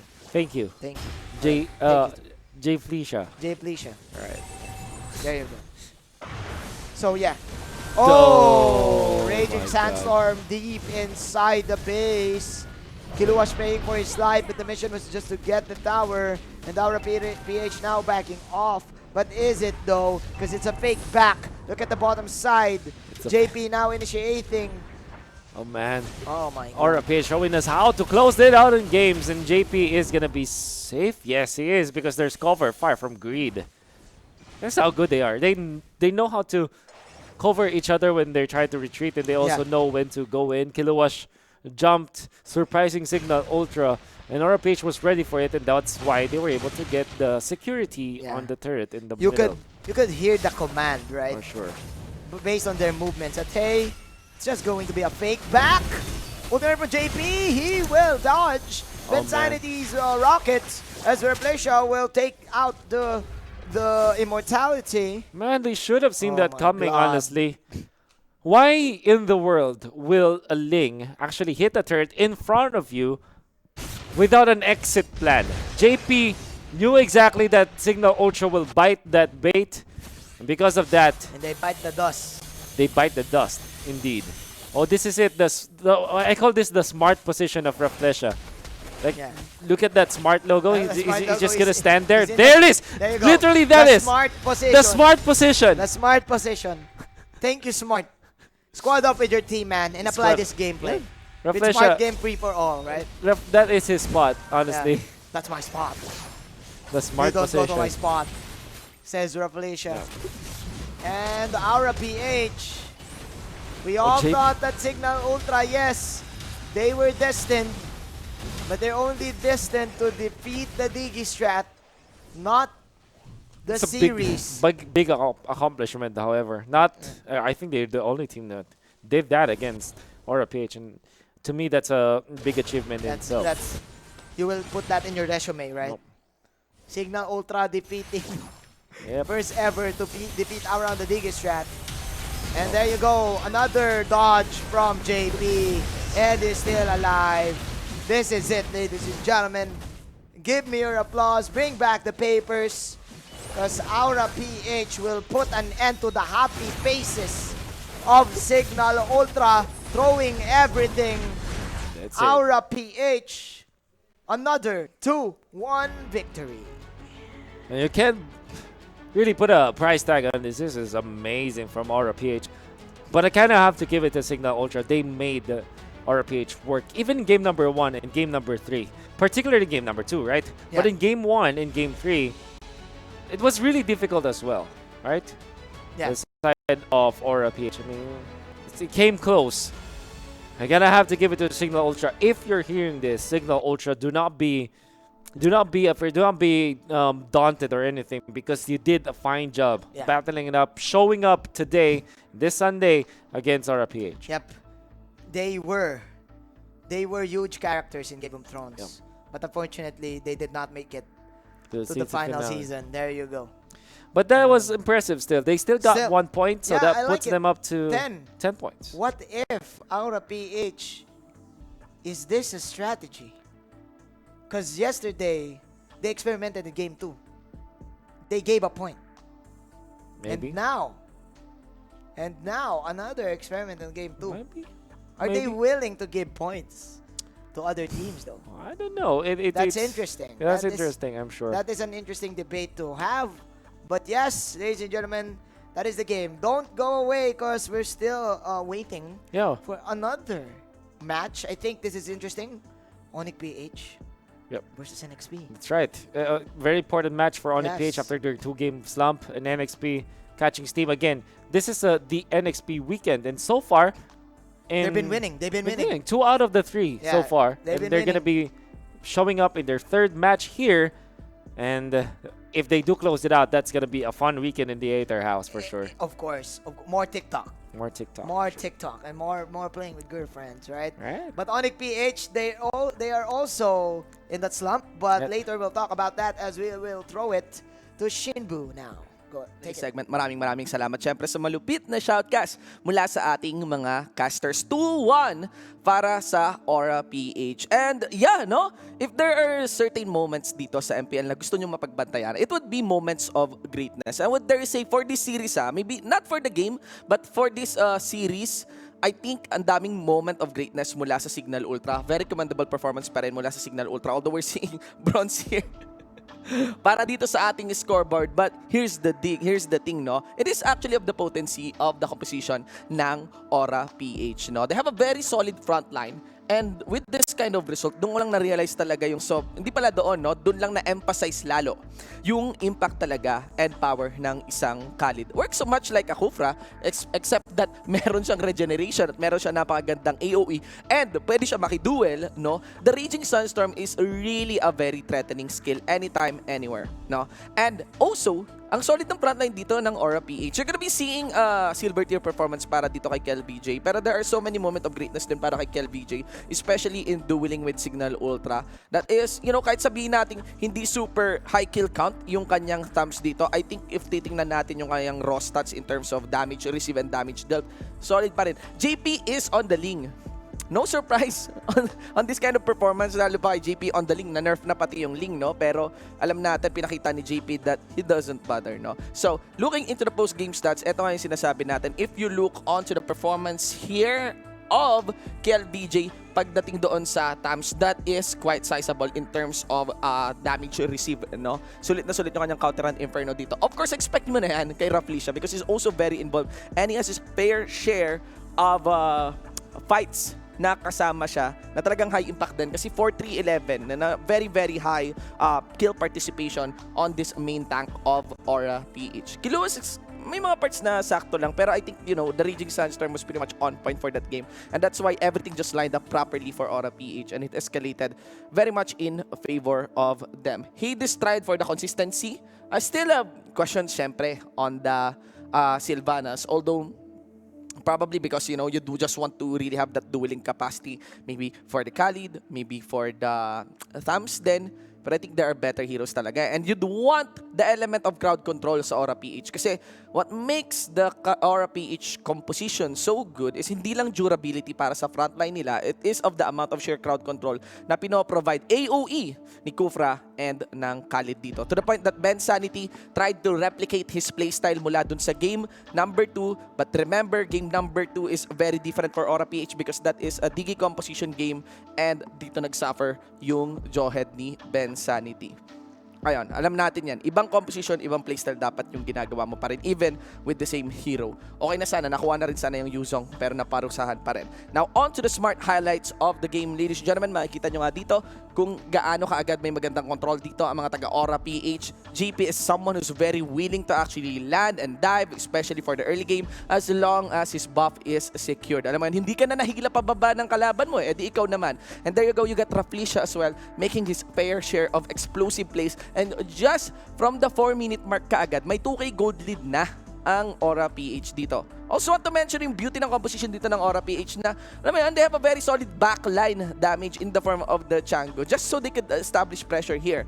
And to the point, you'd see how this highlight will creep in na isang set lang ng Torre sa side lane ang nawala sa Aura PH kumpara sa Cignal Ultra na naubos lahat ng Torre nila. That is a massive highlight play. Siyempre, mula rin kay Imba DJ after stealing the turtle. Pero it's not really about the objective control, yung strength ng composition nito. It is the durability and willingness to fight. This is one heavy mistake onto the side of Chujin, no? Usual mistake. Actually, sometimes you'd want your Yuzong to be dancing around this, protecting your squishies, Imba DJ, pero busy si Yuzong doon, trying to chase down KLBJ, and that's why I love KLBJ on this fight. Actually, may napatumba na siya dyan, tas trinay siya habulin ng Yuzong, and was able to survive. Although, kasi may Torre rin naman, may Torre din naman na, nandoon para kay KLVJ. So, he was able to walk away unscathed at binalikan na lang ng mga taga-Aura PH yung naghabol na Yuzong. It was, here we get the wipe actually, no? And yeah, that's it. It's actually just an encashment na lang para sa side ng Aura PH. Ang laki na kasi ng lamang talaga, mga tol. And for that part, I think humahanap na sana ng game-changing play dito si Ben Sanity, no? Yun din kasi yung talagang pwedeng pambawi dito ng Cignal Ultra against Aura. But the problem here is, ang dami talagang pwedeng ibato ng Aura in the form of the Raging Sandstorm, in the form of the threat from Raflisha. It's really nice to see Raflisha back on the Kufra. Alam natin yan. He's been rolling around with the Hilda and even the Digi, no? That's it. That's how it's done. Actually, may nasacrifice pa yata dito. Now, actually, ito na yung resulta, no? Kung saan they were willing to actually sacrifice someone just so they can secure a turret, an inhibitor turret push. And that's how it's done here for Aura PH. Now, our MVP of the game would be of Changu. Interestingly, ang aking list stock hero for that part. But I did feel that this Changu was enabled, no? Madalas yung mga MVP natin is yung mga na-enabled na heroes and, you know, they shot big damage. And that's why di rin natin na nakukuhang MVP pa yung mga natin. Enabler. I would call enabler. Pero Changu was a very big add-on to the team. If we're gonna be highlighting something na provide ni dito, ni Grid dito, it is clearly pressure. And with pressure, in whatever lead na nakuha nyo for every clash, no? Pressure is your insurance na hindi basta-basta mababawi yon. Pressure is actually the effective recipe para tuloy-tuloy lang yung tulak nyo against sa kalaban. Makikita mo yan kapag fast forward mo yung minimap. Makikita yung mapa ng Cignal Ultra. Still, tama si Butters, commendable performance yon para sa Cignal Ultra. Nakakabilib. I do love the fact, yes, I do love the fact na napigilan na yung run ng Digi strategy. Hindi, pwede pang i-pick yun syempre ng Aura PH, pero I do love the fact na, alam mo yun, meron ng team na naging victorious. That is the first victory against Aura PH. Digi din naman. But anyway, let's move on to our player interview. We get an interview mula sa side dito ng Aura PH. At walang iba yon kundi ang taong nagpauso mag-share ng page niya sa mga comment sections ng mga posts. Raf Licia, ladies and gentlemen. Raf, naririnig mo ako, tol? Yes po, rinig po. Okay, Raf Licia. Sige, mauna na ako sa tanong. I think, I'm gonna be asking, I think, yung mga tanong na gusto rin malaman ng mga tao dito. First is, what happened with that Digi by game number 2? Parang hindi nag-work. Actually, ano lang yun eh. Biglaan lang yung strategy kasi nakita namin na nag-ban sila ng Hilda. So, nasa isip namin, pwede nilang i-pick yung Digi and kami yung mami-mismatch. So, kumbaga inunahan lang po namin sila sa picking. Kaya nag-third pick na kayo ng Digi, no? Doon kami nagulat lahat eh. Inunahan nyo pala. Yes po. Baka kasi makuha nila, lalo kami malulugi. Mapapanish yung, tsaka nakaban yung Hilda eh, no? Mapapanish din si JP nga pala nun, no? Okay, that is true. Okay, eto, Raf Licia, ang katanungan ko ngayon regarding the tank position. Actually, parang ngayon na lang namin ulit nakita yung Kufra mo. No, tol? So, ang gusto ko ngayon malaman mula syempre sa isa sa mga umaalingaw-ngaw na pangalan ngayon during this regular season na tank player. Raf Licia, can you recommend us good tanks para sa mga viewers natin na ire-recommend mong dapat laruin nila at bakit?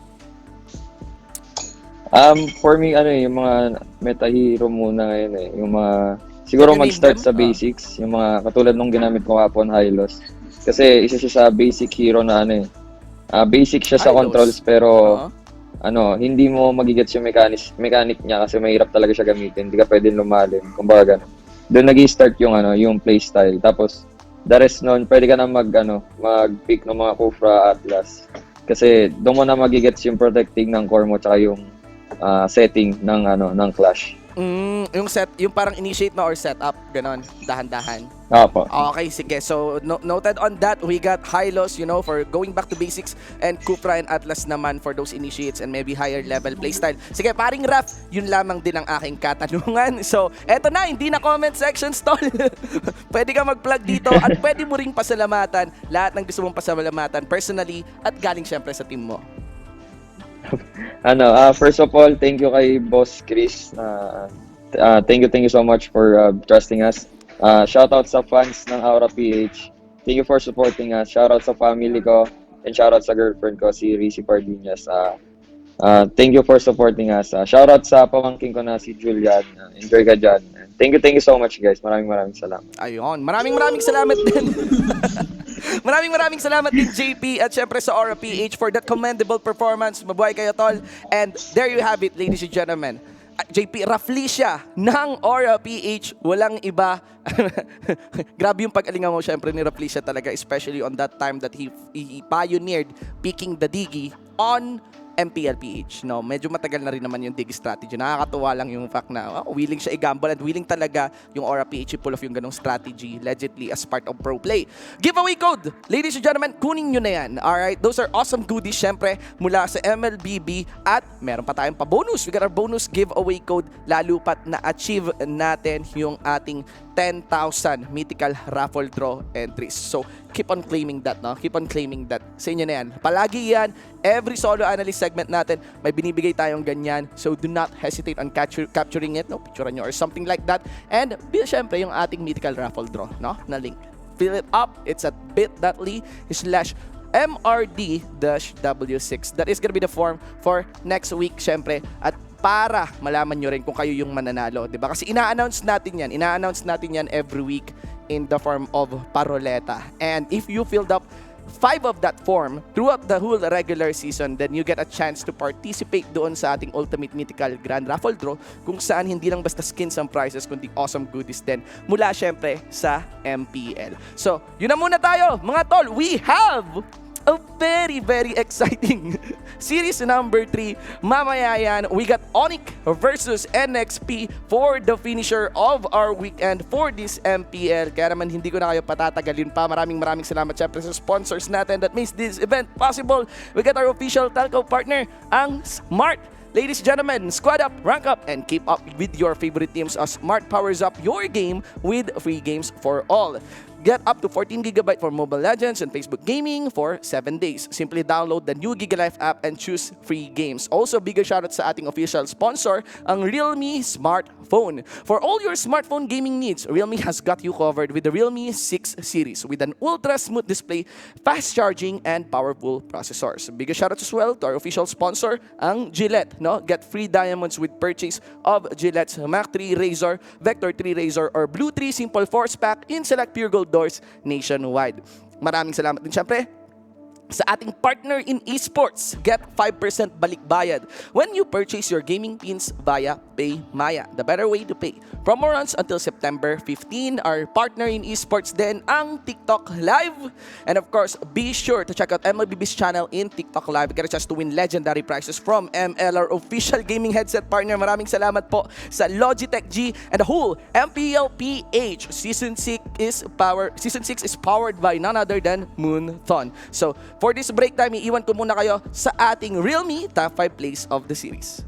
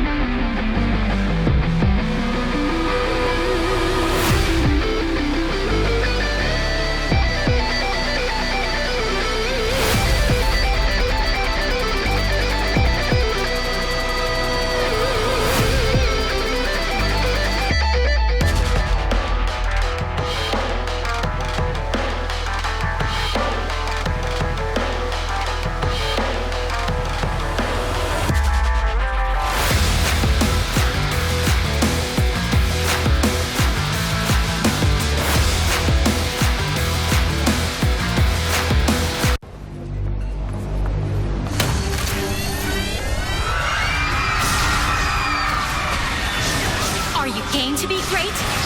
Now you can with the new Smart Giga Games 99.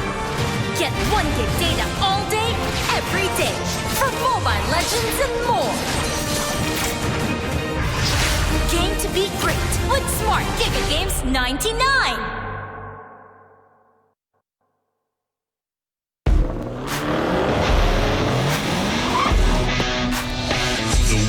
Your life depends on the network you choose. Your movies, music, and games can only be as good as your network's speed and strength. Slow means game over. But the Philippines' fastest mobile data network means game changing. Choose the network that gives you what you truly enjoy. How do you know about this Giga Life? Simple and smart ako.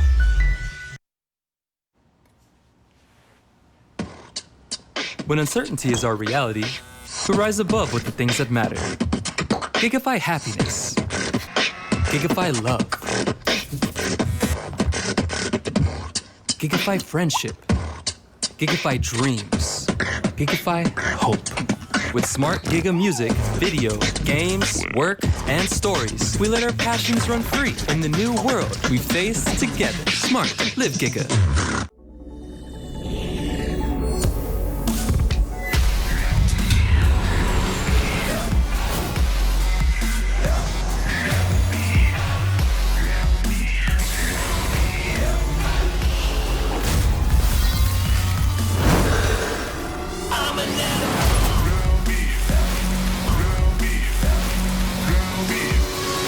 Realme smartphone. Dare to leap.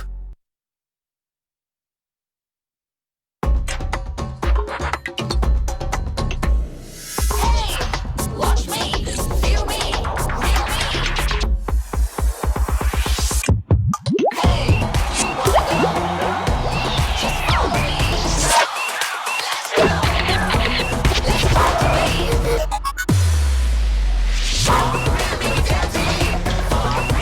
follow me. Realme Watch. Time to be smarter. Realme Dare to Leap.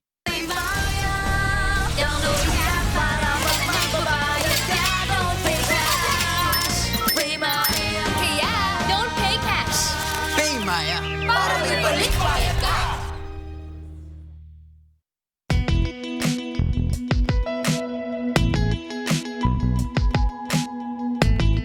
You've got me on the edge. Legit, right? Not quite. Just like your disposable razor. It's time you switch your disposable razor for your legit first shave, so you can be every bit legit. Gillette Mac 3. For a closer shave, less irritation, switch to Gillette Mac 3.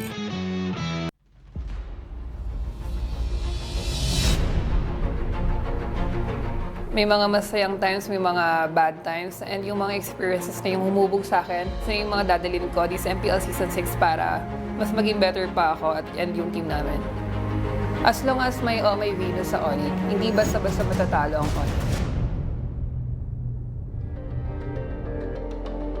Si Venus, bago pa siya makapasok ng MPL, ay isang estudyante na kumukuha ng kursong computer science na nangangarap maging isang magaling na computer programmer. Bata pa lang talaga ako, mahilig na ako sa mga computer games. Pangarap niya din talaga maging pro player. And luckily, nakamit ko yun sa Mobile Legends. Hindi ko naman talaga na-imagine na makakapasok ako ng MPL. Talagang sinubukan ko lang, talagang sinubukan lang ng team namin. Pinakamahirap na challenge na binato sa akin ng buhay is yung pagiging gay ko. Kasi sobrang hirap, di ko alam kung paano ko yaan yung sarili ko sa society. Especially sa ML community. May natatakot ako kung anong kakalabasan or kung anong masasabi sa akin ng mga tao. Mas madami pa din talagang supporter compared sa mga basher or sa mga nag-judge sa akin. I mean, mapakita ko yung sarili ko at mahalin ako ng mga tao. Sobrang saya lang talaga. Laging first impression nila sa akin. Lagi nila sinasabi sa akin na mukha akong masungin, mukha akong intimidating, ganyan. Hindi naman talaga. Kasi si OMVs talaga, masiyahin talaga, lalo na pag nakabanding mo. Ang pinaka nag-inspire talaga sa akin para mas galingan ko pa is yung family ko talaga. Kasi gustong-gusto ko talaga silang tulungan, especially yung mother ko. Masasabi ko na natutupad ko na yung pangarap ko pa konti-konti. Siguro ang pinaka natutunan ko as a pro player is hindi ka laging tama. Matuto kang tumanggap ng pagkakamali mo and matuto ka rin makinig sa ibang tao. Pag naging totoo ka sa ibang tao, mas nakukuha mo yung trust nila, mas pinagkakatiwalaan ka nila, mas pinaniniwalaan ka nila. Especially as the captain of ONIC-PH, para mas makinig sila sa mga decisions ko and sa judgment ko in-game. Kung magpapakatotoo ka, mas madaling mabuhay, mas madaling maging masaya. And mahirap kasi magtago sa isang shell.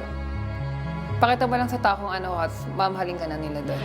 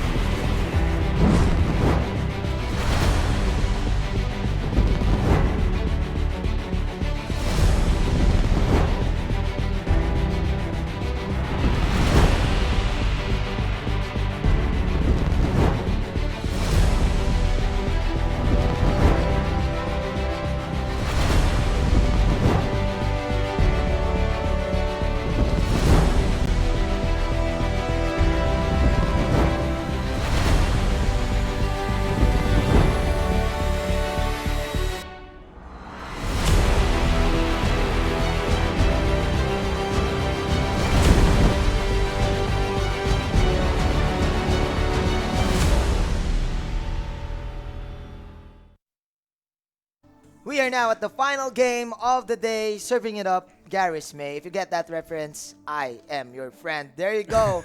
The Dream Chasers is the title of our final match. ONIC-PH versus NXP. Before we start, let us introduce ourselves. My name is Manjin Faldas. I am with my analyst, Wolf. And of course, welcome back to MPL Season 6. And our official tournament telco partner is Smart. Squad up with your team and conquer the battlefield with Smart. Free games for all. There you go. Keep up with your friends and do the gameplays as Smart powers up your game with free games for all. Again, you can get up to 14 gig of Mobile Legends and Facebook Gaming for 7 days. That's 1 week, right? 14 gigabyte for 1 week. For 1 week, that's a lot. For 1 week, simply download the new Giga Life app and choose free games. Of course, if you have data, you need a smartphone, and that is, of course, our sponsor, official sponsor, Realme.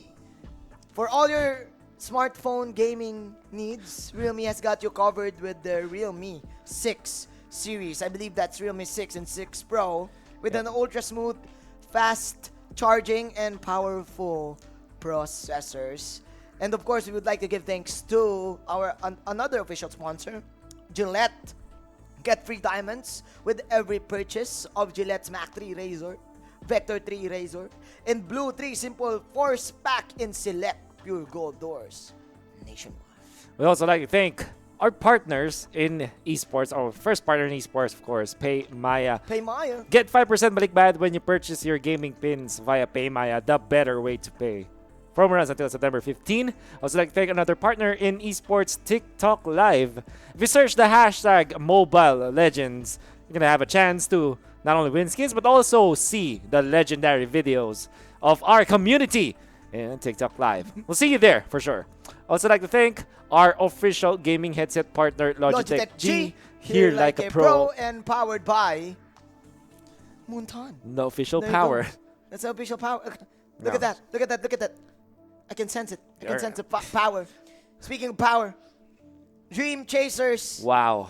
Again. What a title, man. What a title. I like it. The writer of this one is so smart. Yeah, he is. Right? Because if you think about it, these two teams have their own dreams and they're chasing it. I mean, everybody has a dream, right? Yeah. But particularly for both these teams, they're so specific. For example, Nexplay, now they're on their way to prove themselves that they belong in the league. That's their dream. Yeah. Be part of this league. It's part of this league. Be part of this league. Now for ONIC, it's the trophy that they're chasing, actually, the dream. For the past 2 seasons, runners-up, but I guess now it has to change. Yeah. They need to be the champions. They want it. They want it. And the teams it seems like they're not getting there because after week 3, ONIC seems to be in a slump.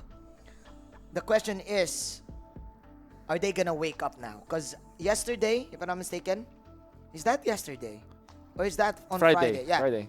They lost against Blacklist International. That yeah. is true. No, that was Bren. Oh, sorry. That was Bren. Yeah, sorry. They lost with Bren and they lost with Blacklist International. And that was huge from them because usually they dominate those teams. That's right. They are the dominant. But before we talk about that, let us meet ONIC-PH first.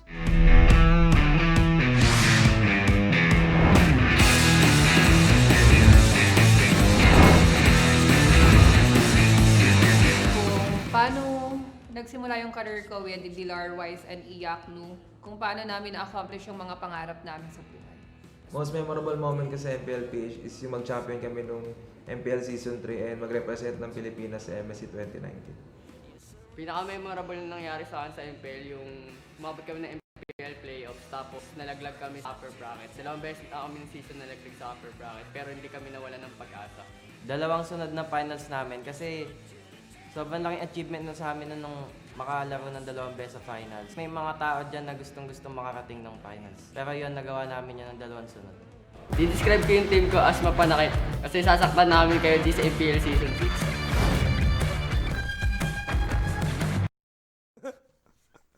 ONIC-PH, boys and girls. Oh My Venus, Wise, Iyaknu, J, Basic, and Mr. Handsome Drar getting a lot of popularity, especially in TikTok, man. Yeah, TikTok As Live. your teenage sisters or teenage girl or friends, right? Well, female friends. Female friends, yes. Right. And even the male friends. Why not? Because it's equality, man. Yeah, and Dilar and Basic, they are really hounding it up in the TikTok Live. But what is surprising actually for ONIC-PH is that they are struggling. You mentioned this previously, Manjin, and ONIC-PH are a 2 games lump. Yeah. In fact, what's really bad is that they always lose games. Yeah, there's no clean series or wins from them. They have 4 series wins for sure. What's against Blu Fire, BSB, Omega, as well as Cignal Ultra. But if you think about it, these are the teams that they should not be losing at all. Yep. They're the runners-up of the MPL Season 4 and the Season 5. But it seems like they are finding it hard to get back to their group, to recover from those defeats. I agree with you, man. The game evolves. The game quickly evolves, right? Back then, when these guys entered, especially these 4, they were at their prime, right? Again, the narrator said, trailblazing everyone. That's right. They went to the finals 2 times, and now I think with the 5-man system and with all of these teams, even from outside MPL, adapting to every meta there is, ONIC-PH are actually the trendsetters of that. They were. They were now, and now it seems that they're still the same. Wanna face now an NXP Solid. I'm sure there's a lot of supporters for NXP Solid, and we would want you to help them by scanning the QR codes that you can see on your screen. Yeah. This is Chester, MB, H2O, Red J, Yahweh, and Gymnast. Here's the deal, though. Week number 5 of the MPL is actually NXP weekend. Yep. So far, Friday, it was a win, 2-1 against Blu Fire. Yesterday, it was a very important victory because Blacklist, they are on an upward roll, actually. They are on a win streak, and they defeated. They are second place in their group. That's right. And NXP, I think that they're second lowest. So it's the second lowest versus the second highest. Yeah. And NXP won. I think if NXP wins this, if they will win this, if they will get 2-0, I think NXP will actually secure their playoff slot. Because if I'm not mistaken, they have 11 points, right? 11 points now. That's right. NXP. That's right. And for Blu Fire, ladies and gentlemen, the max points that they can get is 14. So you can't. Yeah. So there's no matter what happens, if NXP Solid's score right now is 14 and Blu Fire 14, Blu Fire cannot. That's right. Cannot go up. Cannot overtake. That's right. I mean NXP because NXP won the head-to-head matchup 2 times. So there's no tiebreaker. That's right. That and the fact that it's Blu Fire struggling now. You're gonna be facing up against Blacklist, against Execration, and if you're gonna look at it, Aura PH and Blacklist International now secure their slot. I think so. Because Blacklist has 14. That's right. I think so. So for Execration, they also need to win. They need 3 points. Both of NXP and Execration needs 3 points, and then boom. Yeah. They're good. All good. They win. That is true for Nexplay. Now facing against ONIC, though, they need the points badly. Because here's the thing: this is Group A versus Group B. For the side of ONIC-PH, they're at Group B, 9 points, tied up with Cignal Ultra, and Cignal Ultra now is at 10. There you go. For ONIC-PH, this is good because if they farm points from another group, which is Nexplay, for example, if they do get a 2-0 or actually even a 2-1 would be good, they will put themselves ahead of Cignal Ultra, keeping themselves safe in the Group B standings. But at least that's good, right? Yeah. So this is an important game for both of these guys. Looking at the head-to-head matchup, 19 games played in total for both of these guys, but it seems like NXP are the ones who is getting ahead of all of the objectives. Plus, in the hero pool, NXP, knowing that ONIC-PH has this limit to their hero pool, they could probably target certain players. That's right. I think for both teams, they badly want to secure the Cho and the Kufra. And they gotta share some of those picks. But when it comes to like the actual mastery of the picks, you're gonna wonder why ONIC-PH is only taking the weird heroes, particularly this Balmond with a low win rate. 30% win rate, There you and go. was picked 10 out of the 19 times that Wow. ONIC-PH played. That's a lot. That's half. And they also have Cho. I mean, I understand that Cho is a good pick. But you're looking at their heroes, like Cyclops is picked 6 times. Yi Shin is picked 6 times. There's just little wiggle room for ONIC-PH. For an NXP Solid, their version of the Balmond is actually the Khalid. And it's better. I think it's better rather than the Balmond. Now with the star match head-to-head, this is interesting though. 'Cause What? Still, the FB support What? rate is in favor of ONIC-PH. Is this true? I think just by the fact that ONIC is a second-time runner-up, and Wow. people are seeing the real, the real deal. I just can't. I can't believe it. Yeah. Because most of the time, I would say that people will support NXP Solid no matter what. I think the only time that I wasn't surprised is when they fought against Bren eSports, but that's Bren eSports, right? Yeah. Now, wow, I can't believe that people are banking on Dude, because you have the knack shoes, man. That's what Knack you call shoes. the Oh yeah, it's the like, Queen's Army. Yeah, if there's like a If there's a fan base for Brent, there is also a fan base for ONIC, That's and right. those are the knack shoes. Those are the knack shoes. the Oh My Venus minions. Right? Yeah, or the children. Children of Oh My Venus. Yeah, children to the Queen. Yeah. There you go. Here All we right. go. Player head-to-head match. It's Iakno versus Ren and Jay. Both of them right in the middle of the league. 24th and 27th. When it comes to the KDA, very much similar when it comes to unique heroes played, but MVP count. Wow, this is amazing. This is weird. Interesting. Then again, this is Iakno. He performed well in MPL Season 4. It's very good mechanically speaking. MPL Season 5 is also really groundbreaking. I just wonder, like, his talents are wasted on heroes like Balmond. Yeah, like Balmond. I think he also likes the Alice now, but I think he needs to go back to that assassin type of side lane, probably a Tams or a Cho maybe. Yeah. But now he's the. I want he's to see him the utility, Cho. so, yeah. I think that specifically in this matchup, it's Renegade versus Iakno. Maybe at a certain point, ONIC-PH will how do you say this? Flex that. That Cho. Okay, you're claiming that you're very good with a Cho, Renegade, but not Iakno can also pull it off. But then again, Renegade had a great time with the Cho last time. Meanwhile, another star head-to-head matchup. Wise versus H2O. All right, here's a very interesting star player head-to-head, and I like it because the stats will show us the main difference of the playstyle of both of these players. I would say that Wise, even though he's the carry for ONIC-PH, his KDA as a core reflects what ONIC-PH wants to play around, right? Yes. They would want to go for objectives more. While Nexplay, it's also a reflection of what Nexplay wants to do. They want to have this funneled hyper carry, which is H2O, and what we call the hashtag conserve H2O strategy coming out from Nexplay. And they just want to put everything in there and let the H2O pop off. I And agree with your it's point. totally different. Wise is more, I'd say, calculated, more objective, more tame, while H2O is more wild, Yeah. to say the least. H2O is a killing machine. That's right. Meanwhile, Wise is a basic An type objective of, machine. Objective machine. There you go. There you go. Yeah, I agree with your point. That's actually interesting to see. Mm-hmm. Because, again, for ONIC-PH, the reason why they chose their 6-man as a core is that at least they know that the core part is tiring. They know, I've talked to them for the first week.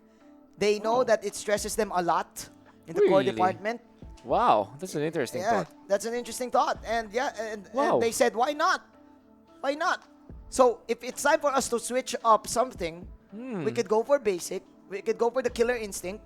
And then if we want to go for objective, then we can go for Wise. That is a valid point actually. That when you think about it, like in the grand scheme of things, because I think that even in other esports, cores are getting replaced even when they are the best cores. Right. Right. Right. Yes. Because it's tiring. There's fatigue involved. I just hope that ONIC-PH will be the first team to employ that and maybe be successful with it. Because so far it hasn't been successful, honestly. Yeah. You can see Yeah. the polar differences when it's Yeah. basic playing and it's wise playing. And that's, I think it's hard if you seesaw it because you will get confused on what your identity in your play style is. So that's right.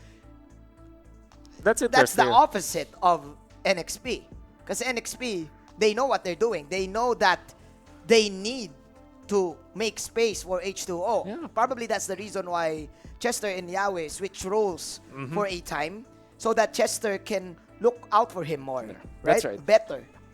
It's all about that. I mean, as funny and as jokingly as it sounds, it's really conserve H2O. Yeah, it's conserve H2O, and then Renny J acts as the secondary initiating tool, so that It's like H2O can like a little bit of insurance, right? There you go. Yeah, I like your term. So this is it.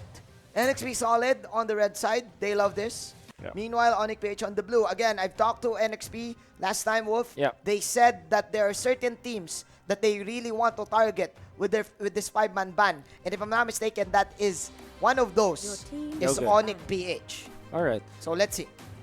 And when it comes to target bans, well, at least on the red side, you absolutely would not give the Uranus to ONIC-PH. That is their comfort hero. It's also one of their bread and butter. And ONIC-PH, I like this. NXP Solid showed up in the previous 2 days, and what the lesson that we had is never ever give Yaoi Kufra, because Yaoi just knows he's the a inside out. monster. He's a monster with a hero.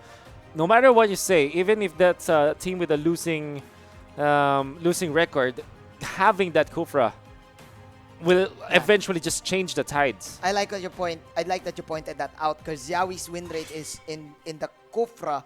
Yeah. Man, is so high. I mean that's more than 50 if I'm not mistaken. So yeah, he masters it and he won championships with it.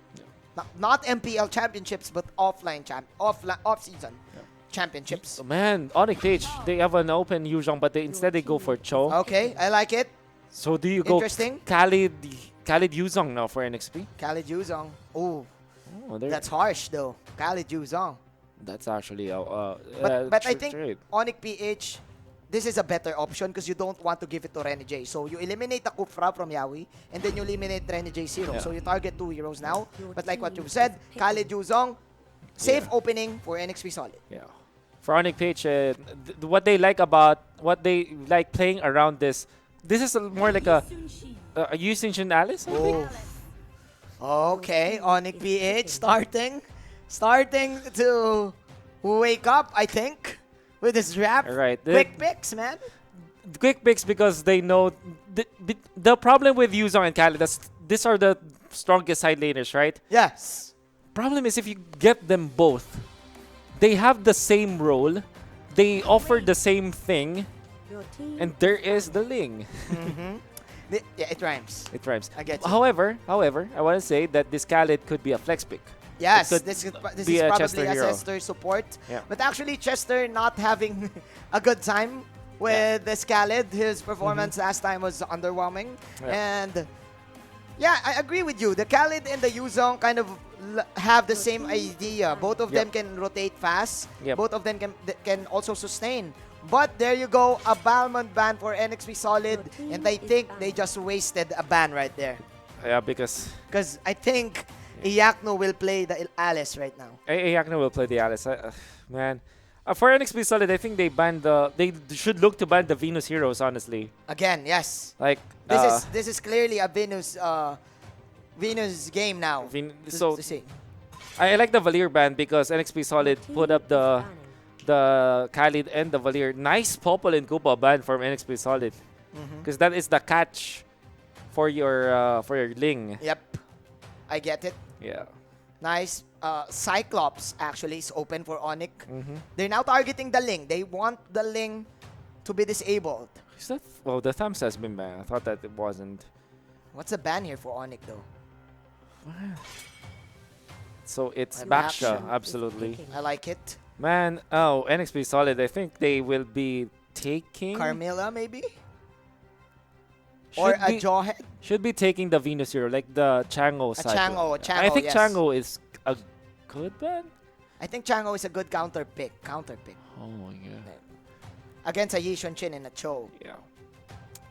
Plus, For ONIC, I think they might be considering their favorite Cyclops or Sicilian. Cyclops or Cillian, but also Oh. Hylos. Right. I like that pick because it's also a snatch. Because ONIC-PH can also put this Cho, like what's stopping them from putting the Cho on the side lanes, right? Yes. And I think NXP Solid is going back to the two-man tank. That's right. I'm actually interested if they will pick a Lolita for the last pick. I kind of feel though that they need magic damage on their side because Oh yeah, so Chango is better. yeah. Do they go Cyclops now for ONIC-PH or do they go as crazy as their support, like the Estes? Estes maybe. Or Sicilian? But I think Cyclops is better. Yeah. What is that? How about Jawhead though for ONIC-PH? That Wow, could be that's good. that's actually nice against the Ling and against the Hylos. Can use it as a tank as well as a side lane if they want. Oh, The Ruby. Ruby Changu. Yeah. Changu. And now I really love the Changu. this is a Lolita, man. This is a Lolita. I'm 70% already sure. no. Wow, how about Jawhead for them? NXP? For NXP, but they need the match. I think They they need need magic magic, right? damage. You go Cyclops And now. I kind of feel that it's a Lolita because of I- the Chango. Oh, right. But yeah, Cyclops is also good. Man, that would be And be look massive. at that. Chester's picking. Oh, what is this? Lunox. Oh, Lunox. All right. So they Okay. go say they needed the magic, They magic damage. damage. Otherwise, they will be pressured heavily by this. by the armor items, right? This is scary though. With ONIC-PH, instead of taking one of the big side laners, the Khalid and the Yuzong, they just pick up the Cho. And I think that the last time I saw Khalid as well as Yuzong played together, it actually lost. Yeah. Even I think it was. I get your point because It's two of the same things. yeah, you already have this, and why do you like? You, Also you need Chester. another one. Chester is playing Oh. the Khalid. Now this Okay. makes it better. At least they put this high loss on the support. This Lunox is a side lane. Lunox side lane and the Khalid as a support. I like this better than a double side lane Khalid and Yuzong. Yes. I like it. And This is a good. this is still the two tank setup that is NXP is using Yes. right now. The Yeah. two tank supports. So you're gonna have to wonder how is the Lunox versus the Alice lane gonna come through. By the way, nice opening in there. Interesting. Oh, I like it. This makes it so. However, I still feel that the Hylos isn't the best Pick. best pick. Let's see how Ling can fare up against the Wise. But honestly, we will not see a showdown between Wise the- and Wi- H2. Yeah, because what happens if it's Yi Sun-Jin versus Ling? Ling will always win that. Yeah, unless Wise gets the upper hand in Yeah. items. Because still a Ling is squishy if Yeah. If Wise is Wise, man, he's just gonna use all of his kit all of his energy to push. to push. Yeah, I like it. I like I your like point. There you go. Early Little Wanderer plus NXP Solid will utilize the fact that Iyaknu's Alice is weak at level Look at 1. Dilar. That's- Dilar is yeah. playing it like a Uranus, but might be punished. Oh my. Okay. Okay. Coming out for the flicker. But that is a freebie orange buff for H2. And now Chester coming in with the Desert Tornado slashes. Jay is now half health. Oh my Venus. Still poking. And there you go. Still, ONIC-PH is safe. Yeah. They got their purple. But 2 orange buffs, man, for NXP Solid. Oh, that's bad. You don't want that to happen because that means that HO will be really that. Or unless ONIC-PH decides to be aggressive in that orange buff slot. Yeah. Normally, you pressure the Ling, but NXP Solid, because of the heroes that they have, they're pressured. They can't. Nevertheless, that's level 4 for Wise anyways. Yeah. They still got it on time. Yeah, that is the main plan. Meanwhile, there's a switch right now for ONIC-PH on Iyaknu and Lar. Meanwhile, Renny J is nowhere to be found in the bottom side. Yep. Yeah, that switch is imperative for ONIC PH. I love their adjustment now. Because they might have sacrificed some minions, but it's okay if in the grand scheme of things they will have the better matchup. And NXP Solid's saying, oh, you switched, huh? I'm going to switch too. We're going to switch too. I think Renny J is going to the top and will try to gank this. Iaknu's Flowing Blood is on cooldown. Oh, man. Nice stun though. Iaknu with a flicker. Here comes Renny J. Iaknu doesn't have the ultimate. First blood. Renny J coming in. And oh my Venus with the meteor shower damage. Blood floods.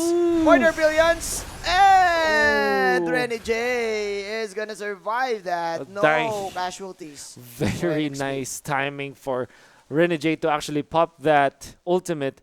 Because he also dodged the Mountain Shocker that would have hit him and would have secured that kill. And that meant that NXP Solid is on the roll, leading a little bit this time with that first blood as well. Yep. And all is good in the world. It was Iaknu, him popping the Flowing Blood. That was the signal for NXP to go in with just a flicker. So now NXP, Wolf, they're manning up here in the turtle side. Where's Pathway for Yaoi? Chester comes in with the Raging Sandstorm. Oh my Venus is here. Nice ultimate there. Lar with the pull. And where is the damage coming from? MB just boxing out 4 heroes. MB will go for the flicker. And Jay comes in with the knock up. Retaliation kill. But coming in for ONIC PH. NXP Solid will trade the turtle. MB for turtle. I think they're happy with it because H2O is having a good time. H2O is at level 7 at this moment. Weiss is just almost level 7. It's quite even, but you kind of feel that in the early game, that Dilar is in trouble and definitely going to go down. Renny J is now online, man. Yeah, it's a Lunox, siding Lunox. Yeah. And Chester acts like a Lolita because he pops the Sandguard to just tank through the Meteor Shower. It's actually really nice. It's interesting, and he knows how to play that, right? So, Oh My Venus trying to steal the orange buff. And he failed, man. He doesn't have the Meteor Shower now. Alright. Are they gonna go for the initiation? It's okay.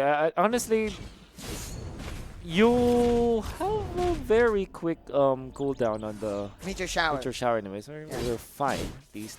Yep. But look at the bottom side. Yep. That's the first push. Renny J, knowing the fact that the Ruby has a high HP, poking him with the Chaos Bolts, and already now at level 6, man, Wolf, Renny J just doing fine and having a great time. Yeah. Lunox, I think ONIC PH are surprised with this Lunox pick. Nevertheless, I think they're really, how do I say this? Holding their ground. Look at this, 11.1k. Yep. And Nexplay Solid is just a little bit above 12. There but you those go. deaths, you don't want that to happen often. An important game for ONIC PH. And they're clearly losing the early game. One of the strengths of NXP Solid is when they dominate the early game, they usually win. Oh. I think that ONIC PH will now, game number 2 will respect that Yuzhong as well as the Khalid combo. But can Chester steal this? Okay. No. He won't. But this is interesting though, because NXP Solid, they love the bush strat. Because Yaoi and Renny JJ spent so much time in hiding inside the bush. So ONIC PH got confused on whether to get the orange or not quickly. What I love about this is ONIC PH, I think they're just bracing themselves for the late game now. Yeah. Because they love to fight. Okay, Weiss now with Retribution. the Retribution. There's still ONIC though. There's an ONIC Magic. No, But then ONIC Magic. NXP, still an aggressive team as well, now controlling the side lanes. Yeah, what I like about this is that there are a lot of wave clear on side of ONIC PH so that they can prolong the game long enough for the Yi Sun Shin to be online. Yes. And as much as they lost one turret, I think that they can defend all their turrets now. Look at this. Chango in the late game as a support is very strong. Alice in the late game as a core is also very strong. Yeah. And they also take for account that Yi Sun Shin. Maybe the Ruby is the maybe the outlier here for ONIC PH. But perhaps if Dilar pops off, I mean Dilar lands off the stance, it would be good. Oh, that was clutch. Clutch pick off there, ONIC PH. You know what, you're talking about the damage of ONIC in the late game. NXP also has that. Oh, yeah, you're right. Because Lunox in the late game can melts the HPs of the Cho and of the Alice as well. Because look at this, he also has the mystery shop for the early items. So well, Like now with the golden staff. like the vengeance for Chester he chose. Yeah. It's great versus their Yi Shin. Yep. And nice steal though. Was that? That was H2. That was H2. H2. It's Actually, amazing. also great for the meteor shower. Oh, too. now I learned the Little Wonder, the buff, it cannot go to the wall. Again? It cannot. It can't. So It stays on the ground. yeah. But H2 just needs a little bit of HP. Okay. But okay, Yawi and company, they're forcing the stop lane due to this Alice being such a wave clear hero. Even popping the sticker now. Sticker. I wonder if he knows that we are focusing on him. Yeah. That's There what we go. like. Oh, Renny J, Order Brilliance out. Nice ultimate with the Girls Pathway so that he can get away. Chester now with the Vengeance. Jay and company just boxing out. NXP solid for them to take the turtle. Meanwhile, Extra over the Blade Tempest. Who got the turtle though? I did not see it. It's Weiss. But MP now No. falling low. Oh my! Iyaknu no. with an outstanding ultimate. Wise also Oh with the my last hit. God. Renny J will try to outplay this with the Chaos Ball, but it is too late, man. Oh, Renny J! Can he go for it though? No, he can't double kill, but that is a wipe out. Oh man. ONIC-PH winning that fight. Oh, it's a bad decision from NXP Solid. Never ever fight in that area where there's a big AoE from ONIC-PH. However, I honestly thought that ONIC-PH bit themselves in there. They could have just backed away, but nevertheless, we'll see the Gillette instant replay. They lined up perfectly. No matter what happens, the AoE damage is just gonna come through. And yeah, honestly, Weiss didn't have to do this. They did. They were punished for it.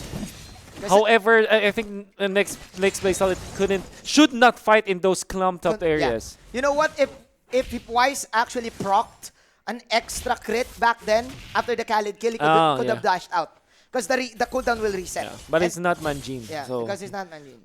Because if you're a Yi Shin, you would do that because you want to proc the cooldown. Yes, that's right. And if it went on cooldown, he can trace this out, but it was too late. Yeah. So, man, NXP, I agree with you, man. They need to look for the right fights. That's right. Look for the separated fights because if they group up, you have a Ruby and you have an Alice. So, easy AoE damage for ONIC-PH. Look at this, the collapse. It's a two-pronged attack from ONIC-PH.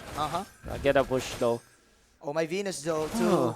Just so threatening with all of these mages. Wow. Oh, my Venus is already up with the Durance. Durance, man. It was his decision to not go Durance first. Oopsie. Is this too aggressive though? No, it's not. Going back to your point? Yeah, it's... Oh, wait a minute, Wolf. Raging Sandstorm from Chester, but that is the Meteor Shower who will take the purple. It was Wise. Whoa, Dilar! No. Nice initiation from Dilar, and the crits coming in from Wise. Two heroes are now down for NXP, and here comes the chase though. Will Iyaknu go? No, he won't. But ONIC will still take that fight as H2O will just clear this bottom side. ONIC-PH now still getting the lead. Remember when I told you that there's not much control inside of ONIC? No, teamfight, I'd say. But if Dilar pops up, that's good. That was amazing. Yeah. So he was able to pull off the dream scenario for the Ruby, wherein you're gonna catch 2 or 3 members and then you flicker out, so that your scythe will attract everybody. Everyone, yes. Right, and that's it. I mean, he was able to take away Nexplay Solid from the glorious pathway. And honestly, as good as that ultimate was from Yawi, if you're not inside that carpet, or not on that carpet, I mean, it doesn't matter. It doesn't matter. Because you need the extra movement speed. Is this the new Dilar hero? Yeah. Is this the Ruby that can be? Oh, look at the combo, man. Glorious pathway out for Yawi, but here comes the Black Dragon. Where's the initiation coming from? No one will start it out. No, maybe except for Dilar, because Dilar is here. Coming in from Yawi, Raging Sandstorm, but it will be dodged out by Oh My Venus. H2O is from behind. He's lurking, but he will not go for the attack as Wise and company. They're chasing Renny J. And okay, team NXP Solid 3 heroes will still die as ONIC will eventually get another tower. What do we call that? Is that the way of the shower? Is that the meteor dragon or Meteor way Dragon of the sounds good. way of the But- of the meteor? But Way of the Shower sounds more like oh my Venus. Oh, that's right. Yeah, It's Way of the Shower. yeah. Way of the shower. I like it. But Shower of the Dragon. shower of the dragon. way of the meteor. Or, but wait, that looks nice, right? The You Dragon see Shower, maybe. big team fights for ONIC-PH as they are winning it. Are we seeing a new Dilar hero, however? Maybe this Is is this it? Is this Maybe it? this is it. You know what? ONIC-PH is still strong in terms of team fight. Oh. This is their main strength. Team fight. Man, it made me think. The losses of the demise of ONIC-PH was when Esmeralda was banned. Oh, was yeah. permanently banned because we see them if Iakno or Dilar plays it, they play it aggressively, right? It's a playmaking core all of a Yes. sudden. Yes. And you don't want, you can't get that from something like Balmond or anything Yeah. else. But But you this can time get with it for Ruby. That's Yeah. right. And look at that. Look at the damage of Wise now. Almost hitting H2 with the Dauntless Fleet. Yeah. If that would hit, could have been burst. Look But at here comes the that. burst once again. Raging Sandstorm out. Yahweh is falling low. Here's the Black Dragon, but Yahweh is the first one to fall down. Oh, my Venus with another kill. And the Lord is still alive. H2O, he wants to go in. Already in half health. Pops the ultimate. But where's the damage? No more. ONIC-PH, they want to take this game, but the minions are not present. But they will try to transcend. Oh, the there it is! Another ultimate! Lord, Mr. Handsome making the waves and the plays. ONIC-PH for the first time after 2 games, getting their first victory. Flawless! Flawless initiation. Coming out from Dilar and that Ruby. Out there feeling confident. That was amazing. Confident, Lar, Mr. Handsome. Mr. Handsome. Flawless. Mr. Flawless. Mr. Flawless. In the English name, he's Mr. Flawless. In the Philippines, it's Mr. Handsome. Mr. Poggy, yes. That was amazing. I mean, I think that we saw that at least 3 times. Yes.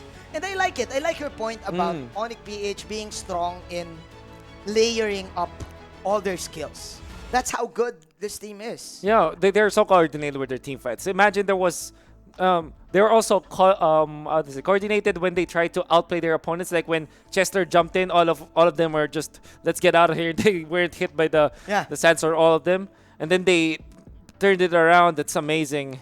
This is how you know that ONIC-PH. This is how ONIC-PH needs to wake up, I guess. Yeah. This is their path.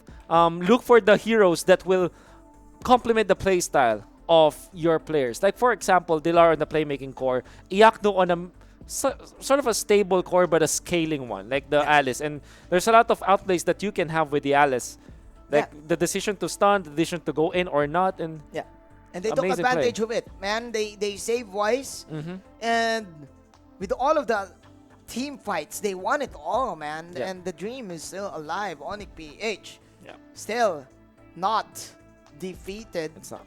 And now let us pass it again to our resident analyst. Shinbu, it's your turn.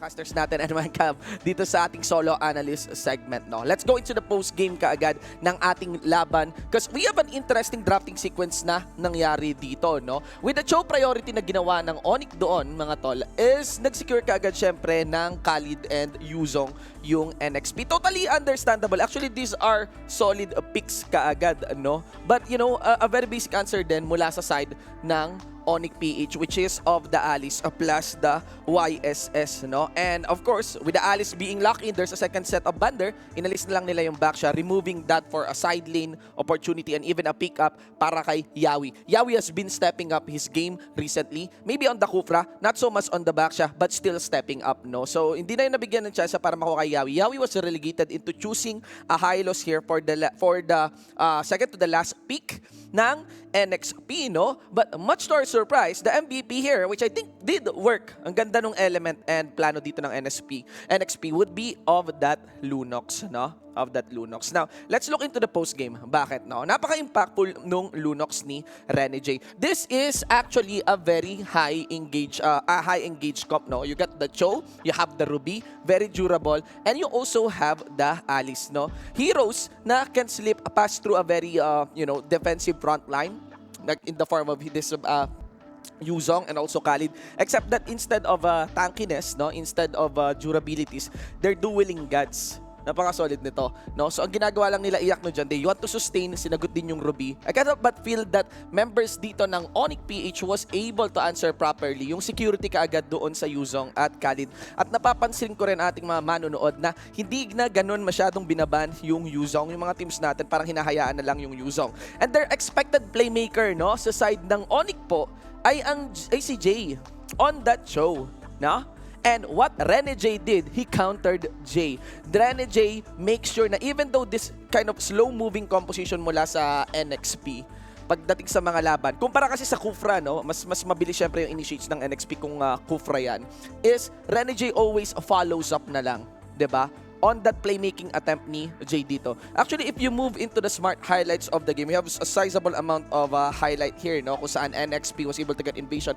There is a classic cut mula kay Rene J, no? Mula ka agad doon sa side. And that is a very heavy punishment din para kay Jay dito, no? So, hindi ko harangan yan. Yan, Rene J has been racking up good amount of kills for this part. Now, this is where the new hero of the ONIC side shines through. And that is of Dilar. Napaka-disruptive ni Dilar dito. And ngayon lang ulit tayo nakakita ng Ruby na hindi lang naman dueling capacity si Ruby eh. May ult yan na napakalaki, diba? You can actually see how he used his flicker, no? How he uses flicker, and of course, combined it with his ultimate so that he can easily catch yung backline mismo dito and totally disrupt the formation ng NXP. And doon na lang nag-encash din yung mga membro ng ONIC-PH. Hindi pa yan mga tol. Actually, marami pang mga sumunod na mga play dyan. I think we had one for the blue buff. Yes, there is one. And I want to emphasize this. I think this is where H2 was not easily allowed to join the party. No? These are 4v5 fights. Iyakno was totally online, and by that time, nabili niya na yung kanyang winter truncheon, which is totally okay, totally good. Napaka-timely for that fight. I just want to emphasize then na may play doon si Jay. Hindi niya basta pinayagan na makalapit din si H2 when H2 decides to join the fight doon sa may purple buff. Ready to actually Shunpo. Jeet Kune Do, no? Wala nang ult si Jay noon sa totoo lang, pero nanigurado na lang din si H2 na hindi basta-basta lumapit and make sure na hindi siya masipa ni Jay. Kasi H2 is always about consistency, no? You don't expect H2 to be the additional kill for your team once everything goes south for NXP. And with that, someone was able to cash in properly. It is gonna be of Wise here, 78,800 na damage dealt against the opponents, you know. Here's the combination, no? You got the Ruby, and you got the sight for that. You got the sight, no, for that part. Sight combo, and of course, binagsakan ng napakalaking ultimate ni YSS, no? So you got the Ruby combination and YSS, in which, ang ganda eh, kasi yung Mountain Shocker, tabi-tabi pa talaga pag bumagsak. And yeah, I think very commendable performance din as well, no? Parang meron tayong MVP dito in terms of numbers, but we also have that playmaking or actual game na MVP, and I would give that to Dilar. I'm actually glad na after the series of slump, I find na isa sa mga kind of weak lane ngayon ng ONIC I see Dilar because of the continuous Uranus ban for him. Teams has the tendency of actually targeting the lane of Dilar there after banning the Uranus, and now he has find home on that Ruby. Now, these are the codes that you will find here sa ating broadcast. So, kunin nyo na yan mga tol. That is our giveaway code. And of course, we also have our bonus giveaway code then, ladies and gentlemen, especially of you guys helping us reach our target 10,000 entries na milestone para syempre sa ating mythical raffle draw. So, salamat sa tangkilik, salamat sa pagsali mga tol, and pwede pang sumali yung hindi pa, no? bit.ly/MRD-W6, that is the link patungo sa form ng ating mythical raffle draw, and fill upan nyo na yan. If na-fill upan nyo ang 5 sa ganyang form, then you are qualified for our Grand and Ultimate Mythical Raffle Draw kung saan hindi lang basta skins ang ipamimigay natin kundi magandang bigayan pa dito sa MPL. That is a very interesting series, especially of the approach of NXP doon sa pick kay Rene J, no? But I think these two teams come in really into this game prepared and ready with their homework. And I think, a good answer here is seeing this game number 2. How will it all pan out? I hope this adjusts and we actually see a game number 3 rin naman para sulit. Kung naging sulit ang ating Sunday morning, maging sulit din ang ating Sunday night. So, I will give it back to our casters. Kayo naman. Yeah, Shinbu, it's our turn. And now we're going to have a change of court. Change court. Change court. That's the announcer in volleyball, right? Or in basketball, right? So, yeah. NXP is now on blue. ONIC is now on red. Actually, here's the thing, Magic. Good thing that you pointed that out. Because some teams, if they... I think the loser chooses the side. Wow. I think that has been it for the longest time. So now NXP has chosen the blue side. If they have the luxury, right? Yeah. And some teams, they still go for the second pick, even if they... So they want to prioritize something. That's the... we actually would. I think we need to check that out. I think that's a valid point because it's also applicable in other MOBAs, other esports titles. We're in sometimes even if you have the chance to get the first pick or the priority, you still go for the latter. That's interesting, man. Yep. I like your point there. But yeah, so the problem was for NXP Solid, they underestimated ONIC's capability to team fight, right? They know when they are strong. That's the main strength of ONIC, especially Venus, man. The part where they actually went into the top lane and tried, and then suddenly they picked up one. Yeah. And then after that, outplay after outplay after outplay, boom, ONIC-PH won. Yeah, I think that's how they won in the past, right? They know how to. They all of a sudden they win team fights. That is true with Aura as well as ONIC when they were winning in MPL Season 4 and 5 during the regular season. For some reason, they find big victories out of like small pickoffs. Then they force their opponents to retaliate, and all of a sudden they are auditioning one by one. They look like they're auditioning one by one. Because ONIC-PH, they don't do risky picks. What they do is that they bait a team to engage. Yep. And then suddenly, they will do the disengage and then boom, they will wipe out the team. And that's what happened earlier because Yahweh and Chester were forced out to do the Raging Sandstorm and to do the Glorious Pathway, but without any follow-up. Without any follow-up. These guys, ONIC-PH, I see that from them because maybe they lose the early game. Maybe they lose the early game objectives. But if they have the ultis up, if you give them all of these big ultimates, they can pull it off. Yeah. And maybe that might be the trend that we can see over the course of the last few days of ONIC-PH, because I find it weird when they pick all those heroes that are quite easy when it comes to execution, right? Particularly the Balmond. We just don't like seeing because they're wasting their talents. I also like to see my Venus in more offensive supports. Yes, that is forte. Yes, he went for the healing strategy from before, but but now he's the killer. I think that passive killing support. I only say this because Jay is more on that passive babysitter role. Yeah. But you know what? I want to say that Cho performance from Jay was outstanding. Yeah, it's really good because he risks his life a lot. Yeah. But in the end, it's for the benefit of his team. I think because they know that there is a Khalid and a Yuzong, and the Khalid and the Yuzong, all they do is just to stay in lane. Yeah. And they're not really the ones who can initiate. They're not a Thams who can outplay, right? Like for an instance, right? Because they need time to outplay. They prolong team fights, right? Look at this. Uranus. Uranus. What do you ban for ONIC-PH? Do you ban the Yuzong for Do you ban something like Farsa? Do you ban Yuzong, right? Or Farsa. Or Khalid. Or Selena is actually available. But I like the adjustment from NXP Solid. They bind the Cho, knowing that ONIC-PH is quite confident with this hero. You know what? I think the Cho is like the hero of the month. Yep. Or the hero for MPL right now. It's still the guy, right? There it is, the Selena. It's still the guy. So All there right. you go, Selena. So, you have Farsa, you have Khalid, you have Yuzong. This time, however, NXP Solid is one pick, so they go Yuzong. Okay, now you can go Khalid Yep.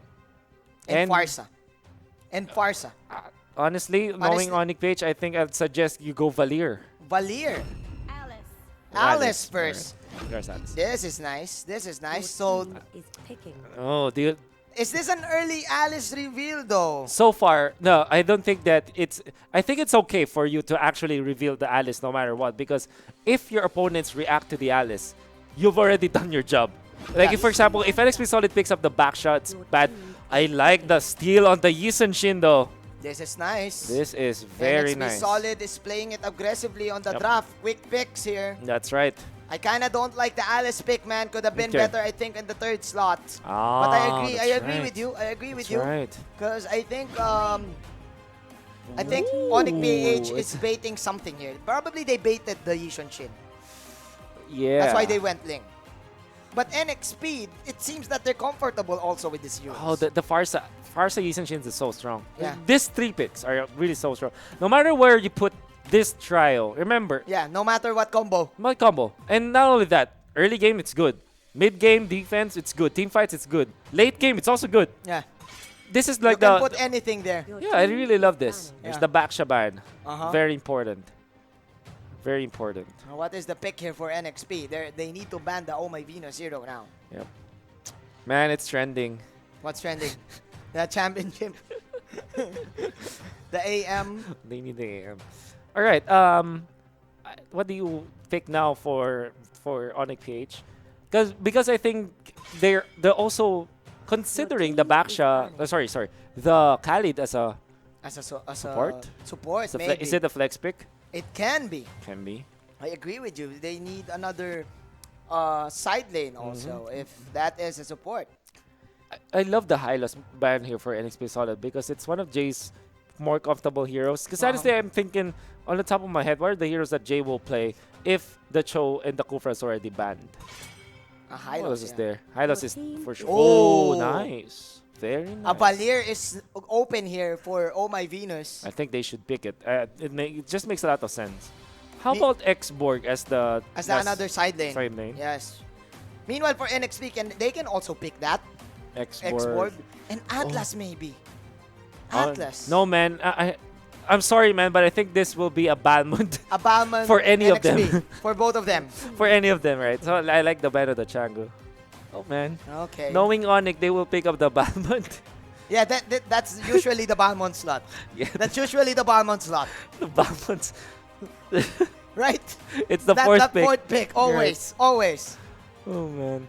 But I suggest they should pick the Valier. Because there's no more Hellkurt. Or probably a Louis. But yeah, I think Valier. I think Valier just makes a lot of sense here. Yep. I don't know how confident ONIC-PH is with Kagura. Okay.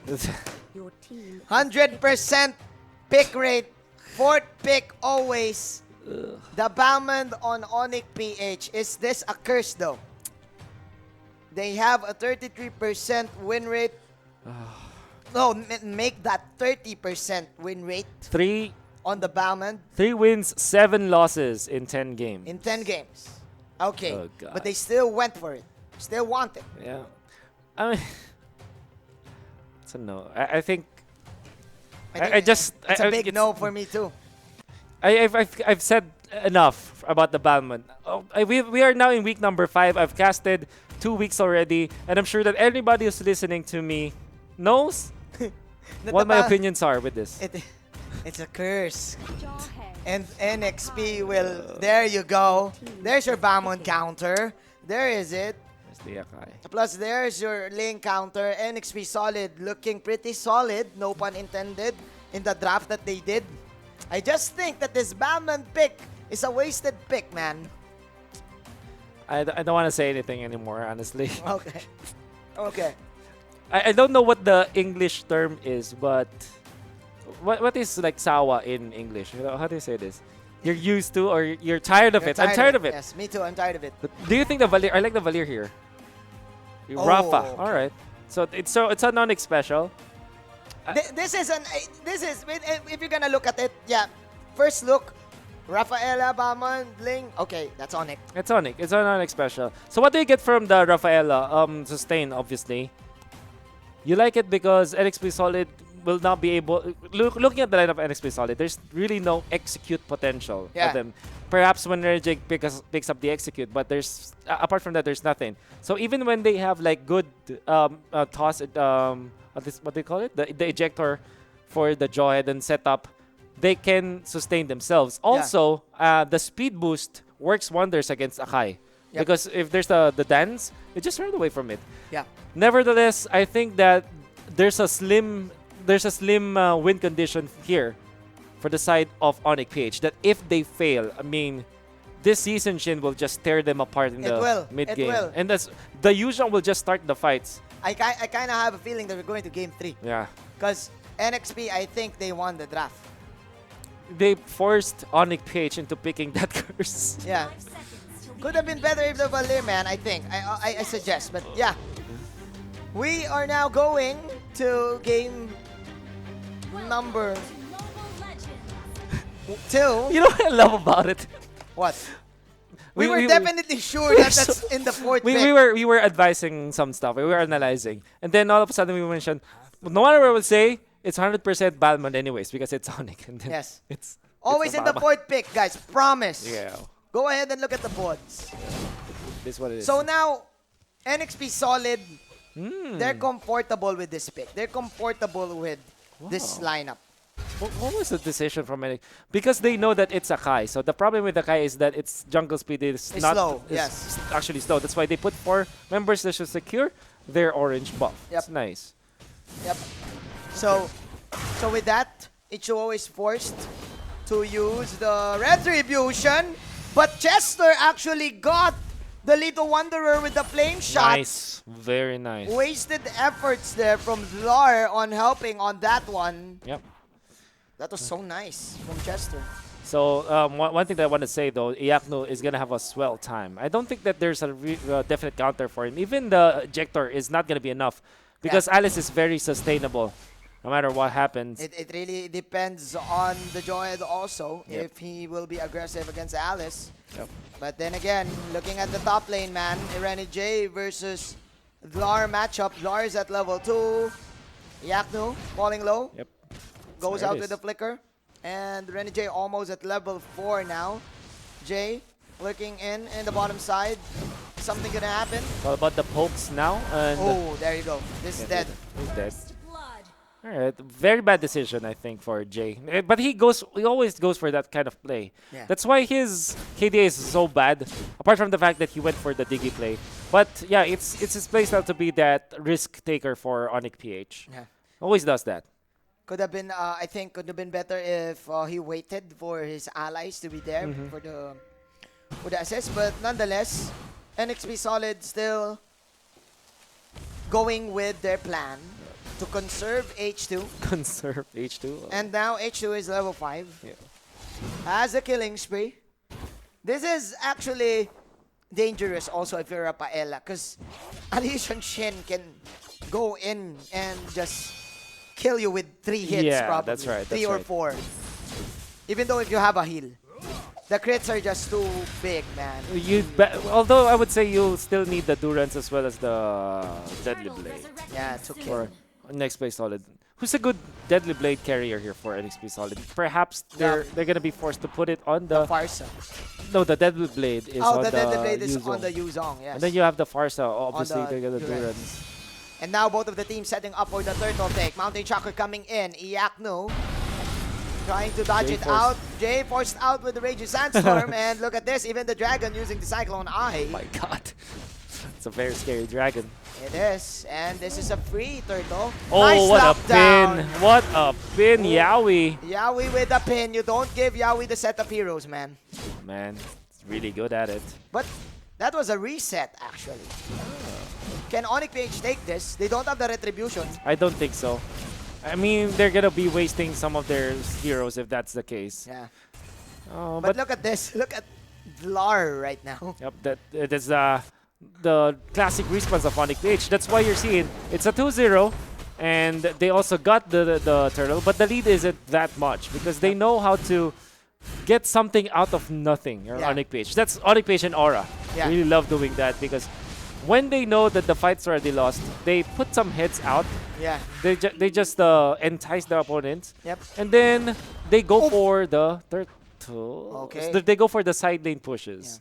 Yeah. And it really gives them a lot of gold, I'd say. But while you're saying that, man, Yawi with another good pin down onto a hero. And Yawi just proving us that he is one of the best initiators right now in the league. Getting a hero after a hero. So, yeah, with all of these picks right now for NXP Solid, even though ONIC is getting a little bit of trade-off, they're still winning the entirety of the game. Oh, did you see that flame shot to cancel that? The sand sand guard. Really nice. Oh, that wasn't a flame shot. That was I'm sorry. It looked like a flame shot. It was just the skill of the Farsa. I think that was the rotary impact. Sorry, the energy impact. Energy impact. There it is. The Farsa, right? Also, maybe just from the Yisun Chin. Yeah. From the charge. Oh yeah, because it looks like a flame shot. The flood blood. Flood blood. Yeah. There you go. Ooh, okay. Oh, nice spin again. Oh man. Yawi. Yep. With all of those spins, man, canceling the retribution of Wise. Here's the thing. As much as Wise is a very good Yisun Chin player, it seems like the knowledge of HO on this lane pays off. They know they have been stopping Wise to his tracks for the longest time. And they know that there's a big emphasis on the purple buff given to the Ling, and they're taking it away constantly against the side of Wise. Yep. But now they know that, okay, the retry is still up. This is a turtle dance that we're having. Let's see. Now Oh, Iaknu went in. There you go. Wise went in. Wise with the ultimate. Yawi doesn't have the spin. Okay, he has a spin, but no casualties. Now I understand the idea of the Akai and why Yawi was able to catch that Ling. So what you do is that if you hit with the blender and the 1000 powder, that's an instant stun, and stun will put you down from the wall if you're the Ling. And once you're down from the wall, it's easy to pin you. Yes. That is the combo. Good. That's the counter. That is the counter. Very nice. Nice fix. pick. Oh, Venus. Oh, oh, God. Oh, my. Is this another curse game? NXP Solid just proving to everyone that they have it. And now, punishing ONIC-PH. Ladies and gentlemen, look, I see what you meant about the Akai. And I also want to add that it kind of acts like a counter to the Alice too. Because every time the Alice goes in and pops the ultimate, what he'll do is he could just spin and push the Alice back away. This is what ONIC-PH needs, however, those pickups. And then if they convert this to a push, that's good. However, let's just say that they need to defend their lanes as well. And their top lane is going to be pummeled by Renegade. You can see the positioning of Renegade. It's really good to kind of tag He's Dilar. gonna cancel this. Oh, Jay. Jay needs to be careful. Oh, sneaky. Sneaky moves from Jay. Sneaky moves from Jay. Sneaky Jay. Look at the synchronization of Yahweh and Chester. Yeah, they know. They plan it out. And what he knows as well. Yeah. Jay knows. Jay is one good Akai player as well. So he probably knows already. He knows. That's interesting though, because those are two stunts. One is the root. Oh, yeah. That's right. For the energy impact and the blender 1000 pounder combo. Yeah. 1000 blender. Oh. Yep. Why do we keep on doing this, man? I don't know. I don't know. I don't know. That's just us. Yeah. Top lane, I think ONIC-PH needs to push that. Yep. Are we actually scared? Look at this. There was a team that we criticized. I can't remember who, but their Alice did not go for the Truncheon. Instead, they went for Calamity Reaper, and it went badly in their favor. But Calamity Reaper is actually on the suggested items, man. Maybe on the late game, perhaps. But the Lightning Truncheon Alice, it allows them to get kills. Yeah. Dilar is the trade for ending. I don't know, man, because it's at the second slot on those suggested items. So don't believe that, man. Don't believe suggested items. Yeah, okay. But I get the point. I get the point that in the late game, it's better. But what you need right now is probably damage or sustain. So you go Winter Truncheon or Lightning Truncheon. Either of the truncheons. Oh, yeah. Apart from that, I think you also need the wave clear that you can get from it. From that. Oh, another good pin. Jay plays. Jay! You don't like this. Taking it Iaknu. away, but Iaknu is here now. Where is the damage? Chester falling low, but man, that is Lars spinning. No casualties from NXP. Oh, okay, there you go. That is the Akai down, but that is a 1-for-1, and it's still H2O staying alive. Still, NXP leads by 4,000 gold. Man, I cannot understand what is happening now for ONIC-PH. I think they need Iaknu to pop off. He's doing great though. However, NXP Solid, they are prepared for it. You see how they knew that ONIC-PH will go for a retaliation play. They backed down and Iaknu didn't catch anyone even with a good initiation. Yep. That's how you know that NXP Solid, they know what the game plan is from ONIC-PH. And time again. MB is going to be very crucial. The ejectors are a good time. And look at this. We were criticizing the Balmond pick so much, and now it's late game. The damage has expired. You don't get. They didn't get any kill out of this Balmond, and yeah, because it's interesting. Because with the trend right now that there is extended team fights, the Balmond can't really pop the lethal counter execute, right? Yes. So what you're gonna do is you're gonna just spin. And the spin doesn't do enough damage. See? There you go. Life and stealing. ONIC-PH are punishing NXP is punishing ONIC-PH. And they now could force game number 3. Look at Wise, he's forcing this push. Oh no. And there is gonna be a pause. Wonder what happened in there from the decision making of ONIC-PH. We also came to the point where MB is a threat to the Rafaela. The problem I have with Rafaela is that in the latter stages of the game, you can see that its inherent weaknesses. It's not like Estes that has a good late game presence. Rafaela is more in the early game. And also, the suicide attempt, suicide approach for the Rafaela, when you try to die first from your team, is not going to work at all. Not only that, the heroes of NXP, they can eliminate the Rafaela so quickly. And you saw that with MB. I think with the MB on the jawhead. That's right. Plus you have a Yishon Shin. Yep. And now look at NXP. They're planning now. They're planning. They know that Wise is in the area. Yep. Wise is near them. Yep. They could probably go for the retaliation kill. Yep. Because Dlar is dead. Oh My Venus is also at the death timer. So with that, NXP Solid, I think, man, if they get kills right now, instantly, we're going to game number 3. And I kind of think of the late game prowess of the side of ONIC-PH. For clearing waves and for split pushing, they can still fight. But I doubt that in big team fights can last. They can't because you hard. have an Akai. The Yaoi on this Akai is so outstanding, man. This is Yisen Shin too. Yeah. And if you lock down an enemy, instant mountain shock or the combo is brutal here for the side of NXP. So finally, there's the third push as Jay just attracts the attention of Renid J. Wow. Weiss, however, is going to be tagged here. Oh man, he's going to die here. Oh! The proc, ladies and gentlemen. And Iaknu running for his life as the Cyclone Eye. And we'll say bye-bye. But Weiss, look at Renny J. Knowing, that's the Lord as well. Knowing that Weiss will go to that wall. Flickering and then knowing the distance of the Dragon Tail. Man, I think that this is if ever, this is gonna be the 8th defeat on the Balmond. When do you know that it's too much? But Iaknu will actually get one. That is just smokes and mirrors just to take the purple buff. And SP Solid is still having a go at it. Oh man, Iaknu is tasked to be the. He is the carrier of the team. He needs to carry the team now. Yep, but hard. Renny J is manning up to him. Pops a dragon and no damage whatsoever to the Lord. And now the Lord will attack to the bottom side. Yaoi once again attacking the Queen, pinning him down. What? But mega kill coming in from Iaknu. Weiss actually with the outplay. Dragon Tail coming in from Renny J. 2 heroes are left for the side of Oh, NXT. no! Lethal counter did He not missed! hit. He missed! Hitting nothing but germs.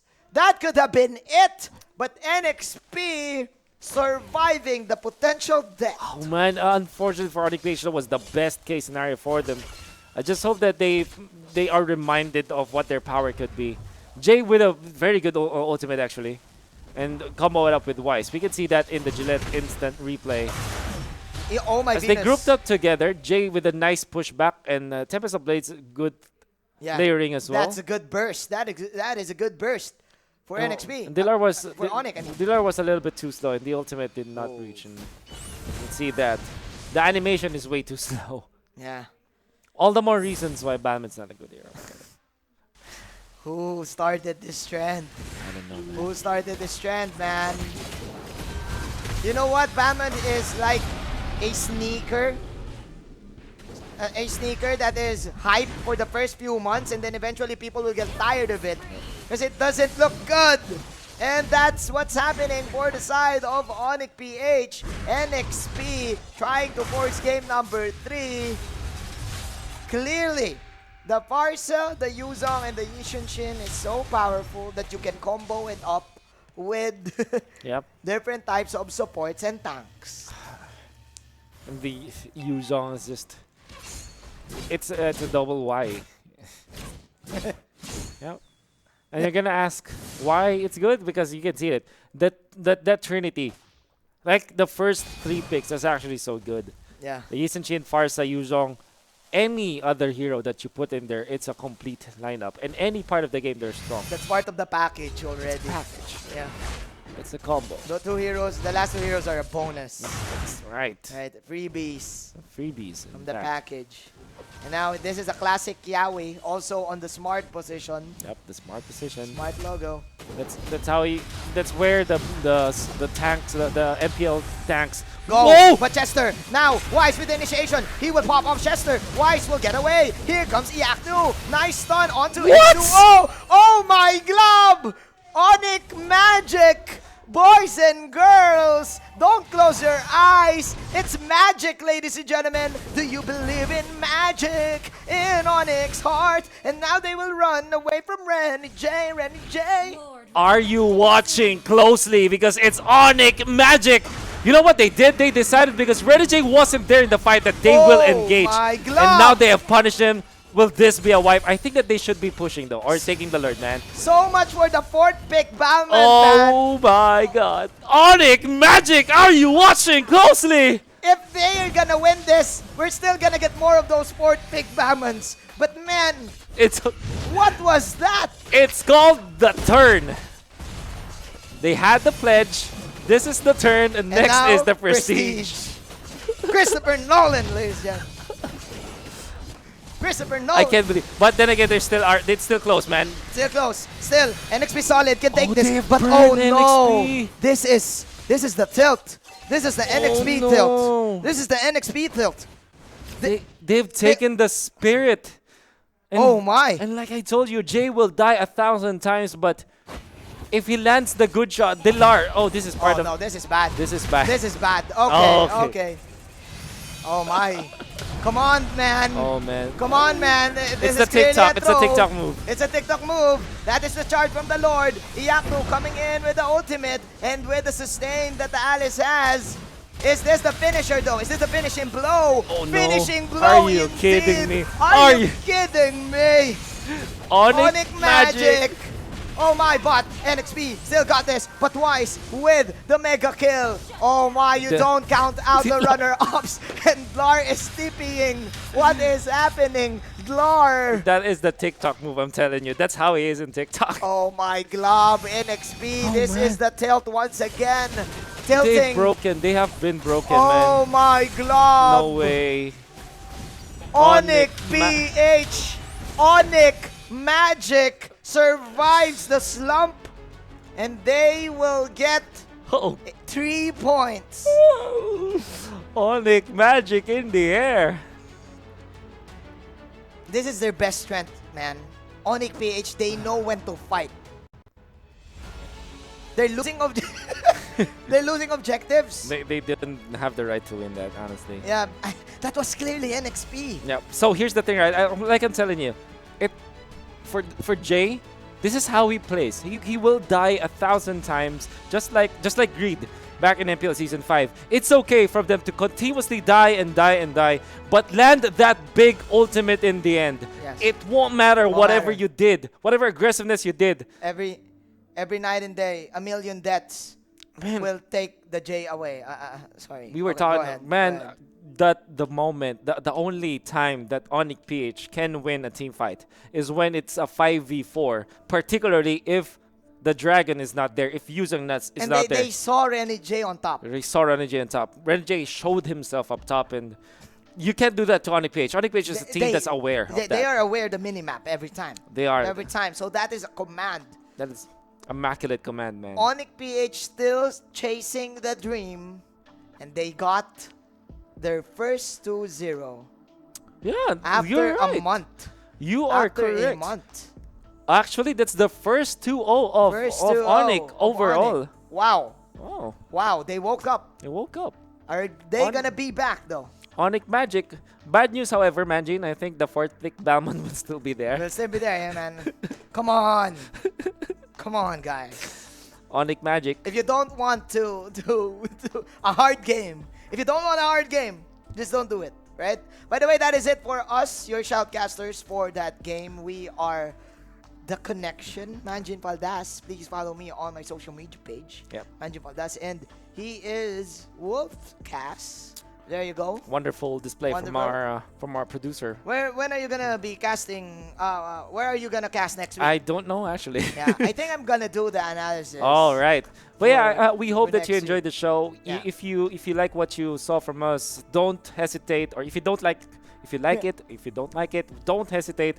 Please tweet to us or just give a message. Go ahead and contact us, man. And we love being casting for thank you so guys. much, everyone. Stay safe, and we're gonna pass it now to Shinbu. Between ONIC versus NXP. It's close at 2-0, mga kaibigan, and let's see what happened in that game. I was thinking that NXP actually had this one in the bag. For example, this one, no? Again, guys, hindi meta heroes, no? Hindi actually kung ano-anong basta heroes or picks lang. When we evaluate these players, we think of their, tendency to pick, preferred picks, and where they shine the most, no, whether it is within the meta or not. Well, there goes Yawi. But parallel to Chaknu, actually, Yawi shines the most kapag ang mga napipili niyang hero are those that are a bit fast-moving heroes, in the form maybe of the Kufra. And I was thinking it is much better na meron siyang ganong klaseng hero kumpara doon sa highlos niya mula doon sa early game number 1 natin, no? And this is a further advice. I mean, yeah, 5.3 on the bronze, but I think there is a need to tweak that, especially in evaluating heroes, kasi this is just based on the damage and damage received, no, pero not really on the crowd control and impact, especially for the early game kapag kina-calculate yan nung game din, no. And this is where my question lies.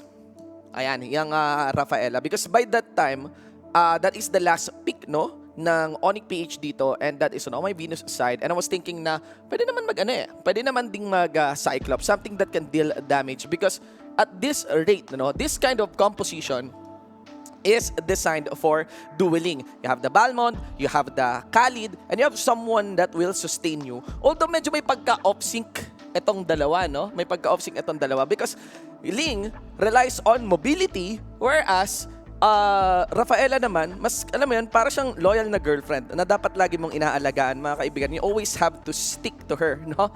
And Ling doesn't do that.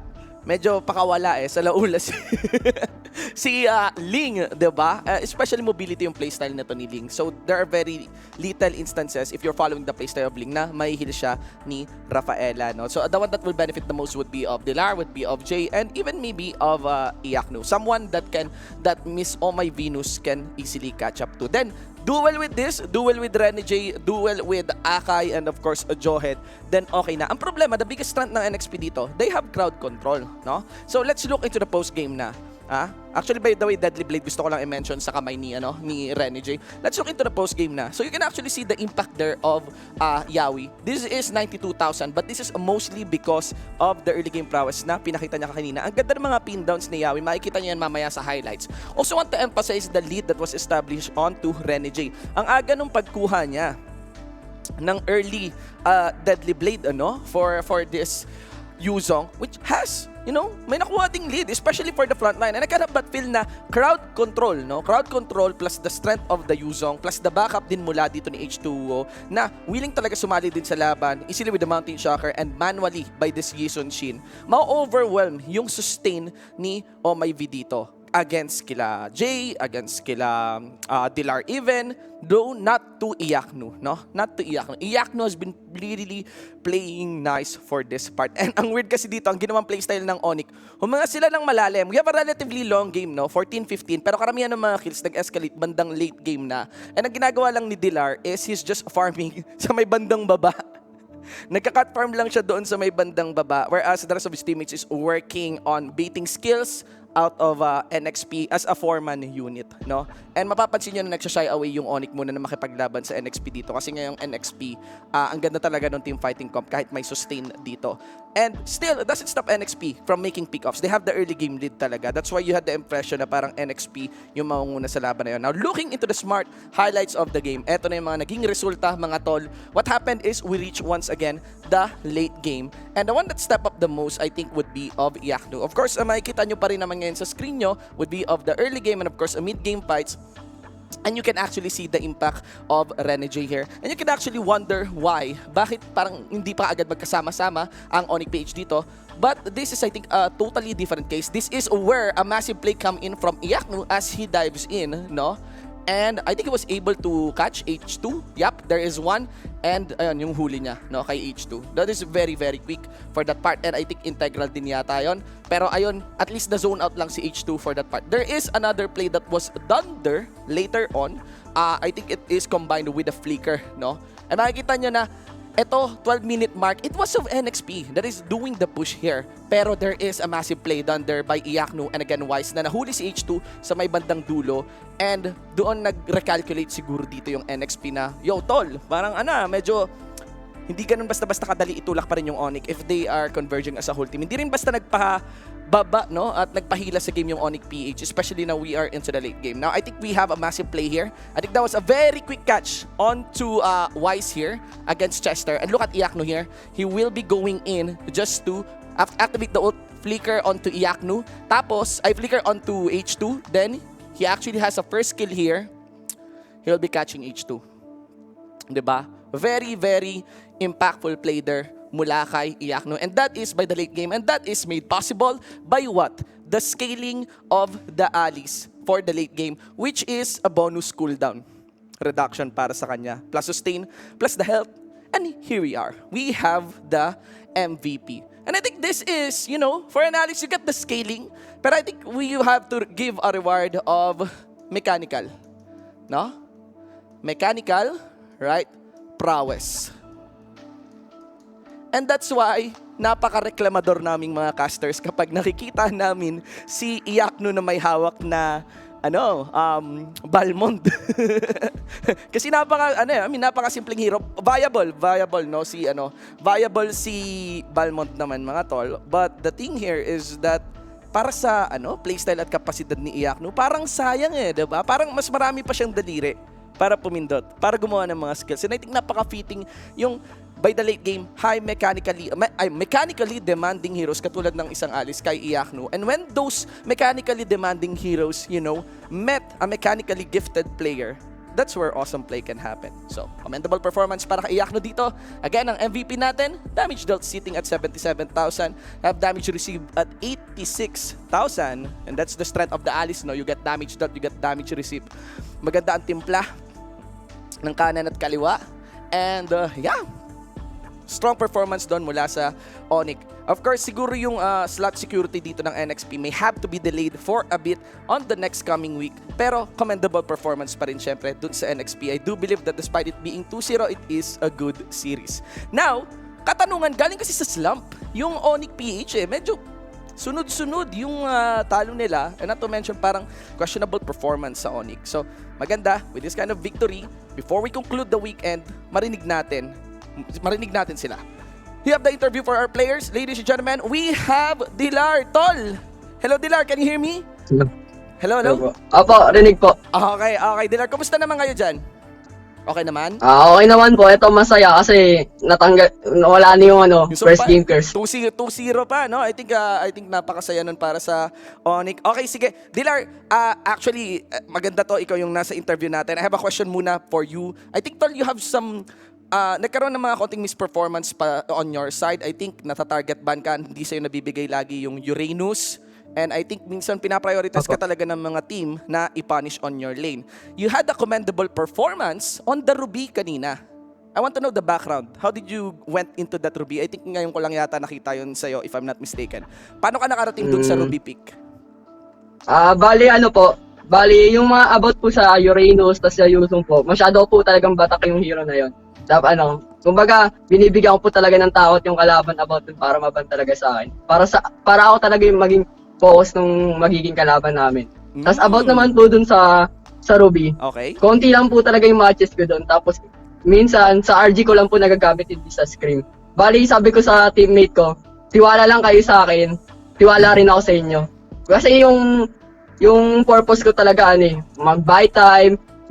Ako talaga yung puntahan ng kalaban, magkaroon sila ng space. Yun po talaga kasi yung purpose ko. Ayun po kasi yung kadalasan playstyle ko. Actually, hindi lang yata tank yung playstyle mo in terms of in-game, no? So, tinangki mo rin pati yung bans. Nagpa-target ban ka rin pala talaga on that Yuzong and that Uranus. Nakakatuwa din na gamble lang din pala yung Ruby na yon. At yung tiwala ng teammates mo naman nag-pay off. You have some good catch actually on that Ruby. O sige, ito na katanungan natin, Tol. I-acknowledge naman natin regarding your team, ONIC-PH. I think you had a series of slumps. May laking katanungan pa rin regarding sa performance ng ONIC-PH dito kasi ang lakas ng Season 4, Season 5 performance niya eh. And now we are here on Season 6 na tumataas na yung mga katanungan against sa inyo. So, etong tanong ko, Dilar, ano nangyayari ngayon sa ONIC? Kumusta ba? Siguro po nagpa-practice pa rin naman po kami. Siguro nag-improve lang po talaga yung ibang team. Tsaka, mas thrill po sa amin kasi yun nga, nag-improve po sila. Dapat gumawa rin kami ng paraan paano rin kami mag-improve. Nasanay po kasi kami lagi na nasa taas po kami. Nasanay rin kami na puro panalo kami. Okay. Siguro, ito yung best way para makaramdam rin kami ng mga puro talo. Ganda. Para ma-adjust po namin. That is true. Okay, that is a very wholesome and awesome answer. The value nung pagkatalo. Okay lang din, no? Alright, sige, the lesson ng pagkatalo. Paring Dilar, thank you so much for your answers. I give this moment to you. Batiin mo lahat ng gusto mong pasalamatan. Kayo ang huling laban ngayong linggo. Personally, shoutout nga pala sa sumusuporta sa ONIC-PH. Shoutout sa GoGo Express, sa Cebuana Luwilier, sa lahat ng sponsor namin. Shoutout sa inyo. Shoutout sa family ko. Shoutout sa girlfriend ko kay Kyla Ronces Valles. Mahal na mahal kita kahit malakas toyo mo. Shoutout sa kuya ko, kundi dahil sa'yo. Kay Kuya Teo, kundi dahil sa'yo, wala ako dito. Thank you so much. Alright, maraming salamat, Dilar. Thank you for that. Congratulations sa panalo niyan. Of course, congratulations din sa ONIC-PH. So, ladies and gentlemen, that is Dilar mula syempre sa ONIC-PH, yung tank nila. And actually, very nice answers din na binigay dito ng ONIC-PH on, I think, breaking the curse here, getting finally a 2-0 and removing that first game curse as they run here in the regular season. Ito na po ang ating giveaway code. Bago tayo magtapos, kunin nyo na po yan, ating mga manonood, no? And again, wow, what a series it has been. Konting ano lang muna ako dito, no? Kwento. Habang kinukuha niya yung giveaway code na to. What a series, what a Sunday it has been. It is totally crazy. I just want to remind you na nasa kalahatian na tayo ng ating MPL regular season. And man, I mean, there are so many stories popping up. There are so many things that we are witnessing here. And I just ask you that you stick with us, no? And sama-sama tayong tingnan. Let's make sure that we see this through until the end, ladies and gentlemen. Yun lang. Habang magandang bigayan natin, we also have our mythical raffle draw there. Visit bit.ly/MRD-W6. Fill up niyan, that is a form and you'll be qualified for a mythical raffle draw of which hindi lang basta skin kundi skins ang pwede nyong mapanalunan mula sa MPL. Fill up 5 of that and ayun, you will be qualified on joining the Grand Mythical Raffle Draw. Para yun sa buong regular season, hindi lang basta for a certain episode and mas maganda yung bigayan doon. And mga kaibigan, I think that should be it for now. Thank you so much. Maraming salamat po sa lahat ng mga manonood. I think wala na rin naman tayong na nagawa na natin yung ating draw, no? Yung raffle draw natin for the weekend, and I think that should be the conclusion. Pasalamatan natin ang ating mga sponsors. Thank you so much. Syempre, sa ating official telco partner, ang Smart. Squad up, rank up, and keep up with your favorite teams as Smart powers up your game with free games for all. Get up to 14GB for Mobile Legends and Facebook Gaming for 7 days. Simply download the new Giga Life app and choose free games. Of course, the biggest shoutouts to our official sponsor, ang Realme smartphones. For all your smartphone gaming needs, Realme has got you covered with the Realme 6 series with an ultra-smooth display, fast charging, and powerful processors. Biggest shoutouts as well to Gillette. Thank you so much. Of course, get free diamonds with purchase of Gillette's Mach 3 Razor, Vector 3 Razor, or Blue 3 Simple Force Pack in select Pure Gold doors nationwide. Maraming salamat din sa ating partner in eSports. We have PayMaya. Get 5% balik bayad when you purchase your gaming pins via PayMaya. The better way to pay. Promo runs until September 15. Also, our partner in eSports, ang TikTok Live. Mga kaibigan, check out MLBB's channel and TikTok Live and get a chance to win legendary prizes from Mobile Legends. And of course, we have our official gaming headset partner, ang Logitech G, Here Like a Pro, and all of this, the Mobile Legends Bang Bang Professional League Philippines Season 6 is powered by Moonton. That's it. That's our weekend. That is our 5th week, ladies and gentlemen. And I am Shibu the One for an Eye, concluding this solo analyst segment. Of course, saying that we are here together with the teams, with everyone, with the viewers, at itong buong MPL, at itong buong MLBB community. No matter what, we are here to build a very healthy gaming community. I'm gonna be leaving you with the Realme top 5 plays of the series, and of course, wishing you a happy week.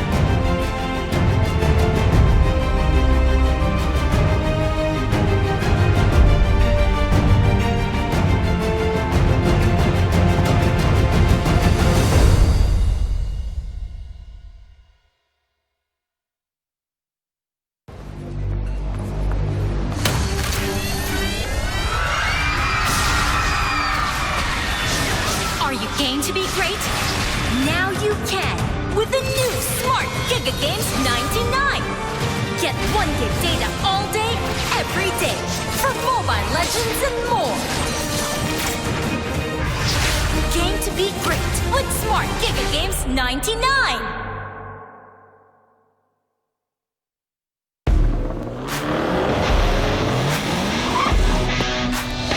The way you live your life depends on the network you choose.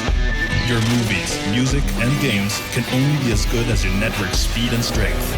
Slow means game over. But the Philippines' fastest mobile data network means game changing. Choose the network that gives you what you truly enjoy. How do you know about this Giga Life? Simple and smart.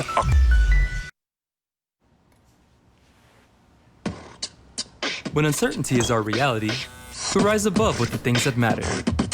Gigafy happiness. Gigafy love. Gigafy friendship. Gigafy dreams.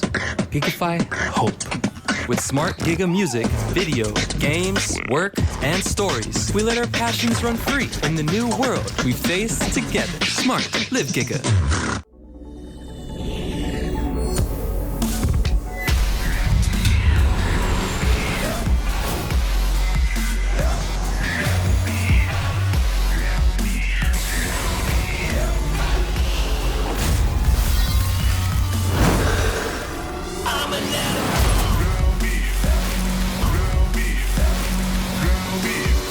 Realme smartphone. Dare to leap.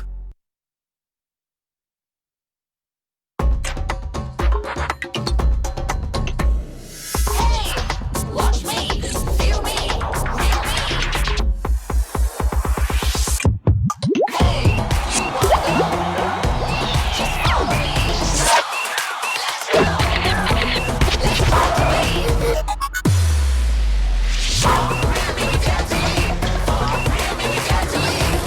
Realme Watch. Time to be smarter. Realme, dare to leap.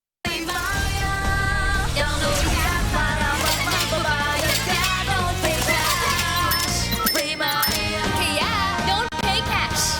Pay Maya. Para may balik bayad ka.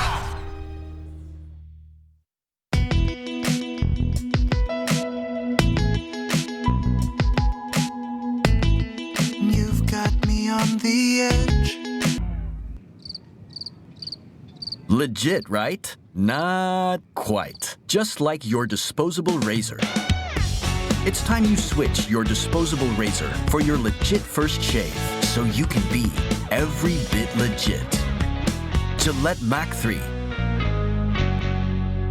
For a closer shave, less irritation, switch to Gillette Mac 3.